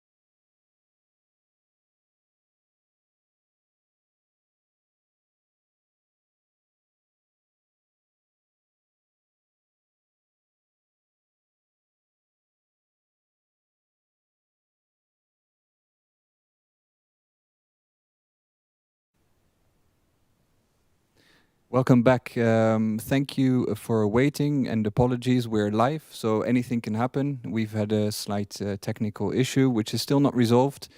So we're waiting for that. And we thought of, in the meantime, already tackling the first questions. So I think we go on for the first one. And maybe Katrien, you can answer this one. So can you please mention and explain examples of cases in which the company can ask more than 50 million as equity in the EIC Accelerator Challenge? Okay, I will maybe prefer that Cornelius or Stefan take the question. Is really redirected to Accelerator Challenge. Stefan, so we have actually an FAQ on that. If you look in the available FAQ document, it's question number 69 that specifically addresses that. We mention examples of specific sectors. It's actually quite a list. We mention also that that list is not exhaustive. And also that there's no guarantee that a sector that is mentioned there will actually eventually be considered strategic at the moment when this application is made. So a lot depends on the concrete case. But that's, I hope, what was meant by this question. And Stefan, I don't know if you want to add anything. No, I think it's very difficult for us to anticipate which sector will be strategic for the European Union. So it needs to be evaluated on a case-by-case basis, because even if you are part of the sectors mentioned in the FAQ, it could very well be that the innovation that's being proposed is not in itself strategic, it just appears to be in that sector. So of course that sector is just there to illustrate, and of course other sectors could also be considered strategic depending on the innovation that you submit to the EIC for evaluation. So here a word of caution on that point, but the idea here is of course that to go above 15 million is allowed within a limited budget that is allocated to that pilot to test how this will play out in 2022.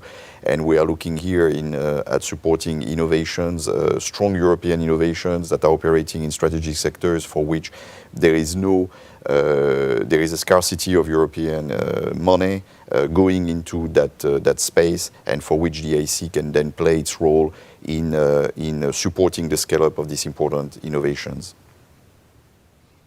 Okay, thank you. Next question is about the cool-off period. Maybe Katrien, you can answer this one. Yeah. Yes. Can you please clarify the 12-month cool-off after step 2? There were 2 rejections, and in the AI tool, it says that the step 1 can be resubmitted 12 months after the first submission of step 1. Could you please? Okay, so the 12 months cool-off period is correct. So if you have submitted 2 proposals and the second one is rejected, so you have a cooling off period which starts at the moment when you have resubmitted the second proposal. What it says in the EI tool, it's correct. So it's 12 months after the second submission. And the starting date is when you have submitted your second proposal. Okay, I think that was very clear. Then the next question is for Stefan, I guess. At what stage is the due diligence expected to start for grant first projects? The due diligence for the grant first project that have been, when they are selected, are supposed to happen once the company is meeting the milestones that are envisaged under the implementation of the grant first. And then we are considering that indeed they are good candidates after verification for starting this process a bit later. So this is towards the end of the implementation of the grant. But of course here what I want to say is that that depends very much on every company and the profile of the project that they have submitted. And then it needs to be adapted to the reality of the project on the basis of the milestones that are included in every one of these projects. Okay, thank you. And then when do you expect to sign the grant agreement for June and October funded questions? Maybe Cornelius. That's my favorite question. It is a very important question for us because we completely realize and really apologize for the delay that the June cutoff has seen here. So we currently devote I would say 150% of our workforce to really be able to sign the majority of the contracts from the June cutoff still in March. There are still significant challenges, mostly of a technical nature that I won't go into detail here, but we realize that many of the companies are absolutely ready and really need our support. And so we're working very hard to make it possible for the June cutoff companies to be signed in end of March. For the October cutoff, we will comply with the usual commitment of 8 months time to grant. So that takes us to May, possibly to June for most companies. Thank you. Okay, thank you. So the next question is related to the investment part, but maybe we can keep that question for later, because now I think Stefan can resume the presentation. So Stefan, if you want to go ahead, please. Okay, so when we stopped the presentation, I was talking about the transition phase that will be implemented in 2022 in line with the text of the work program that was agreed by the Commission and the Member States. And I will now go more into the detail of this transition phase. So the transition phase will apply to the 2021 and 2022 cutoffs. The Commission will remain here, of course, the investor on record under direct management, but it will appoint, is in the process right now of selecting and appointing an external alternative investment fund manager that will manage the EIC fund for the Commission. And this AIFM will make decisions on investment, their structure and terms, of possibility of participating in follow-on investment, participating in exits, in divestments. And, but of course, the external fund manager will apply the EIC investment guidelines and will take, of course, due regard to the recommendations being provided by the European Investment Bank that will remain, in any case, the investment advisor and will continue to be the face of the implementation of the equity arm of the EIC Accelerator vis-à-vis the companies. So the EIB, on top of that, will perform an initial assessment to determine to which investment scenario the company belongs. And that will come immediately after the selection process that continues, of course, to be managed by ISMEA. And then the EIB will continue to deploy the due diligence process. And then after the investment is being concluded, we'll ensure the monitoring and the management of the EIC portfolio of invested companies. An important point here is that all the legacy operations, what we call legacy operations, even if they are not so long in the past, meaning those that we have initiated under the Horizon 2020 EIC pilot, will remain firmly within the EIC fund under, of course, a separate compartment, so to be handled separately in terms of finance and budget, but will fall, of course, fully within the remit of this transition phase and the restructuring, and therefore the future decision taken by the fund will be those taken by the fund manager in cooperation, of course, with the EIB. So in terms of implications, well, I mean, as the level of applicants, at the level of companies looking to get the support of the EIC Accelerator, in particular under investment, there is very little that will change and perceived as being changed from that perspective. The impact of funding and the rules of funding are laid out in the work program, so nothing changes here. And to the selection process, as I said, and that was explained by my colleagues, is also continue exactly in the same way. The EIB will continue to be the investment advisor, performing the due diligence and preparing the investment proposal. The only thing, of course, that changes is the internal workings of the EIC fund, where the IFM will therefore, under revised governance, will make the decisions. After 2022, the EIC may work with a number of other investment partners in addition to the EIC fund. This is something that's being discussed for the moment, but on which I would not want to elaborate at this stage, since this is still pending. A number of decisions that will happen in the course of 2022, and that will be reflected in the work program from 2023. So at this stage, we remain firmly within the transition phase, which apply very few changes from the point of view of the applicants. I want to highlight that ISMEA will continue to conduct the evaluation and the selection of proposals. We'll continue, of course, to implement the grant component under the EIC Accelerator. We'll continue to perform a technological due diligence in order to highlight and look into more closely the investability of the technologies that are being selected. Will ensure the coordination between the grant and the equity components, including liaising with all the investment partners, so for 2022, the EIC fund, and of course will ensure the implementation of a single award decision that will contain for every company, in particular for blended finance, an equity and a grant component.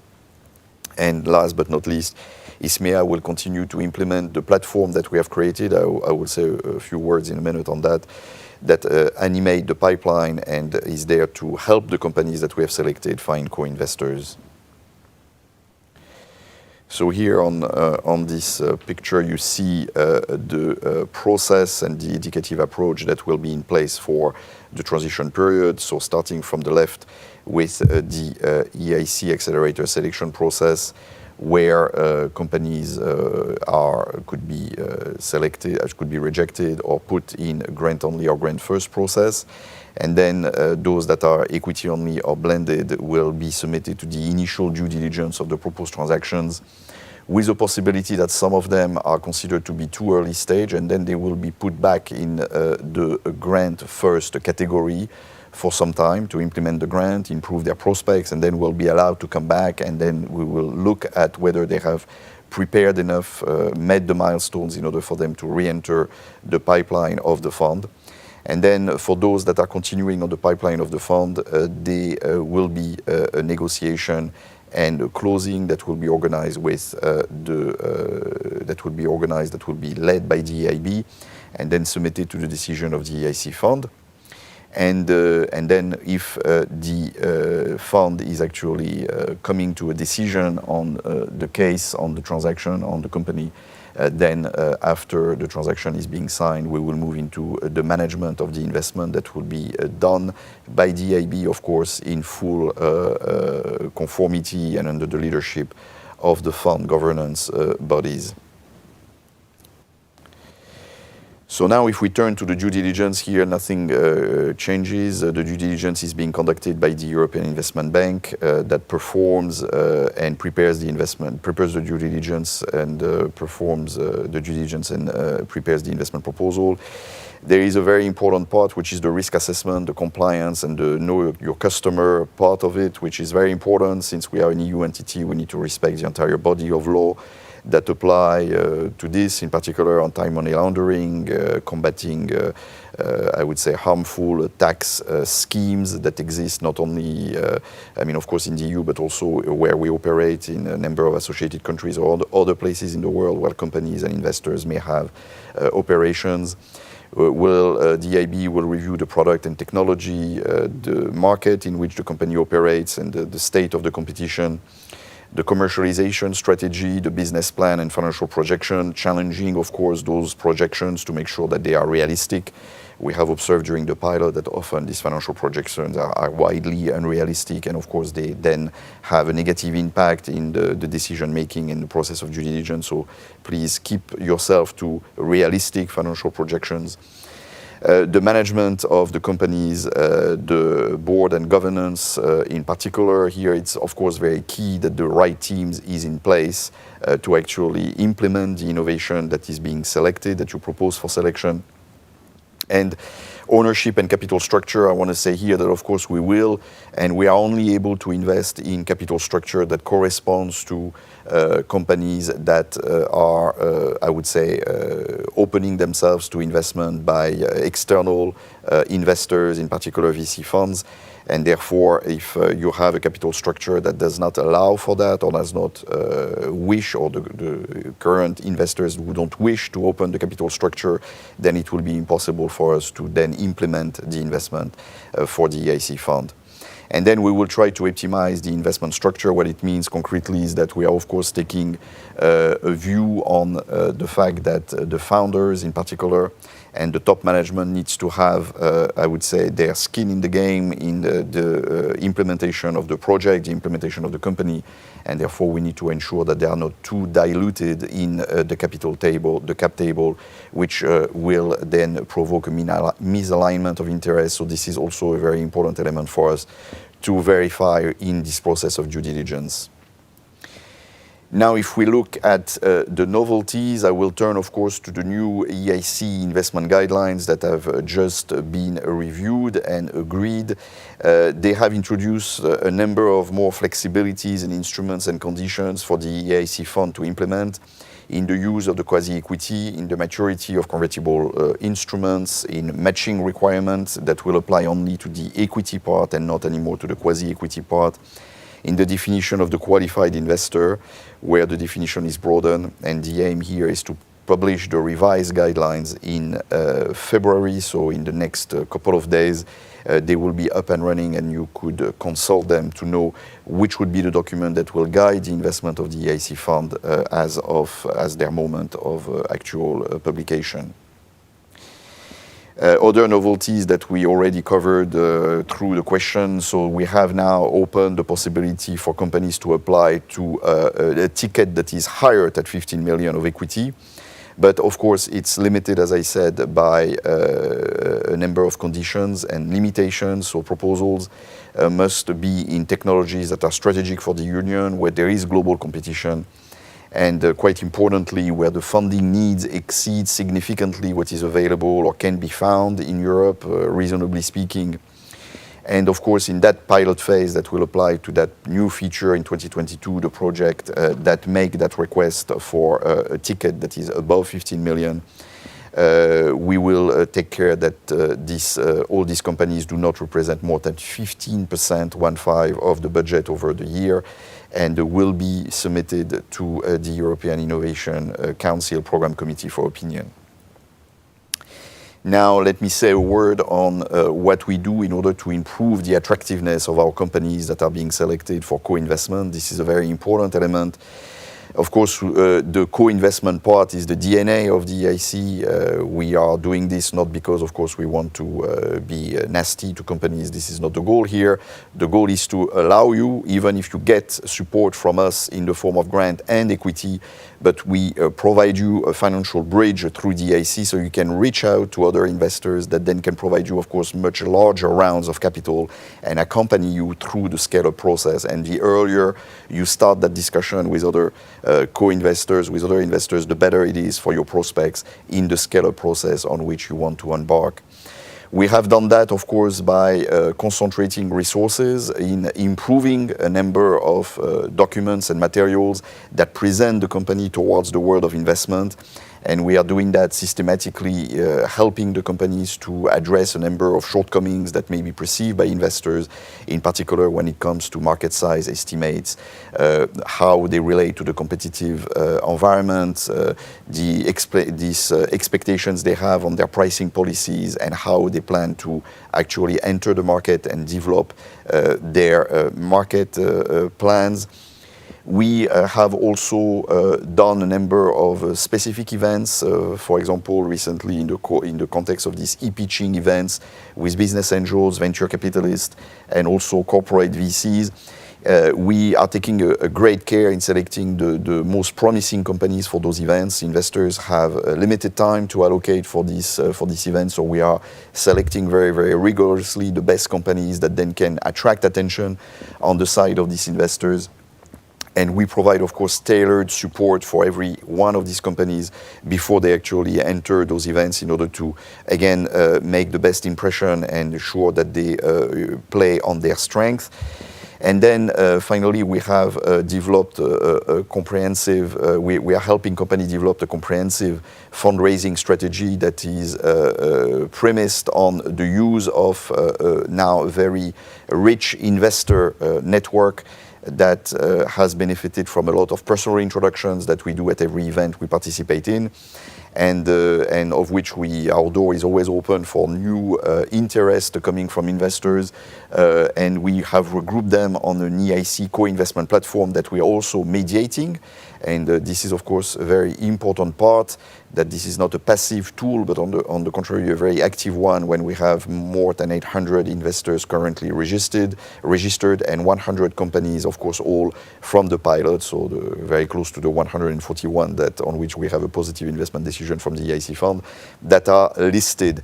This tool is, of course, extremely important to facilitate the investor introduction, mediate between the investors and the companies, and see what type of feedback we get from investors in order to improve again the attractiveness of our companies that are operating on that platform.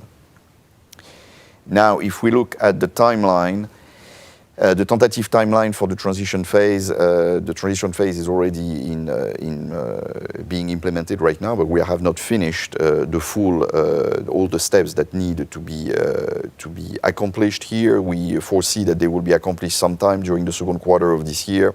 They will comprise the restructuring of the EIC fund with the selection of an external alternative investment fund manager for the EIC fund, the extension of the EIB advisory agreement, and the development of new investment guidelines, which, as I said, have been already concluded.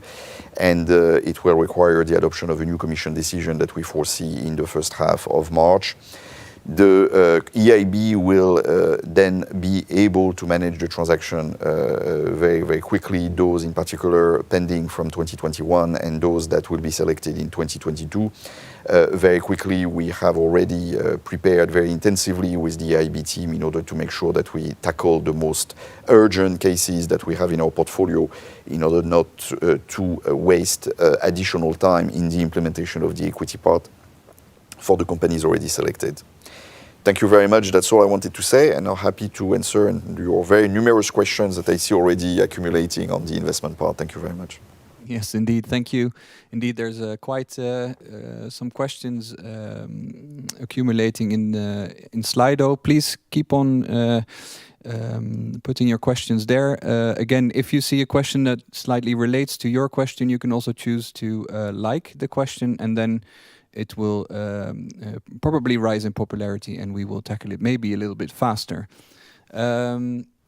Let's continue and take the first question. I think the first two questions are actually good questions for Stéphane. So the first, are matching funds always required to receive the EIC equity component?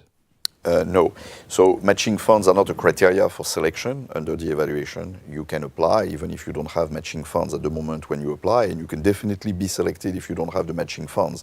What will happen, of course, is once you are selected, we will look at your state of advancement of contact with potential co-investors, and then, like I explained in my presentation, we will introduce you to a number of measures in order to improve the attractiveness of your company vis-à-vis potential co-investors, in order to get you to the possibility of getting these co-investors in due time, which will then possibly unlock then the equity that is foreseen, for which you have been selected, and is foreseen under the selection decision. So it's not a requirement for evaluation and for selection, but it is a very important element that we will work on with you in the context of the implementation of the equity component once you are selected. Okay, and then related to it, but not a bit more specific. So for grant first projects, will the equity component only be unlocked when they kind of finished the project, or can it be anticipated already if there's another investor interested? Well, I mean, the rule is that indeed the milestones are there to be met, and indeed we will look at the milestones and see how they are met before we can then look at whether the equity component can be unlocked. But we are happy to consider a situation in which the company is able to anticipate that because they are already in contact with potential co-investors, and therefore in that context we keep an open mind to a situation in which the pace of going to market, I mean the pace of going to a round, is faster than what anticipated at the moment when we design the milestones or at the moment of the evaluation, and therefore this is something that we will look in a constructive spirit in order to not to penalize, of course, the company, because that would be the consequence if we were a bit too rigid in the implementation of that milestone. Okay, that's very clear. Then you see, for Cornelius, maybe the changes. What are the changes in the criteria that makes a company technologically relevant to the EU or not? Yeah, thanks, Jasper. We discussed that question because it was a question that was already on Slido before the session. We discussed it a bit between us, and we're not exactly sure what you mean. So one component is that there were slight small changes in the evaluation criteria between the Work Programme 2021 and the Work Programme 2022. We don't have here a slide with these differences, but they are really minor differences. So I would invite you to either just compare the Work Programme 2021, 2022. We can also see whether we find that slide back and maybe make it available afterwards. A second option is that it refers to the question of strategic technology relevance in the over 15 million investments, which I think we tackled already. We don't need to go back to that. So I hope I have answered that one. I don't know if others want to add more options or possibilities, but that's what I see here. Anyone want to add? No? I think it's clear. Clear, okay. Then, Katrien, I think this one is for you. So there seems to be contradictions between what remote evaluators and the juries are looking for example, in the ability to raise funds, and how do you intend to overcome this? Okay, so I would not consider that there are contradiction between what the remote evaluators and the jury are looking at. Remote evaluators, they have access to a full proposal, to a written proposal. They assess what they read according to the evaluation criteria, and they follow the guidance that we give to them. At the level of the jury member, it's more open. So the jury member, they look again at the criteria. For example, they will look at the ability to raise funds, but they are really in position to ask more questions, more detailed questions, and because they're in position to ask all those detailed questions, that they form a good decision. So it is not in contradiction, it goes in complement to what has been assessed in the written proposal and then what is discussed during the interview. Okay. Then maybe you continue for you as well on the business plan. So the person who asked the question wants to know, the business plan contains about 150 pages and there's no images, and is questioning whether this is really ideal for evaluators to identify the best projects, and will images be allowed in the future? Okay, maybe I'll answer on that one. Well, it's of course it's a lot of information. I will maybe take that as more comments. Tomorrow we are not we're not going to ask you to provide images. More seriously, the thing is, we try to find the right balance between the information asked to build up the business plan, to provide enough information to the remote evaluators to really assess your proposal. And then, yes, we will see in the future if we can be more friendly and putting more image. Okay. Can I just add one? Of course, go ahead. I think it's also a bit misleading to say that these are 150 pages, because they are 150 pages if eventually you produce a PDF out of it. But it is, of course, a web form that is dynamic and that really allows evaluators to see things and to jump. And so, yes, I think clearly there are improvements to be made. I think we all agree this is a continuous improvement project, but the 150 pages is also a bit misleading, maybe. Okay. Then a question either Katrien or Cornelius, but can applicants already start uploading information for the full proposal, or do you expect changes, and should applicants therefore wait? Okay. For the applicant who have already submitted a proposal, so please wait that you are contacted by our team and they will explain you what you need to change in your proposal to resubmit the proposal. If it's a completely new proposal, you can already start uploading your proposal. Okay. And then will the project reporting for awarded projects be performed on the AI tool? Maybe Cornelius. For the time being, no. So we will continue for the moment to manage projects on the Commission corporate IT platform, eGrants, that is made for the management of projects. Okay, and then well, this was of course already slightly mentioned in your presentation, Catherine, but maybe you can repeat when the interviews are planned and whether or not they will be performed remotely or in Brussels. Yeah, okay, so the interview are planned, if I remember correctly. So the first one, for the first cutoff, it will be from the 20th of May until 28th of May. Then the second one for the June cutoff will be in September. And the third interview session for the third cutoff will start end of November until early December. It will be, for the moment, it will continue to be done remotely, even if a lot of companies and jury members would like to have it in Brussels. But for the next, what it is planned for this year, it will take place remotely. Okay, and for maybe more information, they can go to the website to find more details about it.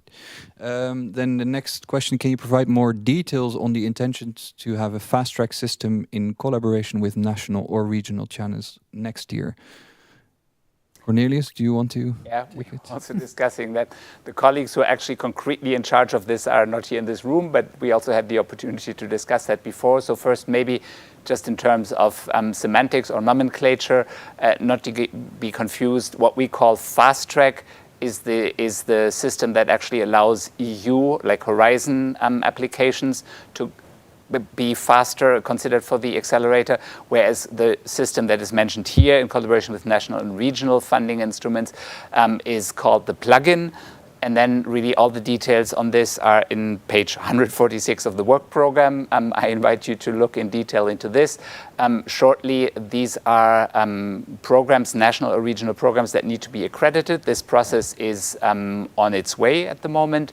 Once these programs are accredited, then it will work similarly as in the fast track that I was alluding to briefly with regard to the EIT. There will be a project review, so projects can choose to go for this plugin, to skip the first part of the application to the accelerator if they have a successful project review within their national funding scheme, similar to the EIT, where the review will be on the EIT-funded project. Okay, thank you. Then next question, maybe for Stefan. So besides any legal faults during the due diligence, what could be a reason or more reasons to not proceed with the investment component? And have these cases already occurred? Yeah, I mean, the two categories of cases we had in the pilot in which we could not implement the investment component after the due diligence are cases related to what we call broadly compliance and KYC, meaning that, as I said, we implement a very stringent EU framework that applies to compliance, in particular on anti-money laundering and so on, that apply also to the company, not only to the companies, but also to the investors that are that have already invested in the companies. And therefore, if we find gaps in the information that we are able to collect, or information that, of course, is not in compliance with the EU framework, then it's a red stop for the investment, obviously.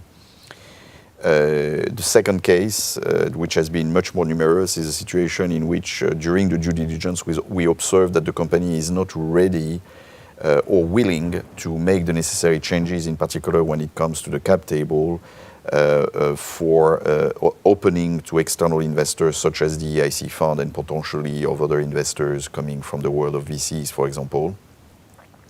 And in that case, it appears that it's impossible for us to take such a risk of investing in the company with the current structure of ownership. And therefore, what has happened in this case by common agreement is that we have decided to then drop the equity component, maintaining the grant component, but drop the equity component, since this has been by common agreement the most, I would say, agreeable way forward, effective way forward to deal with the situation.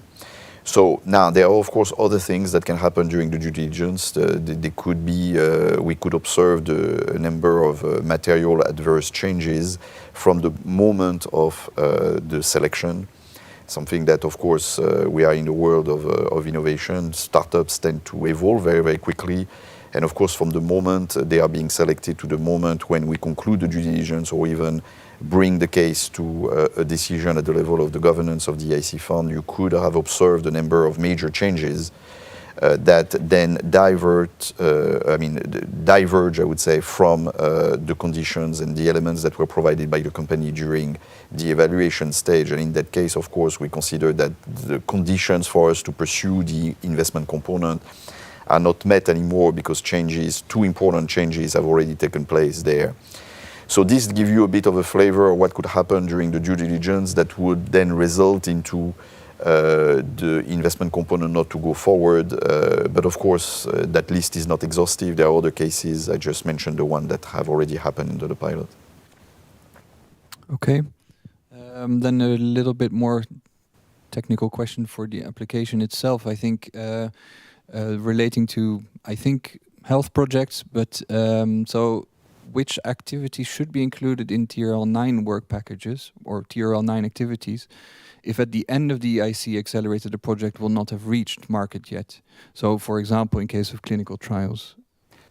Cornelius, do you want to? This is also a trick question. It's really obviously shows that somebody is very deep already in the application stage. So we have at the moment the situation that the platform qualifies all below TRL9 work packages automatically as grant-related work packages. And therefore determines also the length of the project by the length of these work packages. Now, as you know, you can use equity for any activities. Equity is not limited to TRL9. You can also use equity to support your TRL 5 to 8 activities. So I think we're looking, at least in the medium term, to make a change to the platform to also allow the definition of equity work packages below TRL9. Now, yes, of course, we want to see.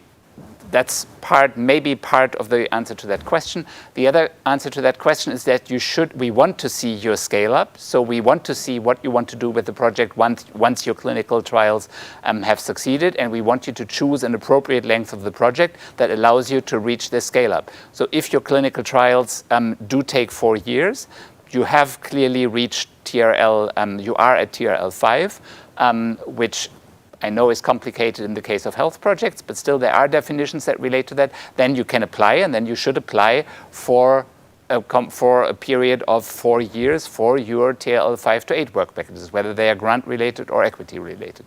And then, of course, you need to tell us how you're going to scale up, and that would be TRL 9, the commercialization phase. I don't know if I covered that or if others want to correct me somewhere, but that's what I read into this question. Okay. Catherine, is okay? Nothing to add? Nothing to add, no. Okay. Then the next question is related to the... we're jumping.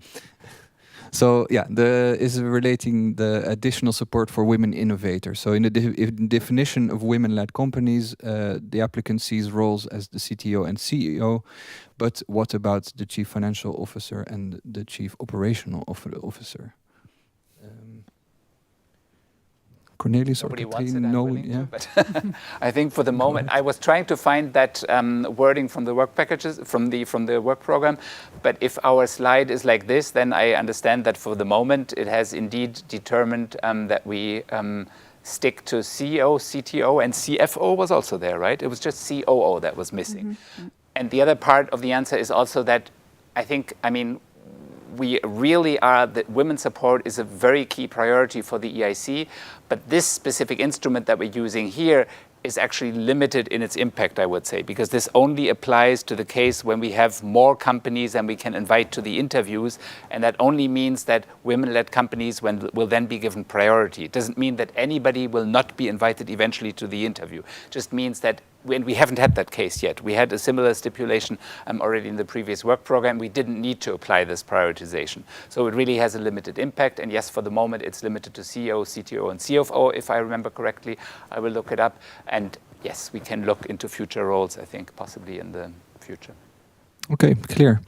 Then we have a question on TRL, but it seems to move. Okay, let's take the stage of development and what it should be. What stage of development companies should be, which are going to be approved for the accelerator program? Well, I think Cornelius already tackled this, but maybe you can quickly. TRL 5 to 8 is what we say. That's also, I think, the answer to the next question. We can answer those two Exactly, in one go.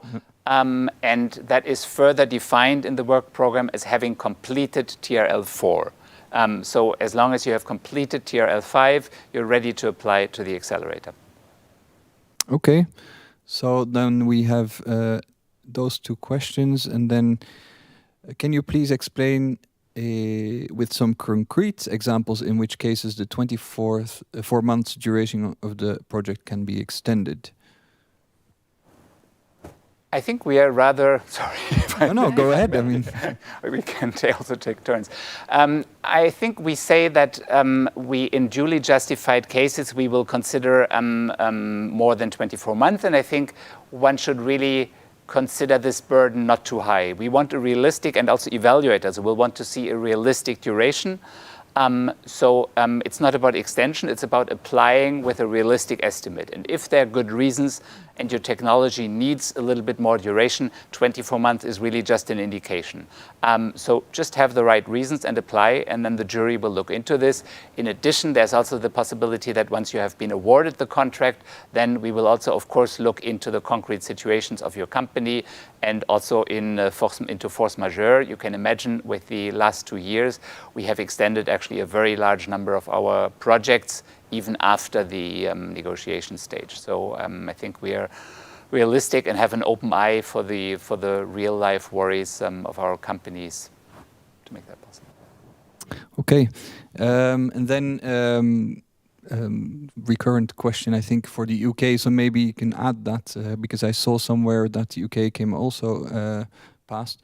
But can you tell me if companies in Switzerland can now participate in the EIC Accelerator and if they can receive both grants and equity financing? Okay, Katrien or Stefan? Yeah, maybe include also the UK companies because we've seen some questions coming. Right now there is no association agreement in place with Switzerland and the UK.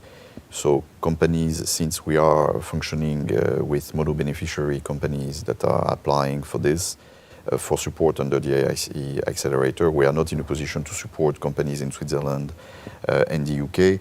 What I can add is that, of course, as soon as there is, I would say, movement on the association agreement to Horizon Europe, then, of course, it will unlock the possibility of Swiss companies and UK companies to participate. What I want to say for UK companies, since we can anticipate that question, is that UK companies are only eligible in any case to the grant-only option and not to the grant first or and not to blended finance or equity only, so only to grant first.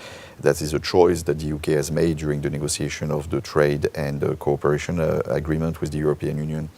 So once the association agreement, the UK accedes to the association agreement with Horizon Europe, UK companies will only benefit from the grant, from applying to the grant only option under the EIC Accelerator. Okay, thank you. Katrien, maybe. Date. The dates, yeah, it's a recurrent question as well, but maybe let's recap so that we're sure that people understand correctly. Okay, so the cooling down period is indeed 12 months, and it starts at the moment you have submitted the second application. So if you have submitted the 1st of March 2021 your second application, so you cannot resubmit until the 1st of March 2022. Okay, thank you. Then we have a question about the business accelerator services. Can you access them in the process of submitting an EIC acceleration bid, or is it only for those that are in the process? So basically, I think after the grant is awarded. Maybe I can take that one. Business acceleration services, it's for the company who have been selected to the EIC Accelerator. Maybe a word about coaching. I've seen a question also on coaching. So only company who have been selected at step 1 can receive coaching within the process. All the rest, BAS activities is for the companies who have been selected by the EIC Accelerator or those who have received the Seal of Excellence. Okay, that's clear. Then Stefan, maybe what's the difference, if there's any, between a lead investor, a qualified investor in the equity investment of the proposals? So a lead investor is the investor that will lead the round to which normally the EIC fund will then participate. So that's the lead investor. A qualified investor is an investor, independently of whether he is a lead investor or not, that actually has the necessary knowledge about the sector and the geography and enough experience in setting terms and conditions in that particular geography and sector to actually corresponding to the requirement for the EIC fund to be considered as a qualified investor in the process of in equity investment. So sometimes, I mean, most of the time, the lead investor is also qualified, but it could happen that we have a lead investor that is not a qualified investor. And then in that case, of course, the EIC fund governance bodies will have to look closely at that investor to see whether it can be, under certain conditions, considered to be a qualified investor in order to unlock the terms and conditions, I mean, the conditions under which the EIC fund has foreseen to then participate in the round. So that's quite technical, gets us into quite a lot of detail on the activities of that investor, and of course leads to a certain subjective judgment at the end of the day on whether the investor can be considered qualified. I mean, why this is being applied, just to clarify here, is that we of course believe that a private investor with skin in the game in our EIC beneficiaries are the best guarantee in providing the type of mentoring and support for the companies to start on the right foot their scale-up process, because these investors are bringing a lot of contacts, a lot of experience in helping companies in the past. So this is why we want such a qualified investor. Of course, an investor that will not be qualified without that experience and the network of contacts will not be able to help the company very much. And therefore, it will not complement the role of the EIC fund, which I already laid out in my presentation, which provides a number of services, business acceleration services, access to a number of services when it comes to investability, will not complement the services provided by the EIC fund with this private sector point of view. So this is why we are looking in finding with us in the round these qualified investors that can then perform that role. Okay, thank you. Then the next question, I sense there's a bit of a comment in there. Is there any simplification on the artificial intelligence tool EIC platform to submit our full proposal in comparison to 2021? I can take the question. Yes, indeed, is a comment. So maybe two elements to answer. So we try to, we are improving the tool. So maybe it's not consider simplification, but we have improved the way the question are asked, how it is treated in the platform. We have taken into account also the comments that we have received. So it is an improved environment. And indeed, if you have comments that you want to transmit, you are welcome to contact the EIC team. We will try to maybe not simplify it, but really to improve the environment to support applicants whenever they want to submit a proposal, because really the intention is really to help applicants to build a strong business plan that could be then properly assessed by the experts at the remote level and also at the jury members. And then the last point on that simplification, or in the context of what we have done with the AI platform, the feedback that we have received from experts is quite positive. They said that the quality of the application have really improved, and we are better equipped to select the best company. So we will continue to work to improve the environment for the company to apply. Okay, thank you. Then I see a question from Enrico. If the company signs the grant agreement, but negotiations for the investment agreement fail, will the EIC ask back the already dispersed amounts of the grant? Stefan? Yeah, so I mean, there are provisions in the grant agreement that foresees a number of steps that could be applied in case the investment agreement fail. So at one extreme, indeed, we could ask for the reimbursement of the already disbursed amounts.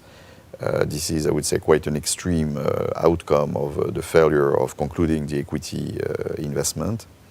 But of course, what will happen is that the colleagues in ISMEA will make an in-depth look at the reason why the equity component has failed and determine, in the spirit of continuing to financing within the application of the rules, the innovations that had been selected, whether the grant can continue or the grant has to be stopped or the grant has to be reimbursed.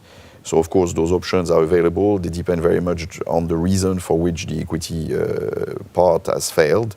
Some of them are more serious than others. Some of them may involve, for example, misrepresentation of facts and so on. And in that case, of course, this may prompt us to move to the most extreme consequence, which is to ask the reimbursement of the disbursed amount already on the grant. But this is, of course, a very rare occurrence that I don't think has already happened in the context of the pilot. Okay. Yes, it comes back. We've answered it already, so we leave it. There was a question on the recommendation, but it's left. No, but it was for Katrine, I think. Yeah. Okay. Well, the question was, what is the criteria for to allow direct resubmission at the level of interview? So it's a decision that is taken by the jury members when they have seen a company, because they do believe that really some information are missing. Minimum level of information is missing.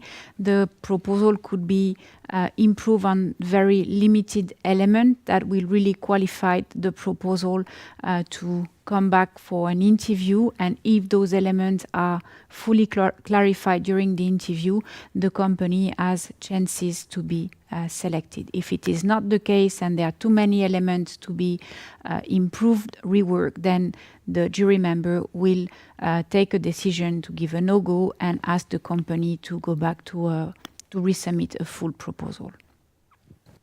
Right. Okay. Then where can we find information regarding which countries have implemented a funding scheme for the Seal of Excellence? Cornelius. I did look on my phone, and because that's a great question and an important question, of course, and I was thinking that I would be very surprised if that isn't actually easily found. And if I put Seal of Excellence and Horizon, it's actually the first hit that is a site that has all kinds of questions on the Seal of Excellence, and among them I also see funding opportunities for SEAL EIC Accelerator pilot proposals. So that really looks to me like that is the list exactly. And then comes a list of countries where you can look into detail of what the options are in your country. So that information is readily retrievable. So this is available at our website? This was just using a commonly used search machine and entering the terms Seal of Excellence and Horizon. Right, okay. The first hit. It is indeed a site of the European Commission, yes. I don't think it's the EIC site. It might be the more of DG Regio. I'm not sure which one. Okay, but we use the common search tool. We'll get you there for sure. Okay, thank you. Then next one is for blended finance. So the equity part time frame should be within 2 years of the whether it should be within 2 years of the project, and also what's the difference between marketing tasks in the grant and in the equity? So there may be one important clarification from my side that marketing tasks do not belong into the grant. I mean, grant is TRL 5 to 8. It's technological research and development, and marketing will not be funded through the grant component. I don't know if somebody else wants to take the part. Stefan, yeah, thank you. Stefan, yeah. Okay, so the equity part doesn't have such a set time frame because, of course, we have to follow and adapt ourselves to the time frame for the next round of investment for companies. So therefore, that equity round that eventually will allow the EIC fund to take equity into the company could be within 2 years. It could exceed the 2-year period, depending on the company, without necessarily being a negative aspect of it. We have to follow the normal development of the round, of investment rounds. Sometimes it takes more time to get to the proper round. It's also maybe caused by the fact that the company has just closed the round before it actually applies and being selected, and therefore is not in need of immediate cash and doesn't need to raise an immediate round. In any case, we will always adjust our approach when the investment decision is being made on the specifics of the company and not apply, I would say, a set rigid time framework. But of course, we need also to ensure that this is not open-ended without any reason. So of course, the EIC fund will look into the reason for a longer time frame and may decide that it may take too long for whatever reason. Okay, thank you. Can someone explain and provide examples of projects where it's possible to ask more than 2.5 million grant? Catherine, maybe? Well, Cornelius, I think he knows more. The question a little bit by highlighting another important aspect for which this question gives me the occasion, which is that the possibility to ask for more than 2.5 million grant does not exist for grant only. So for grant only, it's very clear and very strict, only once during the lifetime of Horizon Europe, and only 2.5 million. You can ask in well-justified exceptional cases more for blended projects, and examples, no, I can't at the moment. I think it just needs a convincing explanation that convinces the jury. I would be, I don't know, Stefan can correct me afterwards, I would be a bit more restrictive with the duration. I think really we have many examples, and there are good reasons to examine. We don't have many examples yet of more than 2.5 million. I think I've just heard about the first one actually, and I would consider this a bit the burden to prove that you really need more than 2.5 million a bit higher on that one. Mm-hmm. Yeah. Thank you. This is slightly related and already answered, but this is then part of the grant component, whether it can exceed 2 years, or is it exactly 2 years? Okay, I thought that you... requirement... No, it's just so this was the one where I said you shouldn't put the burden of proof too high. If you have a good project in a sector that typically, we had the example of the health sector where often clinical studies do take longer. If you have a project that needs more than 2 years, apply in this way, and this will not be penalized. So you need to have a good reason that this is within TRL 5 to 8, that you're still reaching the market in a reasonable time, but that you need more than the standard 2 years. Very clear. This is a more general question. How does the EIC keep track of the progress of projects that have received funding? There's no time indication, but I guess... an overview. That's the task of my unit, which does that for both traditionally has done that for the grant component of the project, where we monitor projects. Obviously, we have deliverables that are submitted at certain time points, and we have periodic reviews that are linked to pre-financings. Since we don't have the technical expertise all in-house, we do that with the help of external technical experts who pursue this. And we're now doing this, of course, for the blended projects, very much together with the colleagues that implement the equity, with the investment partners, with the EIC fund at the moment.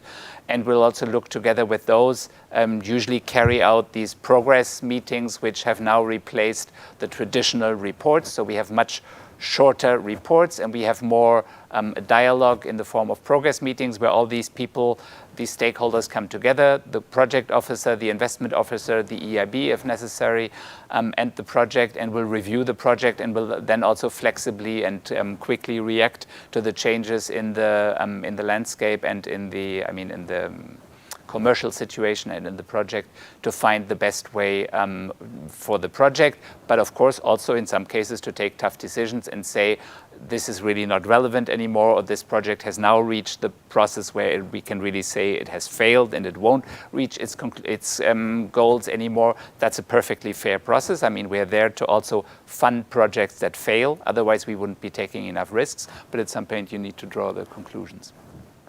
Okay, thank you. And then a question on the AI platform. So the applicant or potential applicant understands that the platform gives an indication of the innovativeness of the project and also the quality of the team. And they're wondering how binding these are for the evaluators. Okay. This is information for the evaluators. So what we aim at with the platform is to provide the same methodology for all the project and also to provide the same level of information for the experts. So it is a wealth of information for the experts, but we rely on the experts based on the expertise, their knowledge to take the decision. So it is an information that they use to assess the proposal if they consider relevant for them. Okay. And then next question is maybe for Stefan. Under which conditions will the EIC fund use the convertible loan to disburse the first tranche of the investment? And is this instrument still in use at all? Yes, very much so. So, as I tried to explain in my presentation, the experience of the pilot has shown that about 70% of the companies were too early to get to a round shortly after the evaluation and therefore the completion of the due diligence. So in those cases, not in all cases, but in a significant number of them, and we expect to be continued to be the standard during the implementation of Horizon Europe project. Companies may be offered a convertible, in particular if they have problems of runway, and if they can use the time where they absorb the convertible in order, of course, to improve their investability on the part of potential co-investor. So it is very much used and will continue to be used as, of course, the state of the company is once the due diligence evidences it, will continue to prove it. So this is, of course, continue to be implemented in that way. Okay, thank you. The next question relates a bit to an earlier question that we've had, but it's always good to repeat. So medtech companies require usually longer time because of the clinical and clinical trials and studies. And does the fund cover the realization of such studies? Yes, it does. And yes, as we have mentioned, we realize that health projects often require a longer time for validation and development, and I think this can be taken into account in the application and will also be considered by the jury. We have experts from sectors that have a realistic idea of how long this takes, and this will be evaluated as such. Okay, and then the next question is, again, I see a couple of questions coming on TRL. Do I need a working product MVP to apply, or is it possible to get funding to develop a tech business idea? And how does it affect the chances of getting funded?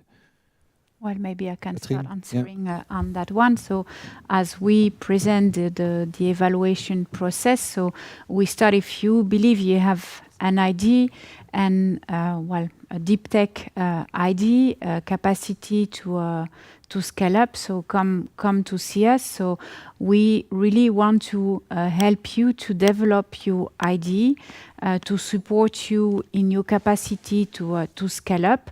So, come to see us, I would say, and then follow the methodology that we have put in place to help you developing your business idea. So, with a business idea, with the capacity to scale up business idea in a tech environment, so you are welcome to see us.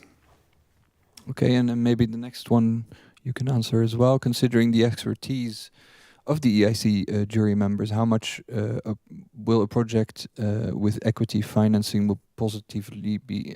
Now I lost the question. It makes it a bit difficult. There was a question on... I haven't seen. I think it was about the competence of the jury to judge, on the one hand, equity proposals and grant only, and how can the expertise of the jury cover both? I think that's a good recap of the question, yeah. Okay, you faster, Cornelius. Well, the thing it's, I don't think those two, the competencies are different. So while the jury member, they are well equipped and they have all the knowledge to decide if a company with grant or equity can be funded or not. They have questions, interaction with the company during the interview, and they adapt the questioning to see how the project is going to be developed. Also, what are the financial conditions for the company, especially if they ask for grants only. How they're going to match the necessary 30% of the grant, but the competence of the jury member are exactly the same to judge the two elements. Okay, I hope we correctly answered the question. We'll see if it comes up, and if we need to recap, then we'll do that later. Then another question on the lead investor. Is it mandatory condition for obtaining the equity, and is it mandatory that a lead investor takes 50% of the promised equity? Stefan? Okay, so like I said earlier, there is no obligation at the moment of evaluation to already have a lead investor, or actually investors, in order to be selected at the level of the evaluation. Of course, later on, after the due diligence is being completed, we will, I explained this is the DNA of the equity of the EIC. We are trying, of course, to crowd in other investors, and one of the conditions here is that, of course, we will enter a round that will be led in, not necessarily in all of the cases, but in the greater majority of the cases, by a lead investor, which hopefully will be also a qualified investor in the sector and the geography that we consider here. And is it mandatory that it takes 50% of the promised equity? No. I mean, because of course the lead investor can lead the round, but not be the only one in the round, and certainly can be not the one providing 50%. It can provide, of course, much less if there are other investors also entering the round at that moment. So there is no obligation here that the lead investor takes 50% of the round that the EIC fund would like or foresees to join. Okay, thank you. I saw the question. You saw the question, but we'll get to it. Was a question on UK, but I think it was answered already earlier. If it comes up again, we'll repeat. Or do you want to? I can say there was an important misunderstanding, because the question was, my understanding is that UK applicants can only apply for grants, and that's correct, the first sentence. But does this mean our project needs to be TRL9? No, quite at the contrary, because a grant, as we explained, is for TRL5 to 8. But what you need to prove at the time of application that you will have the financial means to scale up, because the DNA of the EIC is that it funds companies to scale up, not just to develop. So we want to know that you will have the means in place. And of course, I mean, there's a limit as to how far you can predict the future, but you need to convincingly demonstrate that you will have your own means, since as a UK-based applicant, you cannot resort to EIC equity, as Stefan had explained. So you will need to prove at the time of application that you will have the means to scale up, and then you will be able to get the grant if you're successful for TRL 5 to 8. Very good. Yeah, that's clear. Then the question above, can single persons intending to establish a startup participate? Yeah, you want to answer? Well, okay. I am.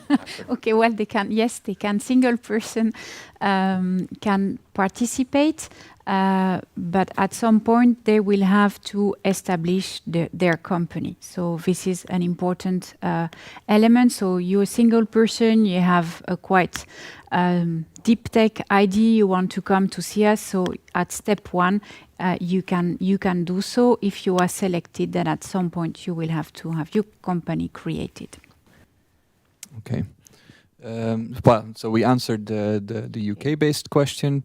Then the option for grant first to request investment component to co-finance the 30% for TRL 5 to 8 activities. How does this work, and how does this work in practice during the application? So I think we make it clear. I can give you the page in 1 second in the work program, but that this is not in practice at the moment. We stipulate in the work program that we might be able to establish such an activity if and when that is established, then we will modify the application form so that you can apply for these for this co-financing of the 30%.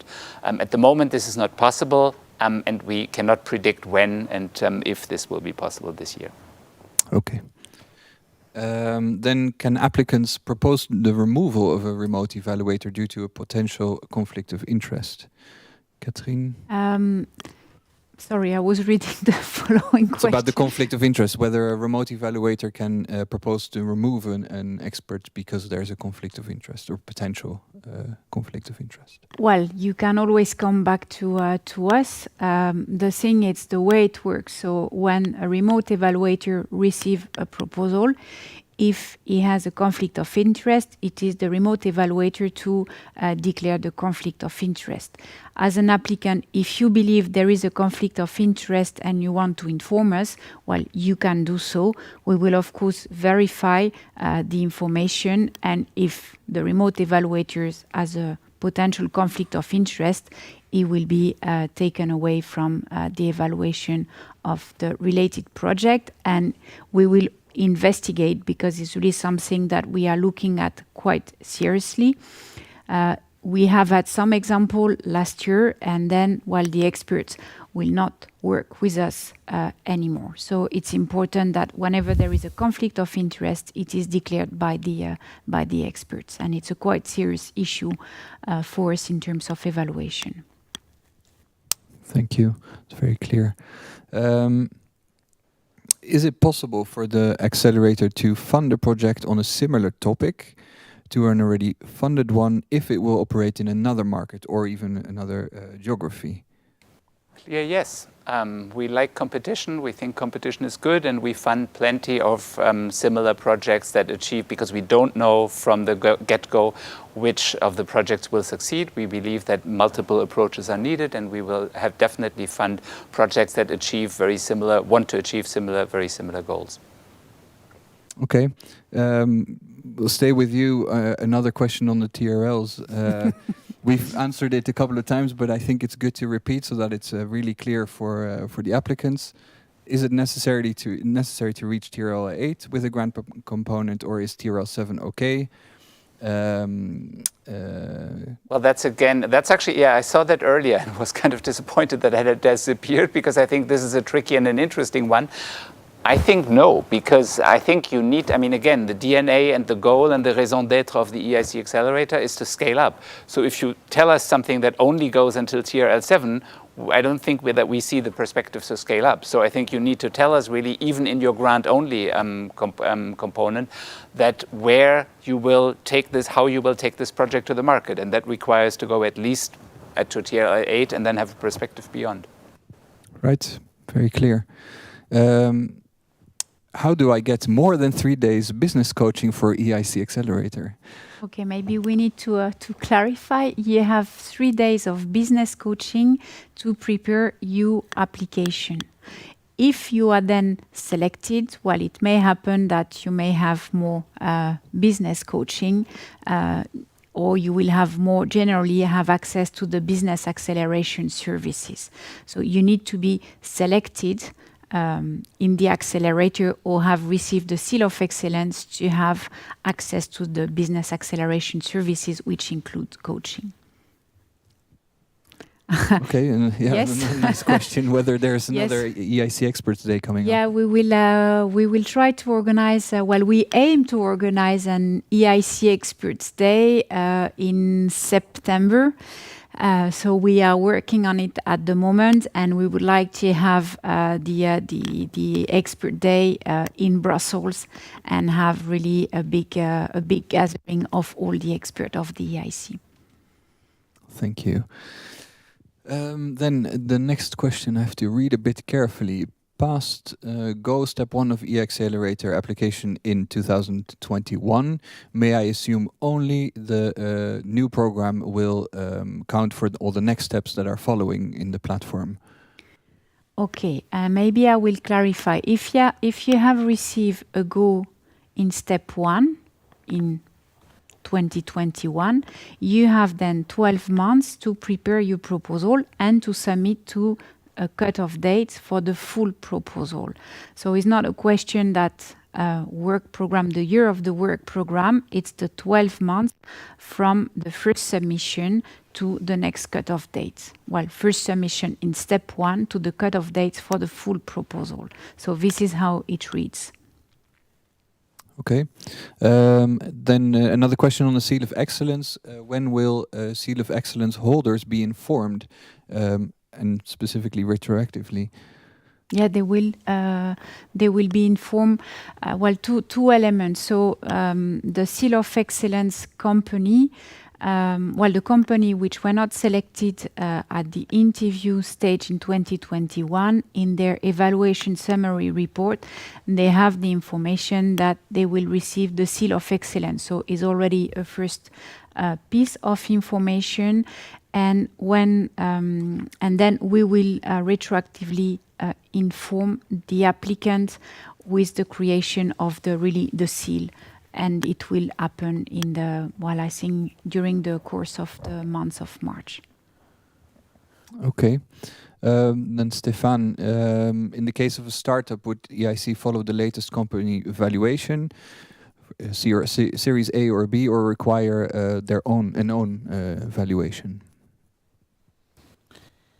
Well, I mean, the whole point for us of following a lead investor is that it allows us not to impose our own valuation, which is of course a tricky exercise, and that's why we want to rely on a competent, experienced investor that then negotiate with the company and the existing investor the valuation that need to apply to the next round, and we just then follow the lead investor.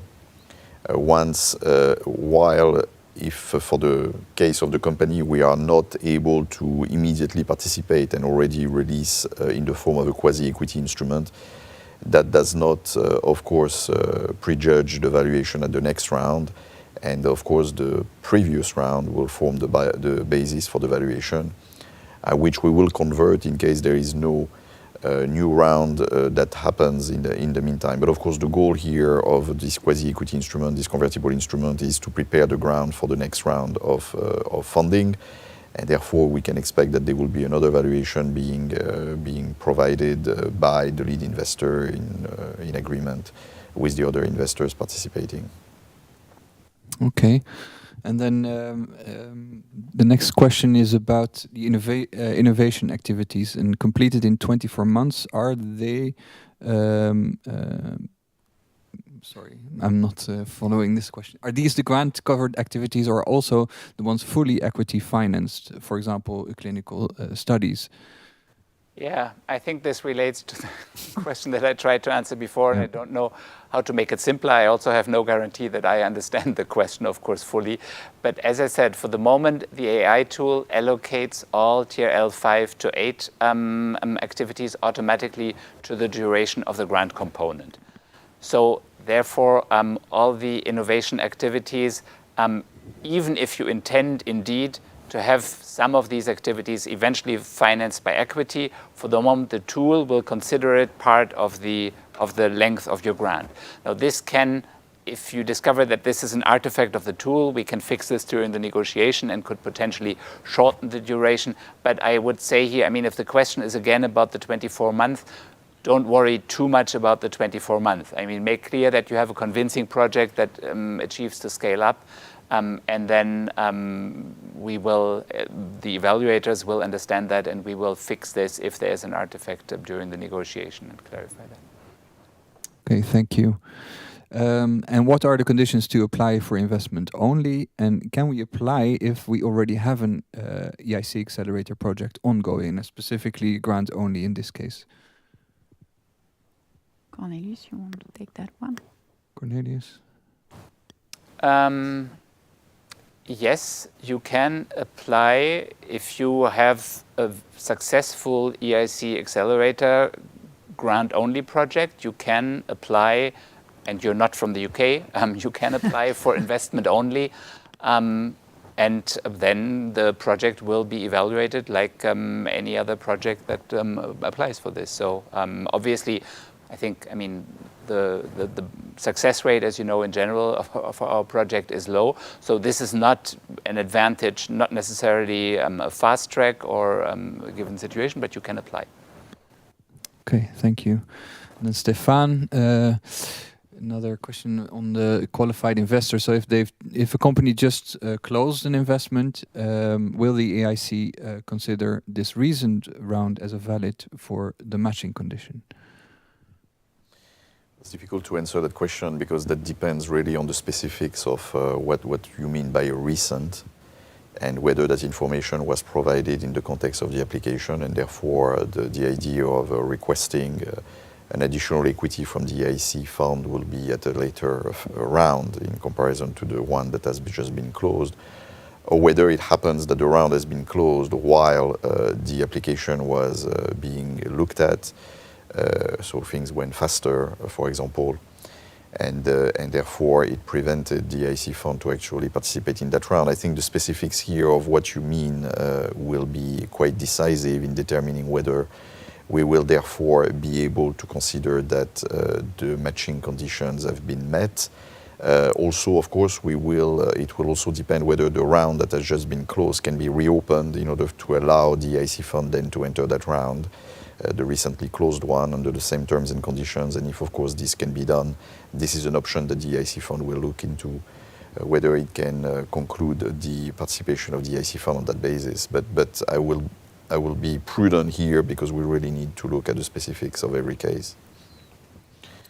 Okay, next question, a bit more technical on the application itself. In the budget section, should we include financial information about the company or the project? Okay, when we consider the size of the company that applying, so normally company, the project, it's quite similar.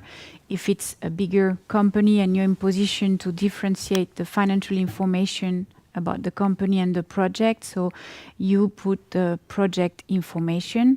However, if you're invited for an interview, you may have discussion with the jury member in a broader, while discussing broadly your financial information, not only the project but also the company.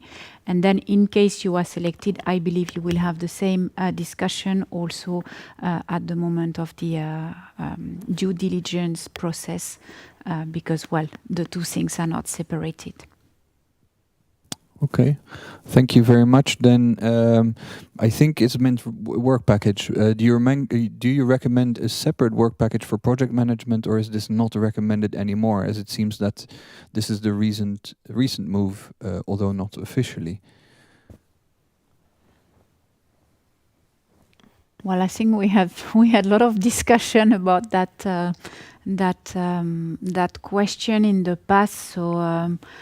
It's up to the company to decide what is more relevant for them. So it's up to the company to decide, and I don't think we have a very strict line on that. Okay, and then the question on how strict is the restriction to one single SME? Can a consortium led by an SME and including uni or RTOs be considered for the accelerator open? No. No, no. So it is a mono-beneficiary scheme, but you can see whether you can usefully and feasibly solve this by subcontracting. That is allowed, exactly. But we will only, we do not have consortia, we only have mono-beneficiaries. So we will only give grant and investment component to a single SME. Okay. And what scenario would apply for a submission in October 21 deadline, but not resubmitted yet? Would the entity be free to apply to any deadline in 2020? As a recap again of yes, it's 12 months to resubmit. So if you have submitted in October 2021, I think I will have to check the exact dates, but I think you are within the 12 months, so it will be possible. But you have always to count the 12 months. I think the last cutoff was the 8th of October 2021, and this year it will be the 5th of October 2022. So you can, yes, you are free to apply to any deadline in 2022 with the limit of 12 months. Okay, good. And then maybe follow up. Can you please talk a bit about the requirements of the first step of the application? So video pitch, a slide deck, and respond to a short set of questions. Well, indeed, I think you have put some of the answer in the question. So a company or a single person who wants to apply for the accelerator. So you have to explain in your video pitch who you are, what is your motivation, who is the CEO of the company, how come you want to develop a project, how you want to scale up. Also, the story should be further detailed in your slide deck. So who you are, your financial, your technology, and then yes, indeed, to respond to again a set of questions, which is a methodology proposed for all applicants to apply for the EIC Accelerator. So with step 1, so we want to have a flavor of your idea, of your technology. You will be assessed by 4 evaluators. At that level, we accept contradictory views from the evaluators. So you need to have 2 goes out of 4 to be invited to prepare your proposal. So, well, this is the idea of the accelerator. So deep tech idea, capacity to scale up, please and come to see us. Okay, thank you. So regarding time, we have about 5 minutes left. I think we do 1 or 2 questions more, and then we conclude the session. So the next questions: are ideas focused on solving problems specific to a single member state also viable, or should we focus exclusively on projects impacting the EU or even the world? Cornelius. Well, I was looking up the evaluation criteria. So we don't have a specific evaluation criteria that says you need to cover at least 3 member states or something. But we have a criteria that says scale-up potential. That is very important. That says, does the innovation have the scale-up potential, including the potential to develop new markets and impact on the growth of the company? So I don't know, you would have to convince the evaluators that a problem that is only really exists in 1 member state, which I also have a bit of trouble imagining for the moment, that problem, will really allow you to scale up to the extent that we see the future unicorn in you. So I would have some doubts, but it's not really technically because it is limited to 1 member state, more because of the limited scale-up potential. Okay. Well, I think let's take the last question, and I think they switched a bit, but okay. Katrien, do you prefer to take... I take how long? Yeah, how long do short proposals take to be evaluated? Well, we do that in around 20, less than a month, so it is very fast. So quite straightforward answer. And the previous one, the EIC platform contains specific table tools. Yes, indeed, there are many specific tables tools in the EIC platform. Indeed, really, with the methodology which is proposed to applicant, there are many information, well, a certain number of information to be provided to build up the business plan. And yes, indeed, you have to provide information on your, well, financial, also the go-to-market approach, but other proposal also to build up your business plan. Okay, thank you very much. I think that concludes our session. Well, I'd like to thank Stefan, Katrien, and Cornelius for the presentations and the answers to the questions. I think we've tackled quite a lot of them. If you still have questions, you can always consult the frequently asked questions on the website. Most of the answers that you look for will be answered there, so please do not hesitate to go and look there. Again, all the videos of this event will be posted online as well, so you can consult them afterwards. And then to say thank you, there'll be a 5 minutes break after this, and then there's a presentation coming from Stephen Frigerio on the Access to EIC project, which is an initiative taken by the National Contact Point networks. So thank you very much, and have a nice and good day. Bye-bye. Bye-bye.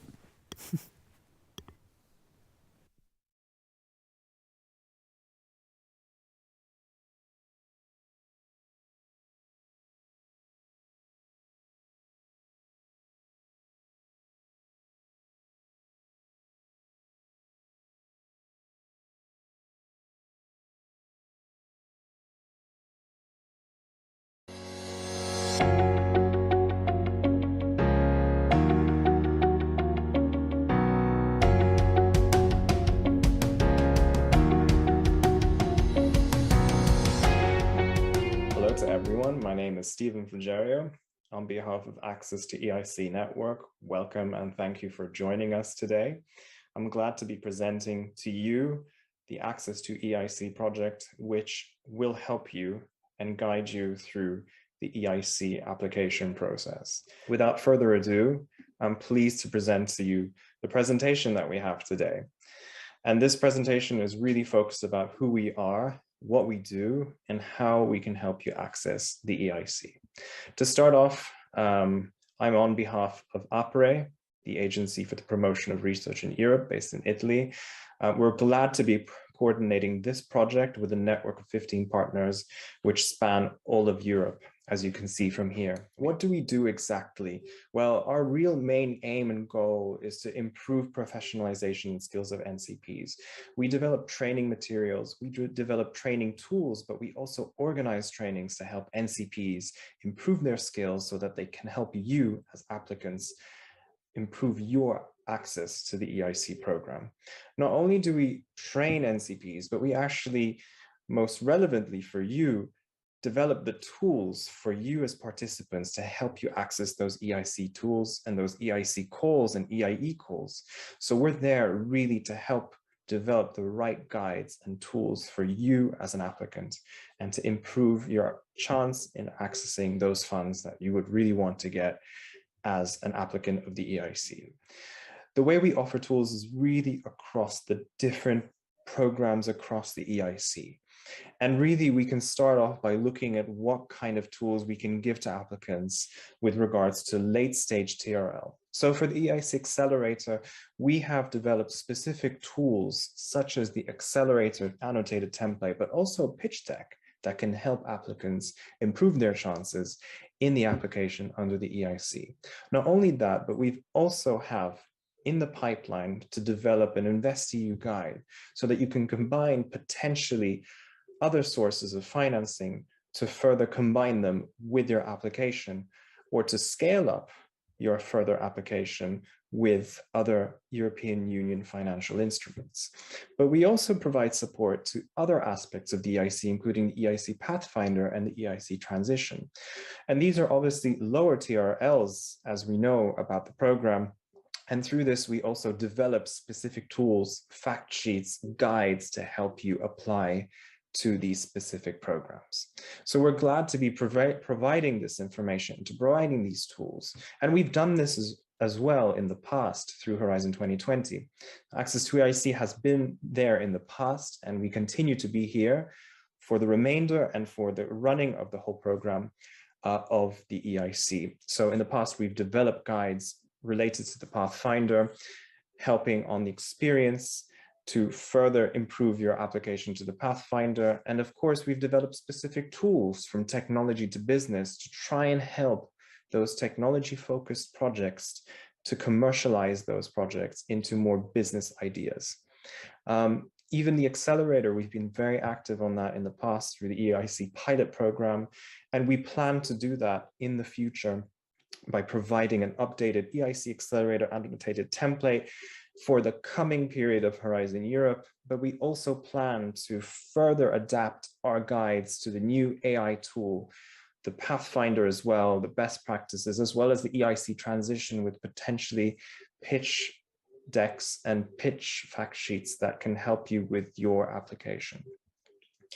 Not only do we provide tools, but we also provide a list of services. We have the Access to EIC Seal of Excellence community powered by Your Equity.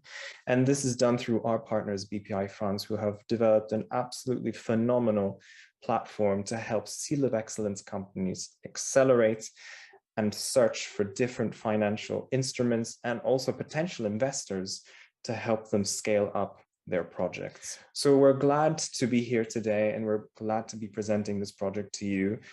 We kindly advise you to follow us and to follow all of our social media and social networks, and to, of course, access our website. And you also have our contact details there today. Thank you so much for your attention, and we hope to hear from you. And obviously, we're here to support your applications. Thank you very much.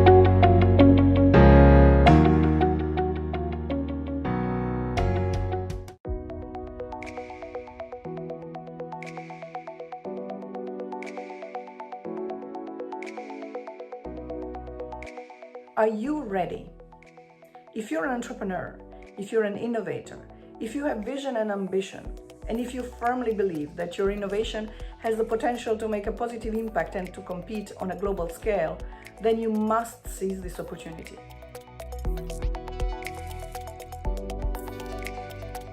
EIC, a New Horizon program, offers unprecedented chance for the scientists to bring their technologies to the market and help society to deal with the biggest issues we have today. Check in the EIC, check the programs, see what means are there for you, what means are there to translate your ideas into something practice. Okay? We as society will be waiting for that.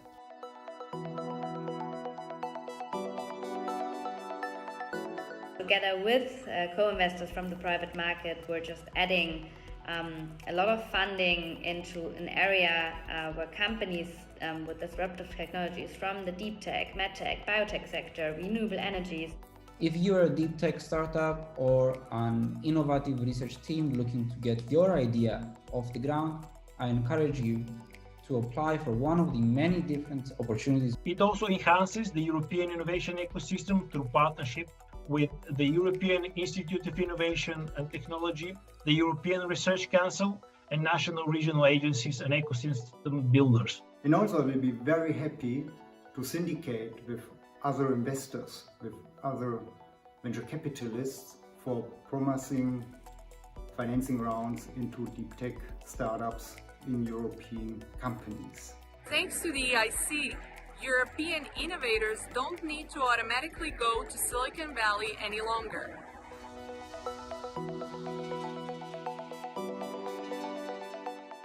With over 10 billion euros to invest in breakthrough technologies and game-changing innovations, it contributes to the Green Deal and economic recovery package in Europe. Each startup can compete, literally compete, for up to 17.5 million euros in non-dilutive grants and patient capital in order to scale so that we can truly start up Europe and scale up Europe.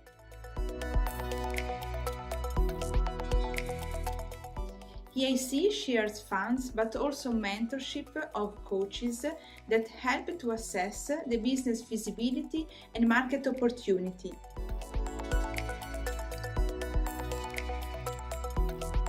EIC has a strong focus on diversity, gender and inclusion, which is built into its very DNA, from the strategic level down to hands-on KPIs. I particularly encourage women innovators to sign up. So dear researchers, entrepreneurs, SMEs, corporates, we should celebrate this is happening just now.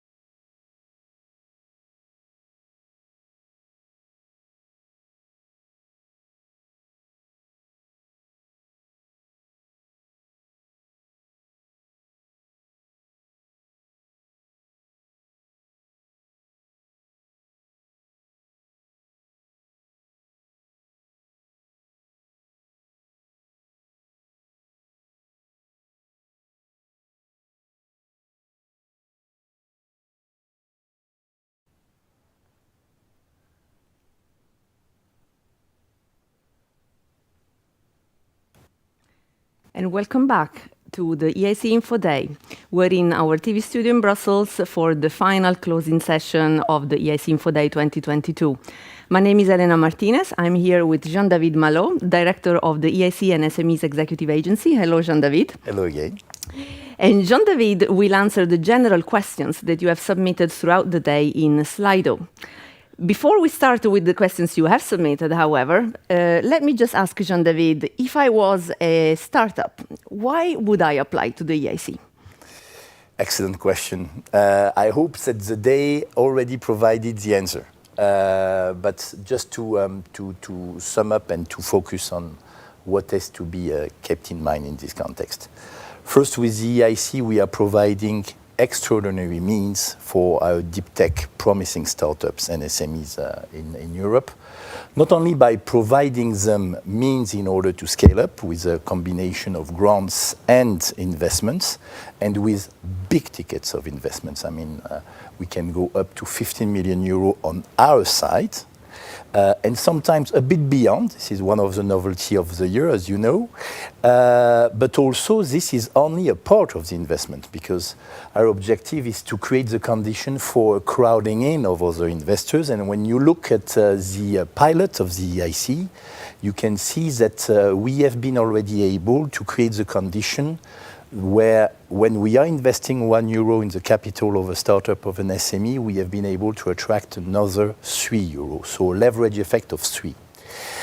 Second, because beyond, in fact, the financial means that we can provide them for a short period for the grant part, usually 3 years, but for a longer period for the investment part, because we would like to be clearly a patient capital investor, we are also providing additional means in the form of accompanying measures in order to help them in technology. I mean, the validation of the technology by the client is something very important, and to use for this purpose innovative public procurement is one way to do it. To, of course, be in contact with other investors, because beyond the EIC there is a life. And of course, it's very important to help our beneficiaries to continue to grow up beyond our support. And it's very important, in particular in the growth and later stage of investments. But also, we are helping them to benefit from assisting to a number of international fair trades in a number of places in the world. We were earlier this year in Dubai, or we were in Las Vegas. We will be a bit later in Miami. We will be in San Diego, but also in Singapore, in the biggest fairs that exist in terms of technology. And this is really at the heart of our mission.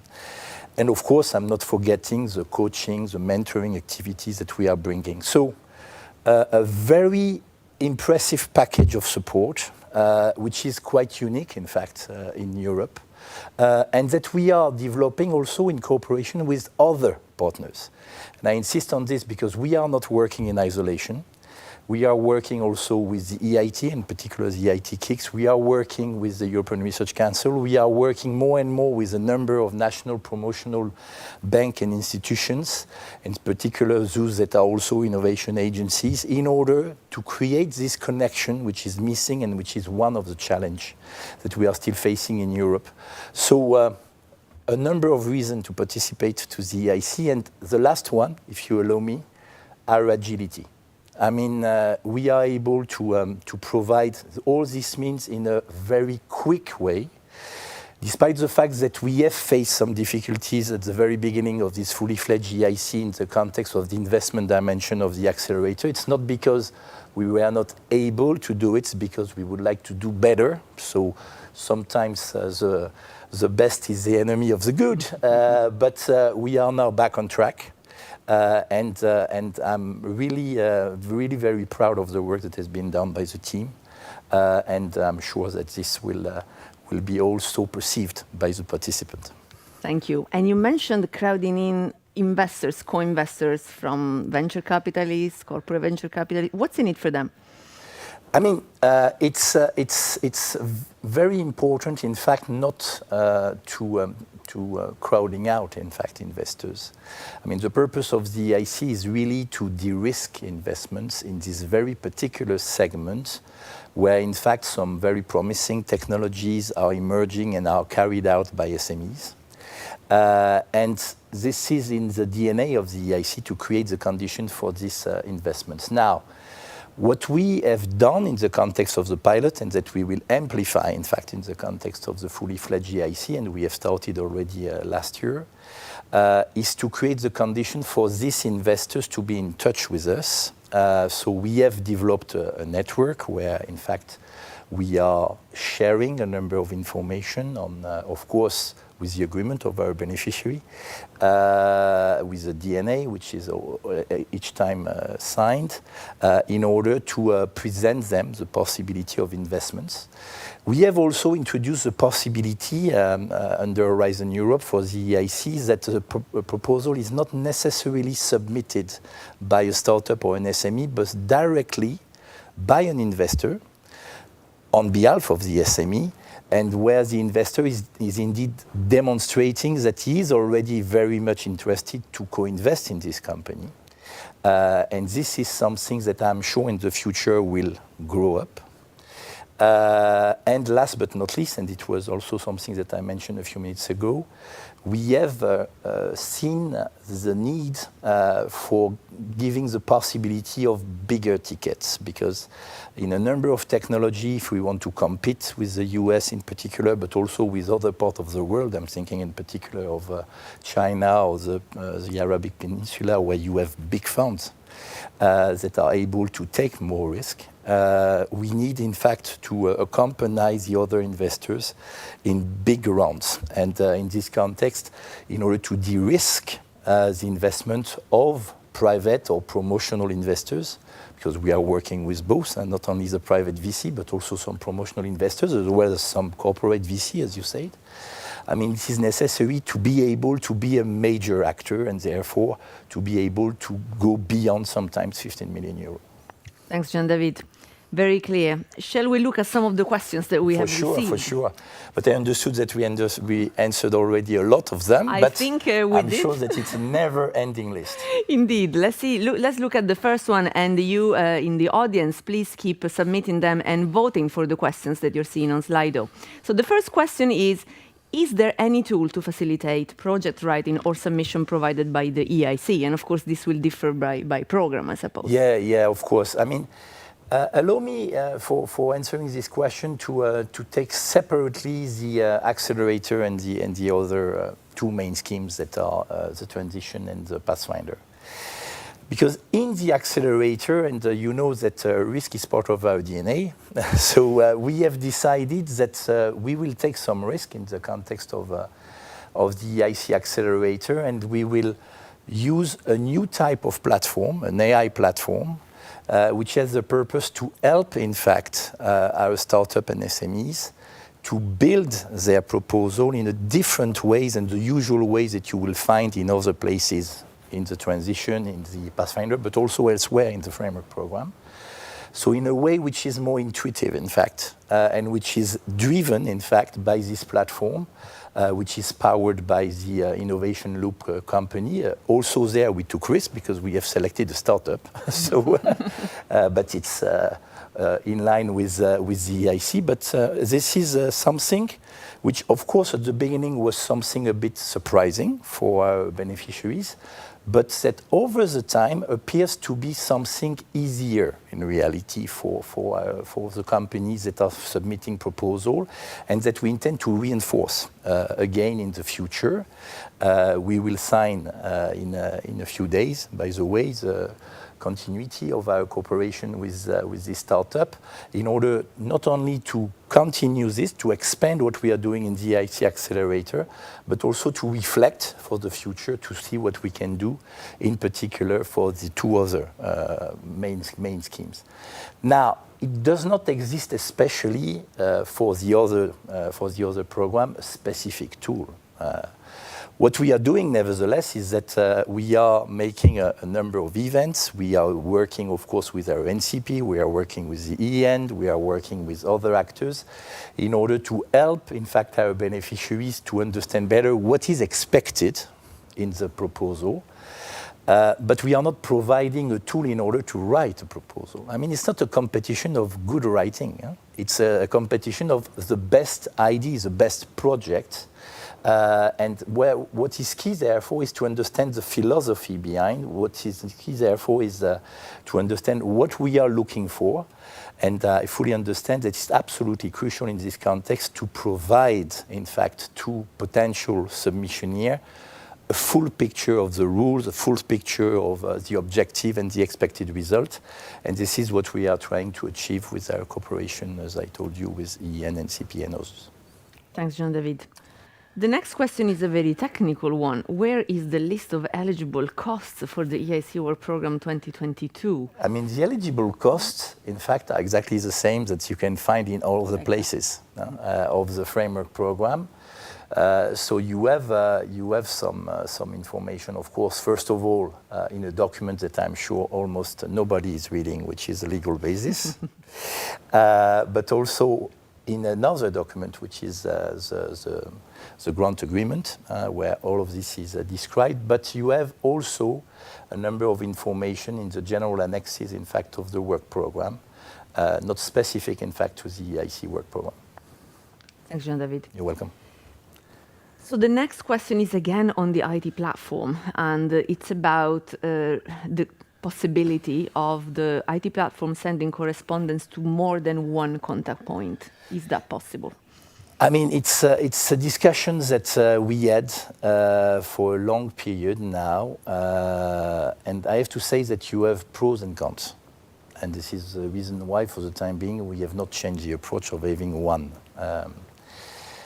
Because what is at stake here is also a question of confidentiality of the information.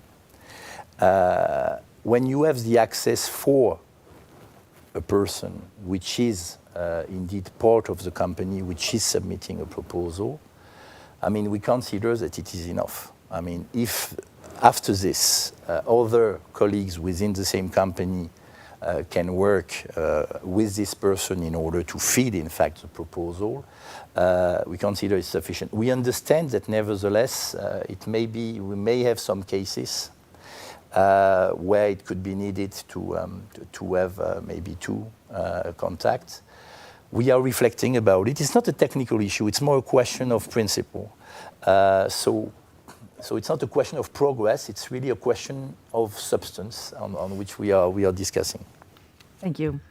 Next question is an interesting one. Is there any plan to put control measures in place to avoid selecting experts that are competitors of some of the companies that we are evaluating? Of course they are. Of course they are. I mean, by essence, any expert which is participating, in fact, to the evaluation process in the context of the EIC call, but I could say in the context of the Horizon Europe calls, have indeed to sign a declaration of non-conflict of interest. It's not only the question of declaring that he has no particular conflict of interest, he can also discover during the work that he's done that he is or she is in this situation, and in this context, he or she has the obligation to inform us. And we are also on our side testing some cases, and if we are aware of this kind of situation, I mean, we can exclude an expert. I can tell you that I know very well that it happens in the context of the last year of the EIC pilot, where we have excluded an expert because he didn't declare. But this is something that is, of course, at the heart of the evaluation process, and it's very important for us because, I mean, the evaluation is the cornerstone of the whole system. I mean, if the evaluation is not perceived and is not fair, transparent, equitable, and fitting for purpose, using, for example, the right experts also, it's the whole program which is in danger. So this is something very close to our preoccupation. So the second question we see, so we have already answered the first question about the plan to put control measures in place to avoid selecting experts. We just answered. And then this other one that is now coming up on top has actually just been answered by Jean David previously about extending the EIC platform, AI platform to... We are reflecting about it. Huh? I'm not saying that we will not do it. We are reflecting about it for the reason I mentioned. Will events be organized by the EIC to help applicants find partners and collaborators? So, two different answer. I mean, two different level in my answer here. First of all, we are organizing or we are contributing to events organized by the NCP network. The EN, I was this morning to the launch of the renewed EN, and we discussed a lot about the role that EN could play in the context, in particular of the EIC, and this is something very welcome.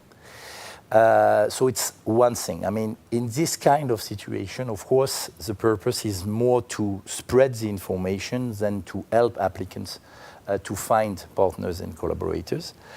But the role of, in particular, of EN and to a smaller extent NCP is in particular to help applicants to find other partners and collaborators. So, I mean, there we are counting a lot on this kind of network.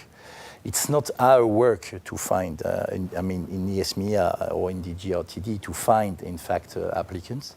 But it's our role, nevertheless, to create the condition for them to find other partners and collaborators. And we are doing it with partners such as the EN. Certainly, something will emerge also in the context of the reinforced cooperation that we have launched with the EIT and the kicks of the EIT. Because they are also, I mean, they have also this kind of network, so we would like to merge our network, not only an addition of network, but to work more with a coherent and common impact. So this is certainly the place. Thank you. And just to remind you all at home that we had a video today from the National Contact Point Network that you will find online on our website after, together with the slides and the videos from this event. So in step 2, is it possible to amend the decision later after a go, no-go has already been agreed? For example, when 2 evaluators have given a go and one has given a no-go, but the no-go could be misinformation or misunderstanding of the pitch of the company. So, a technical one, but a technical one which has a very simple answer, in fact. If you are in disagreement with the result, in fact, of the evaluation, whatever the step is, in particular in the context of the step 2, which is clearly an accelerator situation, because you have not this kind of situation of go, no-go in the 2 other schemes. I'm sorry. You have the possibility, of course, for a certain period of time to resubmit proposal, but more important, you have the possibility to use the rebuttal possibility. This is true, by the way, not only in the context of the accelerator, but also in the context of the transition. And this is something that could help, in fact, the evaluator to review at a certain extent, but in the context of the accelerator in the next cutoff, not in the same cutoff, to review their assessment. Now, of course, so this is an important novelty which allows us, in fact, to be quicker in the answers that we are providing, in fact, to the companies. You have, of course, the possibility to complain. This is another possibility. But this, I would say, is coming as a kind of second step. I mean, I will just encourage, in fact, our applicants to use the rebuttal possibility. In both cases, for with different scheme. I'm sorry, but the schemes are a bit different. I mean, the way you are using the rebuttal in the Pathfinder and the way it is used in the accelerator are different. It's not because we like complexity. It's just because in the context of the accelerator, we have more cutoff than in the context of the Pathfinder. So in the Pathfinder, we should do it, I mean, at a certain extent, immediately in the year, because we have usually one call for open call, for example. While in the accelerator, we have usually, this year 3 cutoff, I hope next year 4, which is our objective. And there, we can use with the next one, because therefore the impact is smaller, if I could say it this way, for the company. Thank you. So there is another question on the artificial intelligence platform functionalities for remote experts. Are these new functionalities already implemented on the platform? And if not, will they be functional for the first cutoff of this Not year? yet. Not yet. I hope it will be for March. This is something that we are currently discussing with the provider. As I told you, we will sign the continuity of our cooperation until the beginning of next year. These days, I hope to be able to sign tomorrow or the day after tomorrow, and it's part of the cahier des charges, of the terms of reference. Our ambition is to have something for March. If it's not for March, it will be for sure for the next cutoff. In June. In June. Thank you. Next question, another very interesting, straightforward. Yes, very straightforward. List the companies eligible for EIC support? Yes. Yes. Next question. We have one case in the pilot. We have one case in the pilot of a listed company. List the companies, you can apply to us. Yeah. Now, I'll skip to the second one. What is the objective of the technical due diligence with a non-expert following an EIC Accelerator award, when the project has been already evaluated by several technical experts? Do we have non-experts? So, no, we have no non-experts. But the technical due diligence, which is done in the context of the EIC Accelerator, is not the same purpose of the technical evaluation which is taking place before, and which is hopefully leading you to the jury. So it's when you are successful at the level of the jury, so meaning that, for example, if you have requested a blended finance or an equity-only support, that you are going to the due diligence. In order not to determine if there is a need of an investment, because normally there is a need of investment. This is the decision of the jury that the Commission will follow. But in order to determine what is the relevant size of the investment, what is the relevant structure of the investment, would it make sense to make a convertible loan? Would it make sense to make already an equity round?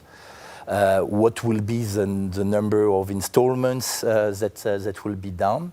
And in this context, it's necessary because, what is at stake here is also to understand better the connection between the technology and the market. So it's called the technical due diligence, but it's mixing, in fact, the technical and the market due diligence on top of the financial dimension.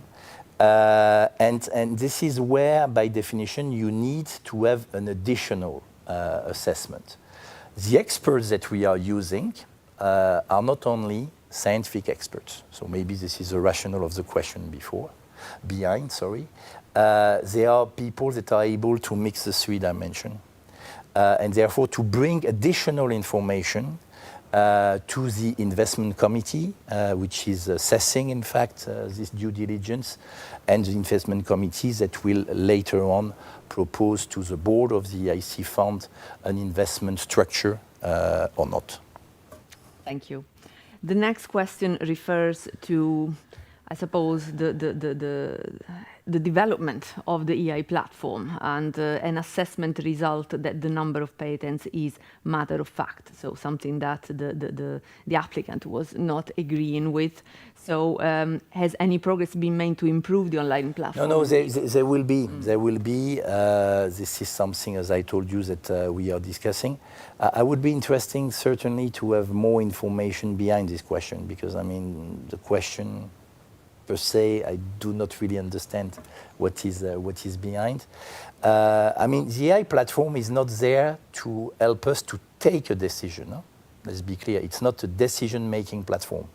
It's a platform which is helping you, which is helping us. When I say us, I mean the evaluators, the EIC fund, and other actors in the whole process, to collect a number of information that could ease, in fact, the decision-making. But it's not a decision-making process per itself. But nevertheless, what we have seen is that we have much more information than what we had in the pilot by using this platform. And honestly, we see that the type of companies that have been successful to pass, in fact, the various steps are more fitting with the type of companies that we are looking for.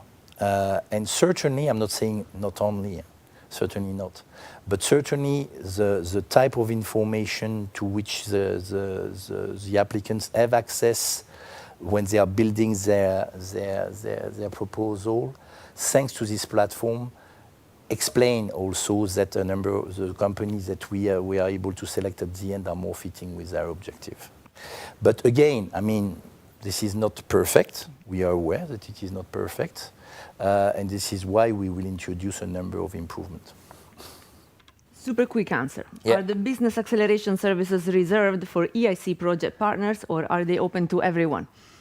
So they are reserved for EIC project partners, except for some seal of excellence. Very quick, thank you. And one last question before we close. What decision will the future AIFM take within the EIC fund equity investment process? Would they be able to reject the deal, and for what reasons? The same approach as the ones that we used in the context of the pilot, Elena. So the AIFM, in fact, will have a look at the result of the due diligence, will see if indeed, as a consequence, there is a path for an investment. For any reason, if, for example, the company is not complying with know your customer process, or is not fitting with the anti-money laundering measures, or for a number of reasons, I mean, we can refuse a deal. But it will not be different than what we did up to now. I mean, it's not because it will be a new governance structure in the EIC fund that the approach will change. They will follow the investment guidelines that we will publish soon, that we have adjusted due to the change of the process that we have introduced. But it will not be something different. So do not be afraid. I mean, what you have known in the past will continue. Thank you. This was our last question to Jean-David, the last question that you asked on the general session of Slido. Thank you very much for staying with us the whole day. Thank you again, Jean-David, for the introduction and the closing. Thank you very much, Elena. And I would like also on myself to thank all of you who have participated to this Info Day. And allow me also to warmly thank my team, so a number of people that you have seen on the screen, starting with Elena, but with all the others, but also all the ones that you have not seen, and they are numerous, who have prepared this Info Day, who are working on a daily basis, and which made, in fact, this Info Day, I hope, very successful, very rich, very informative for you. And a particular thank also for our colleague on DG LTD, and in particular from the communication unit, who made this possible, and thanks to all of them. So thanks again. Good luck for those who will participate to the EIC Work Programme call this year. And I'm sure that we will be in touch very, very soon. Thanks again, Elena. Thank you. Goodbye for now.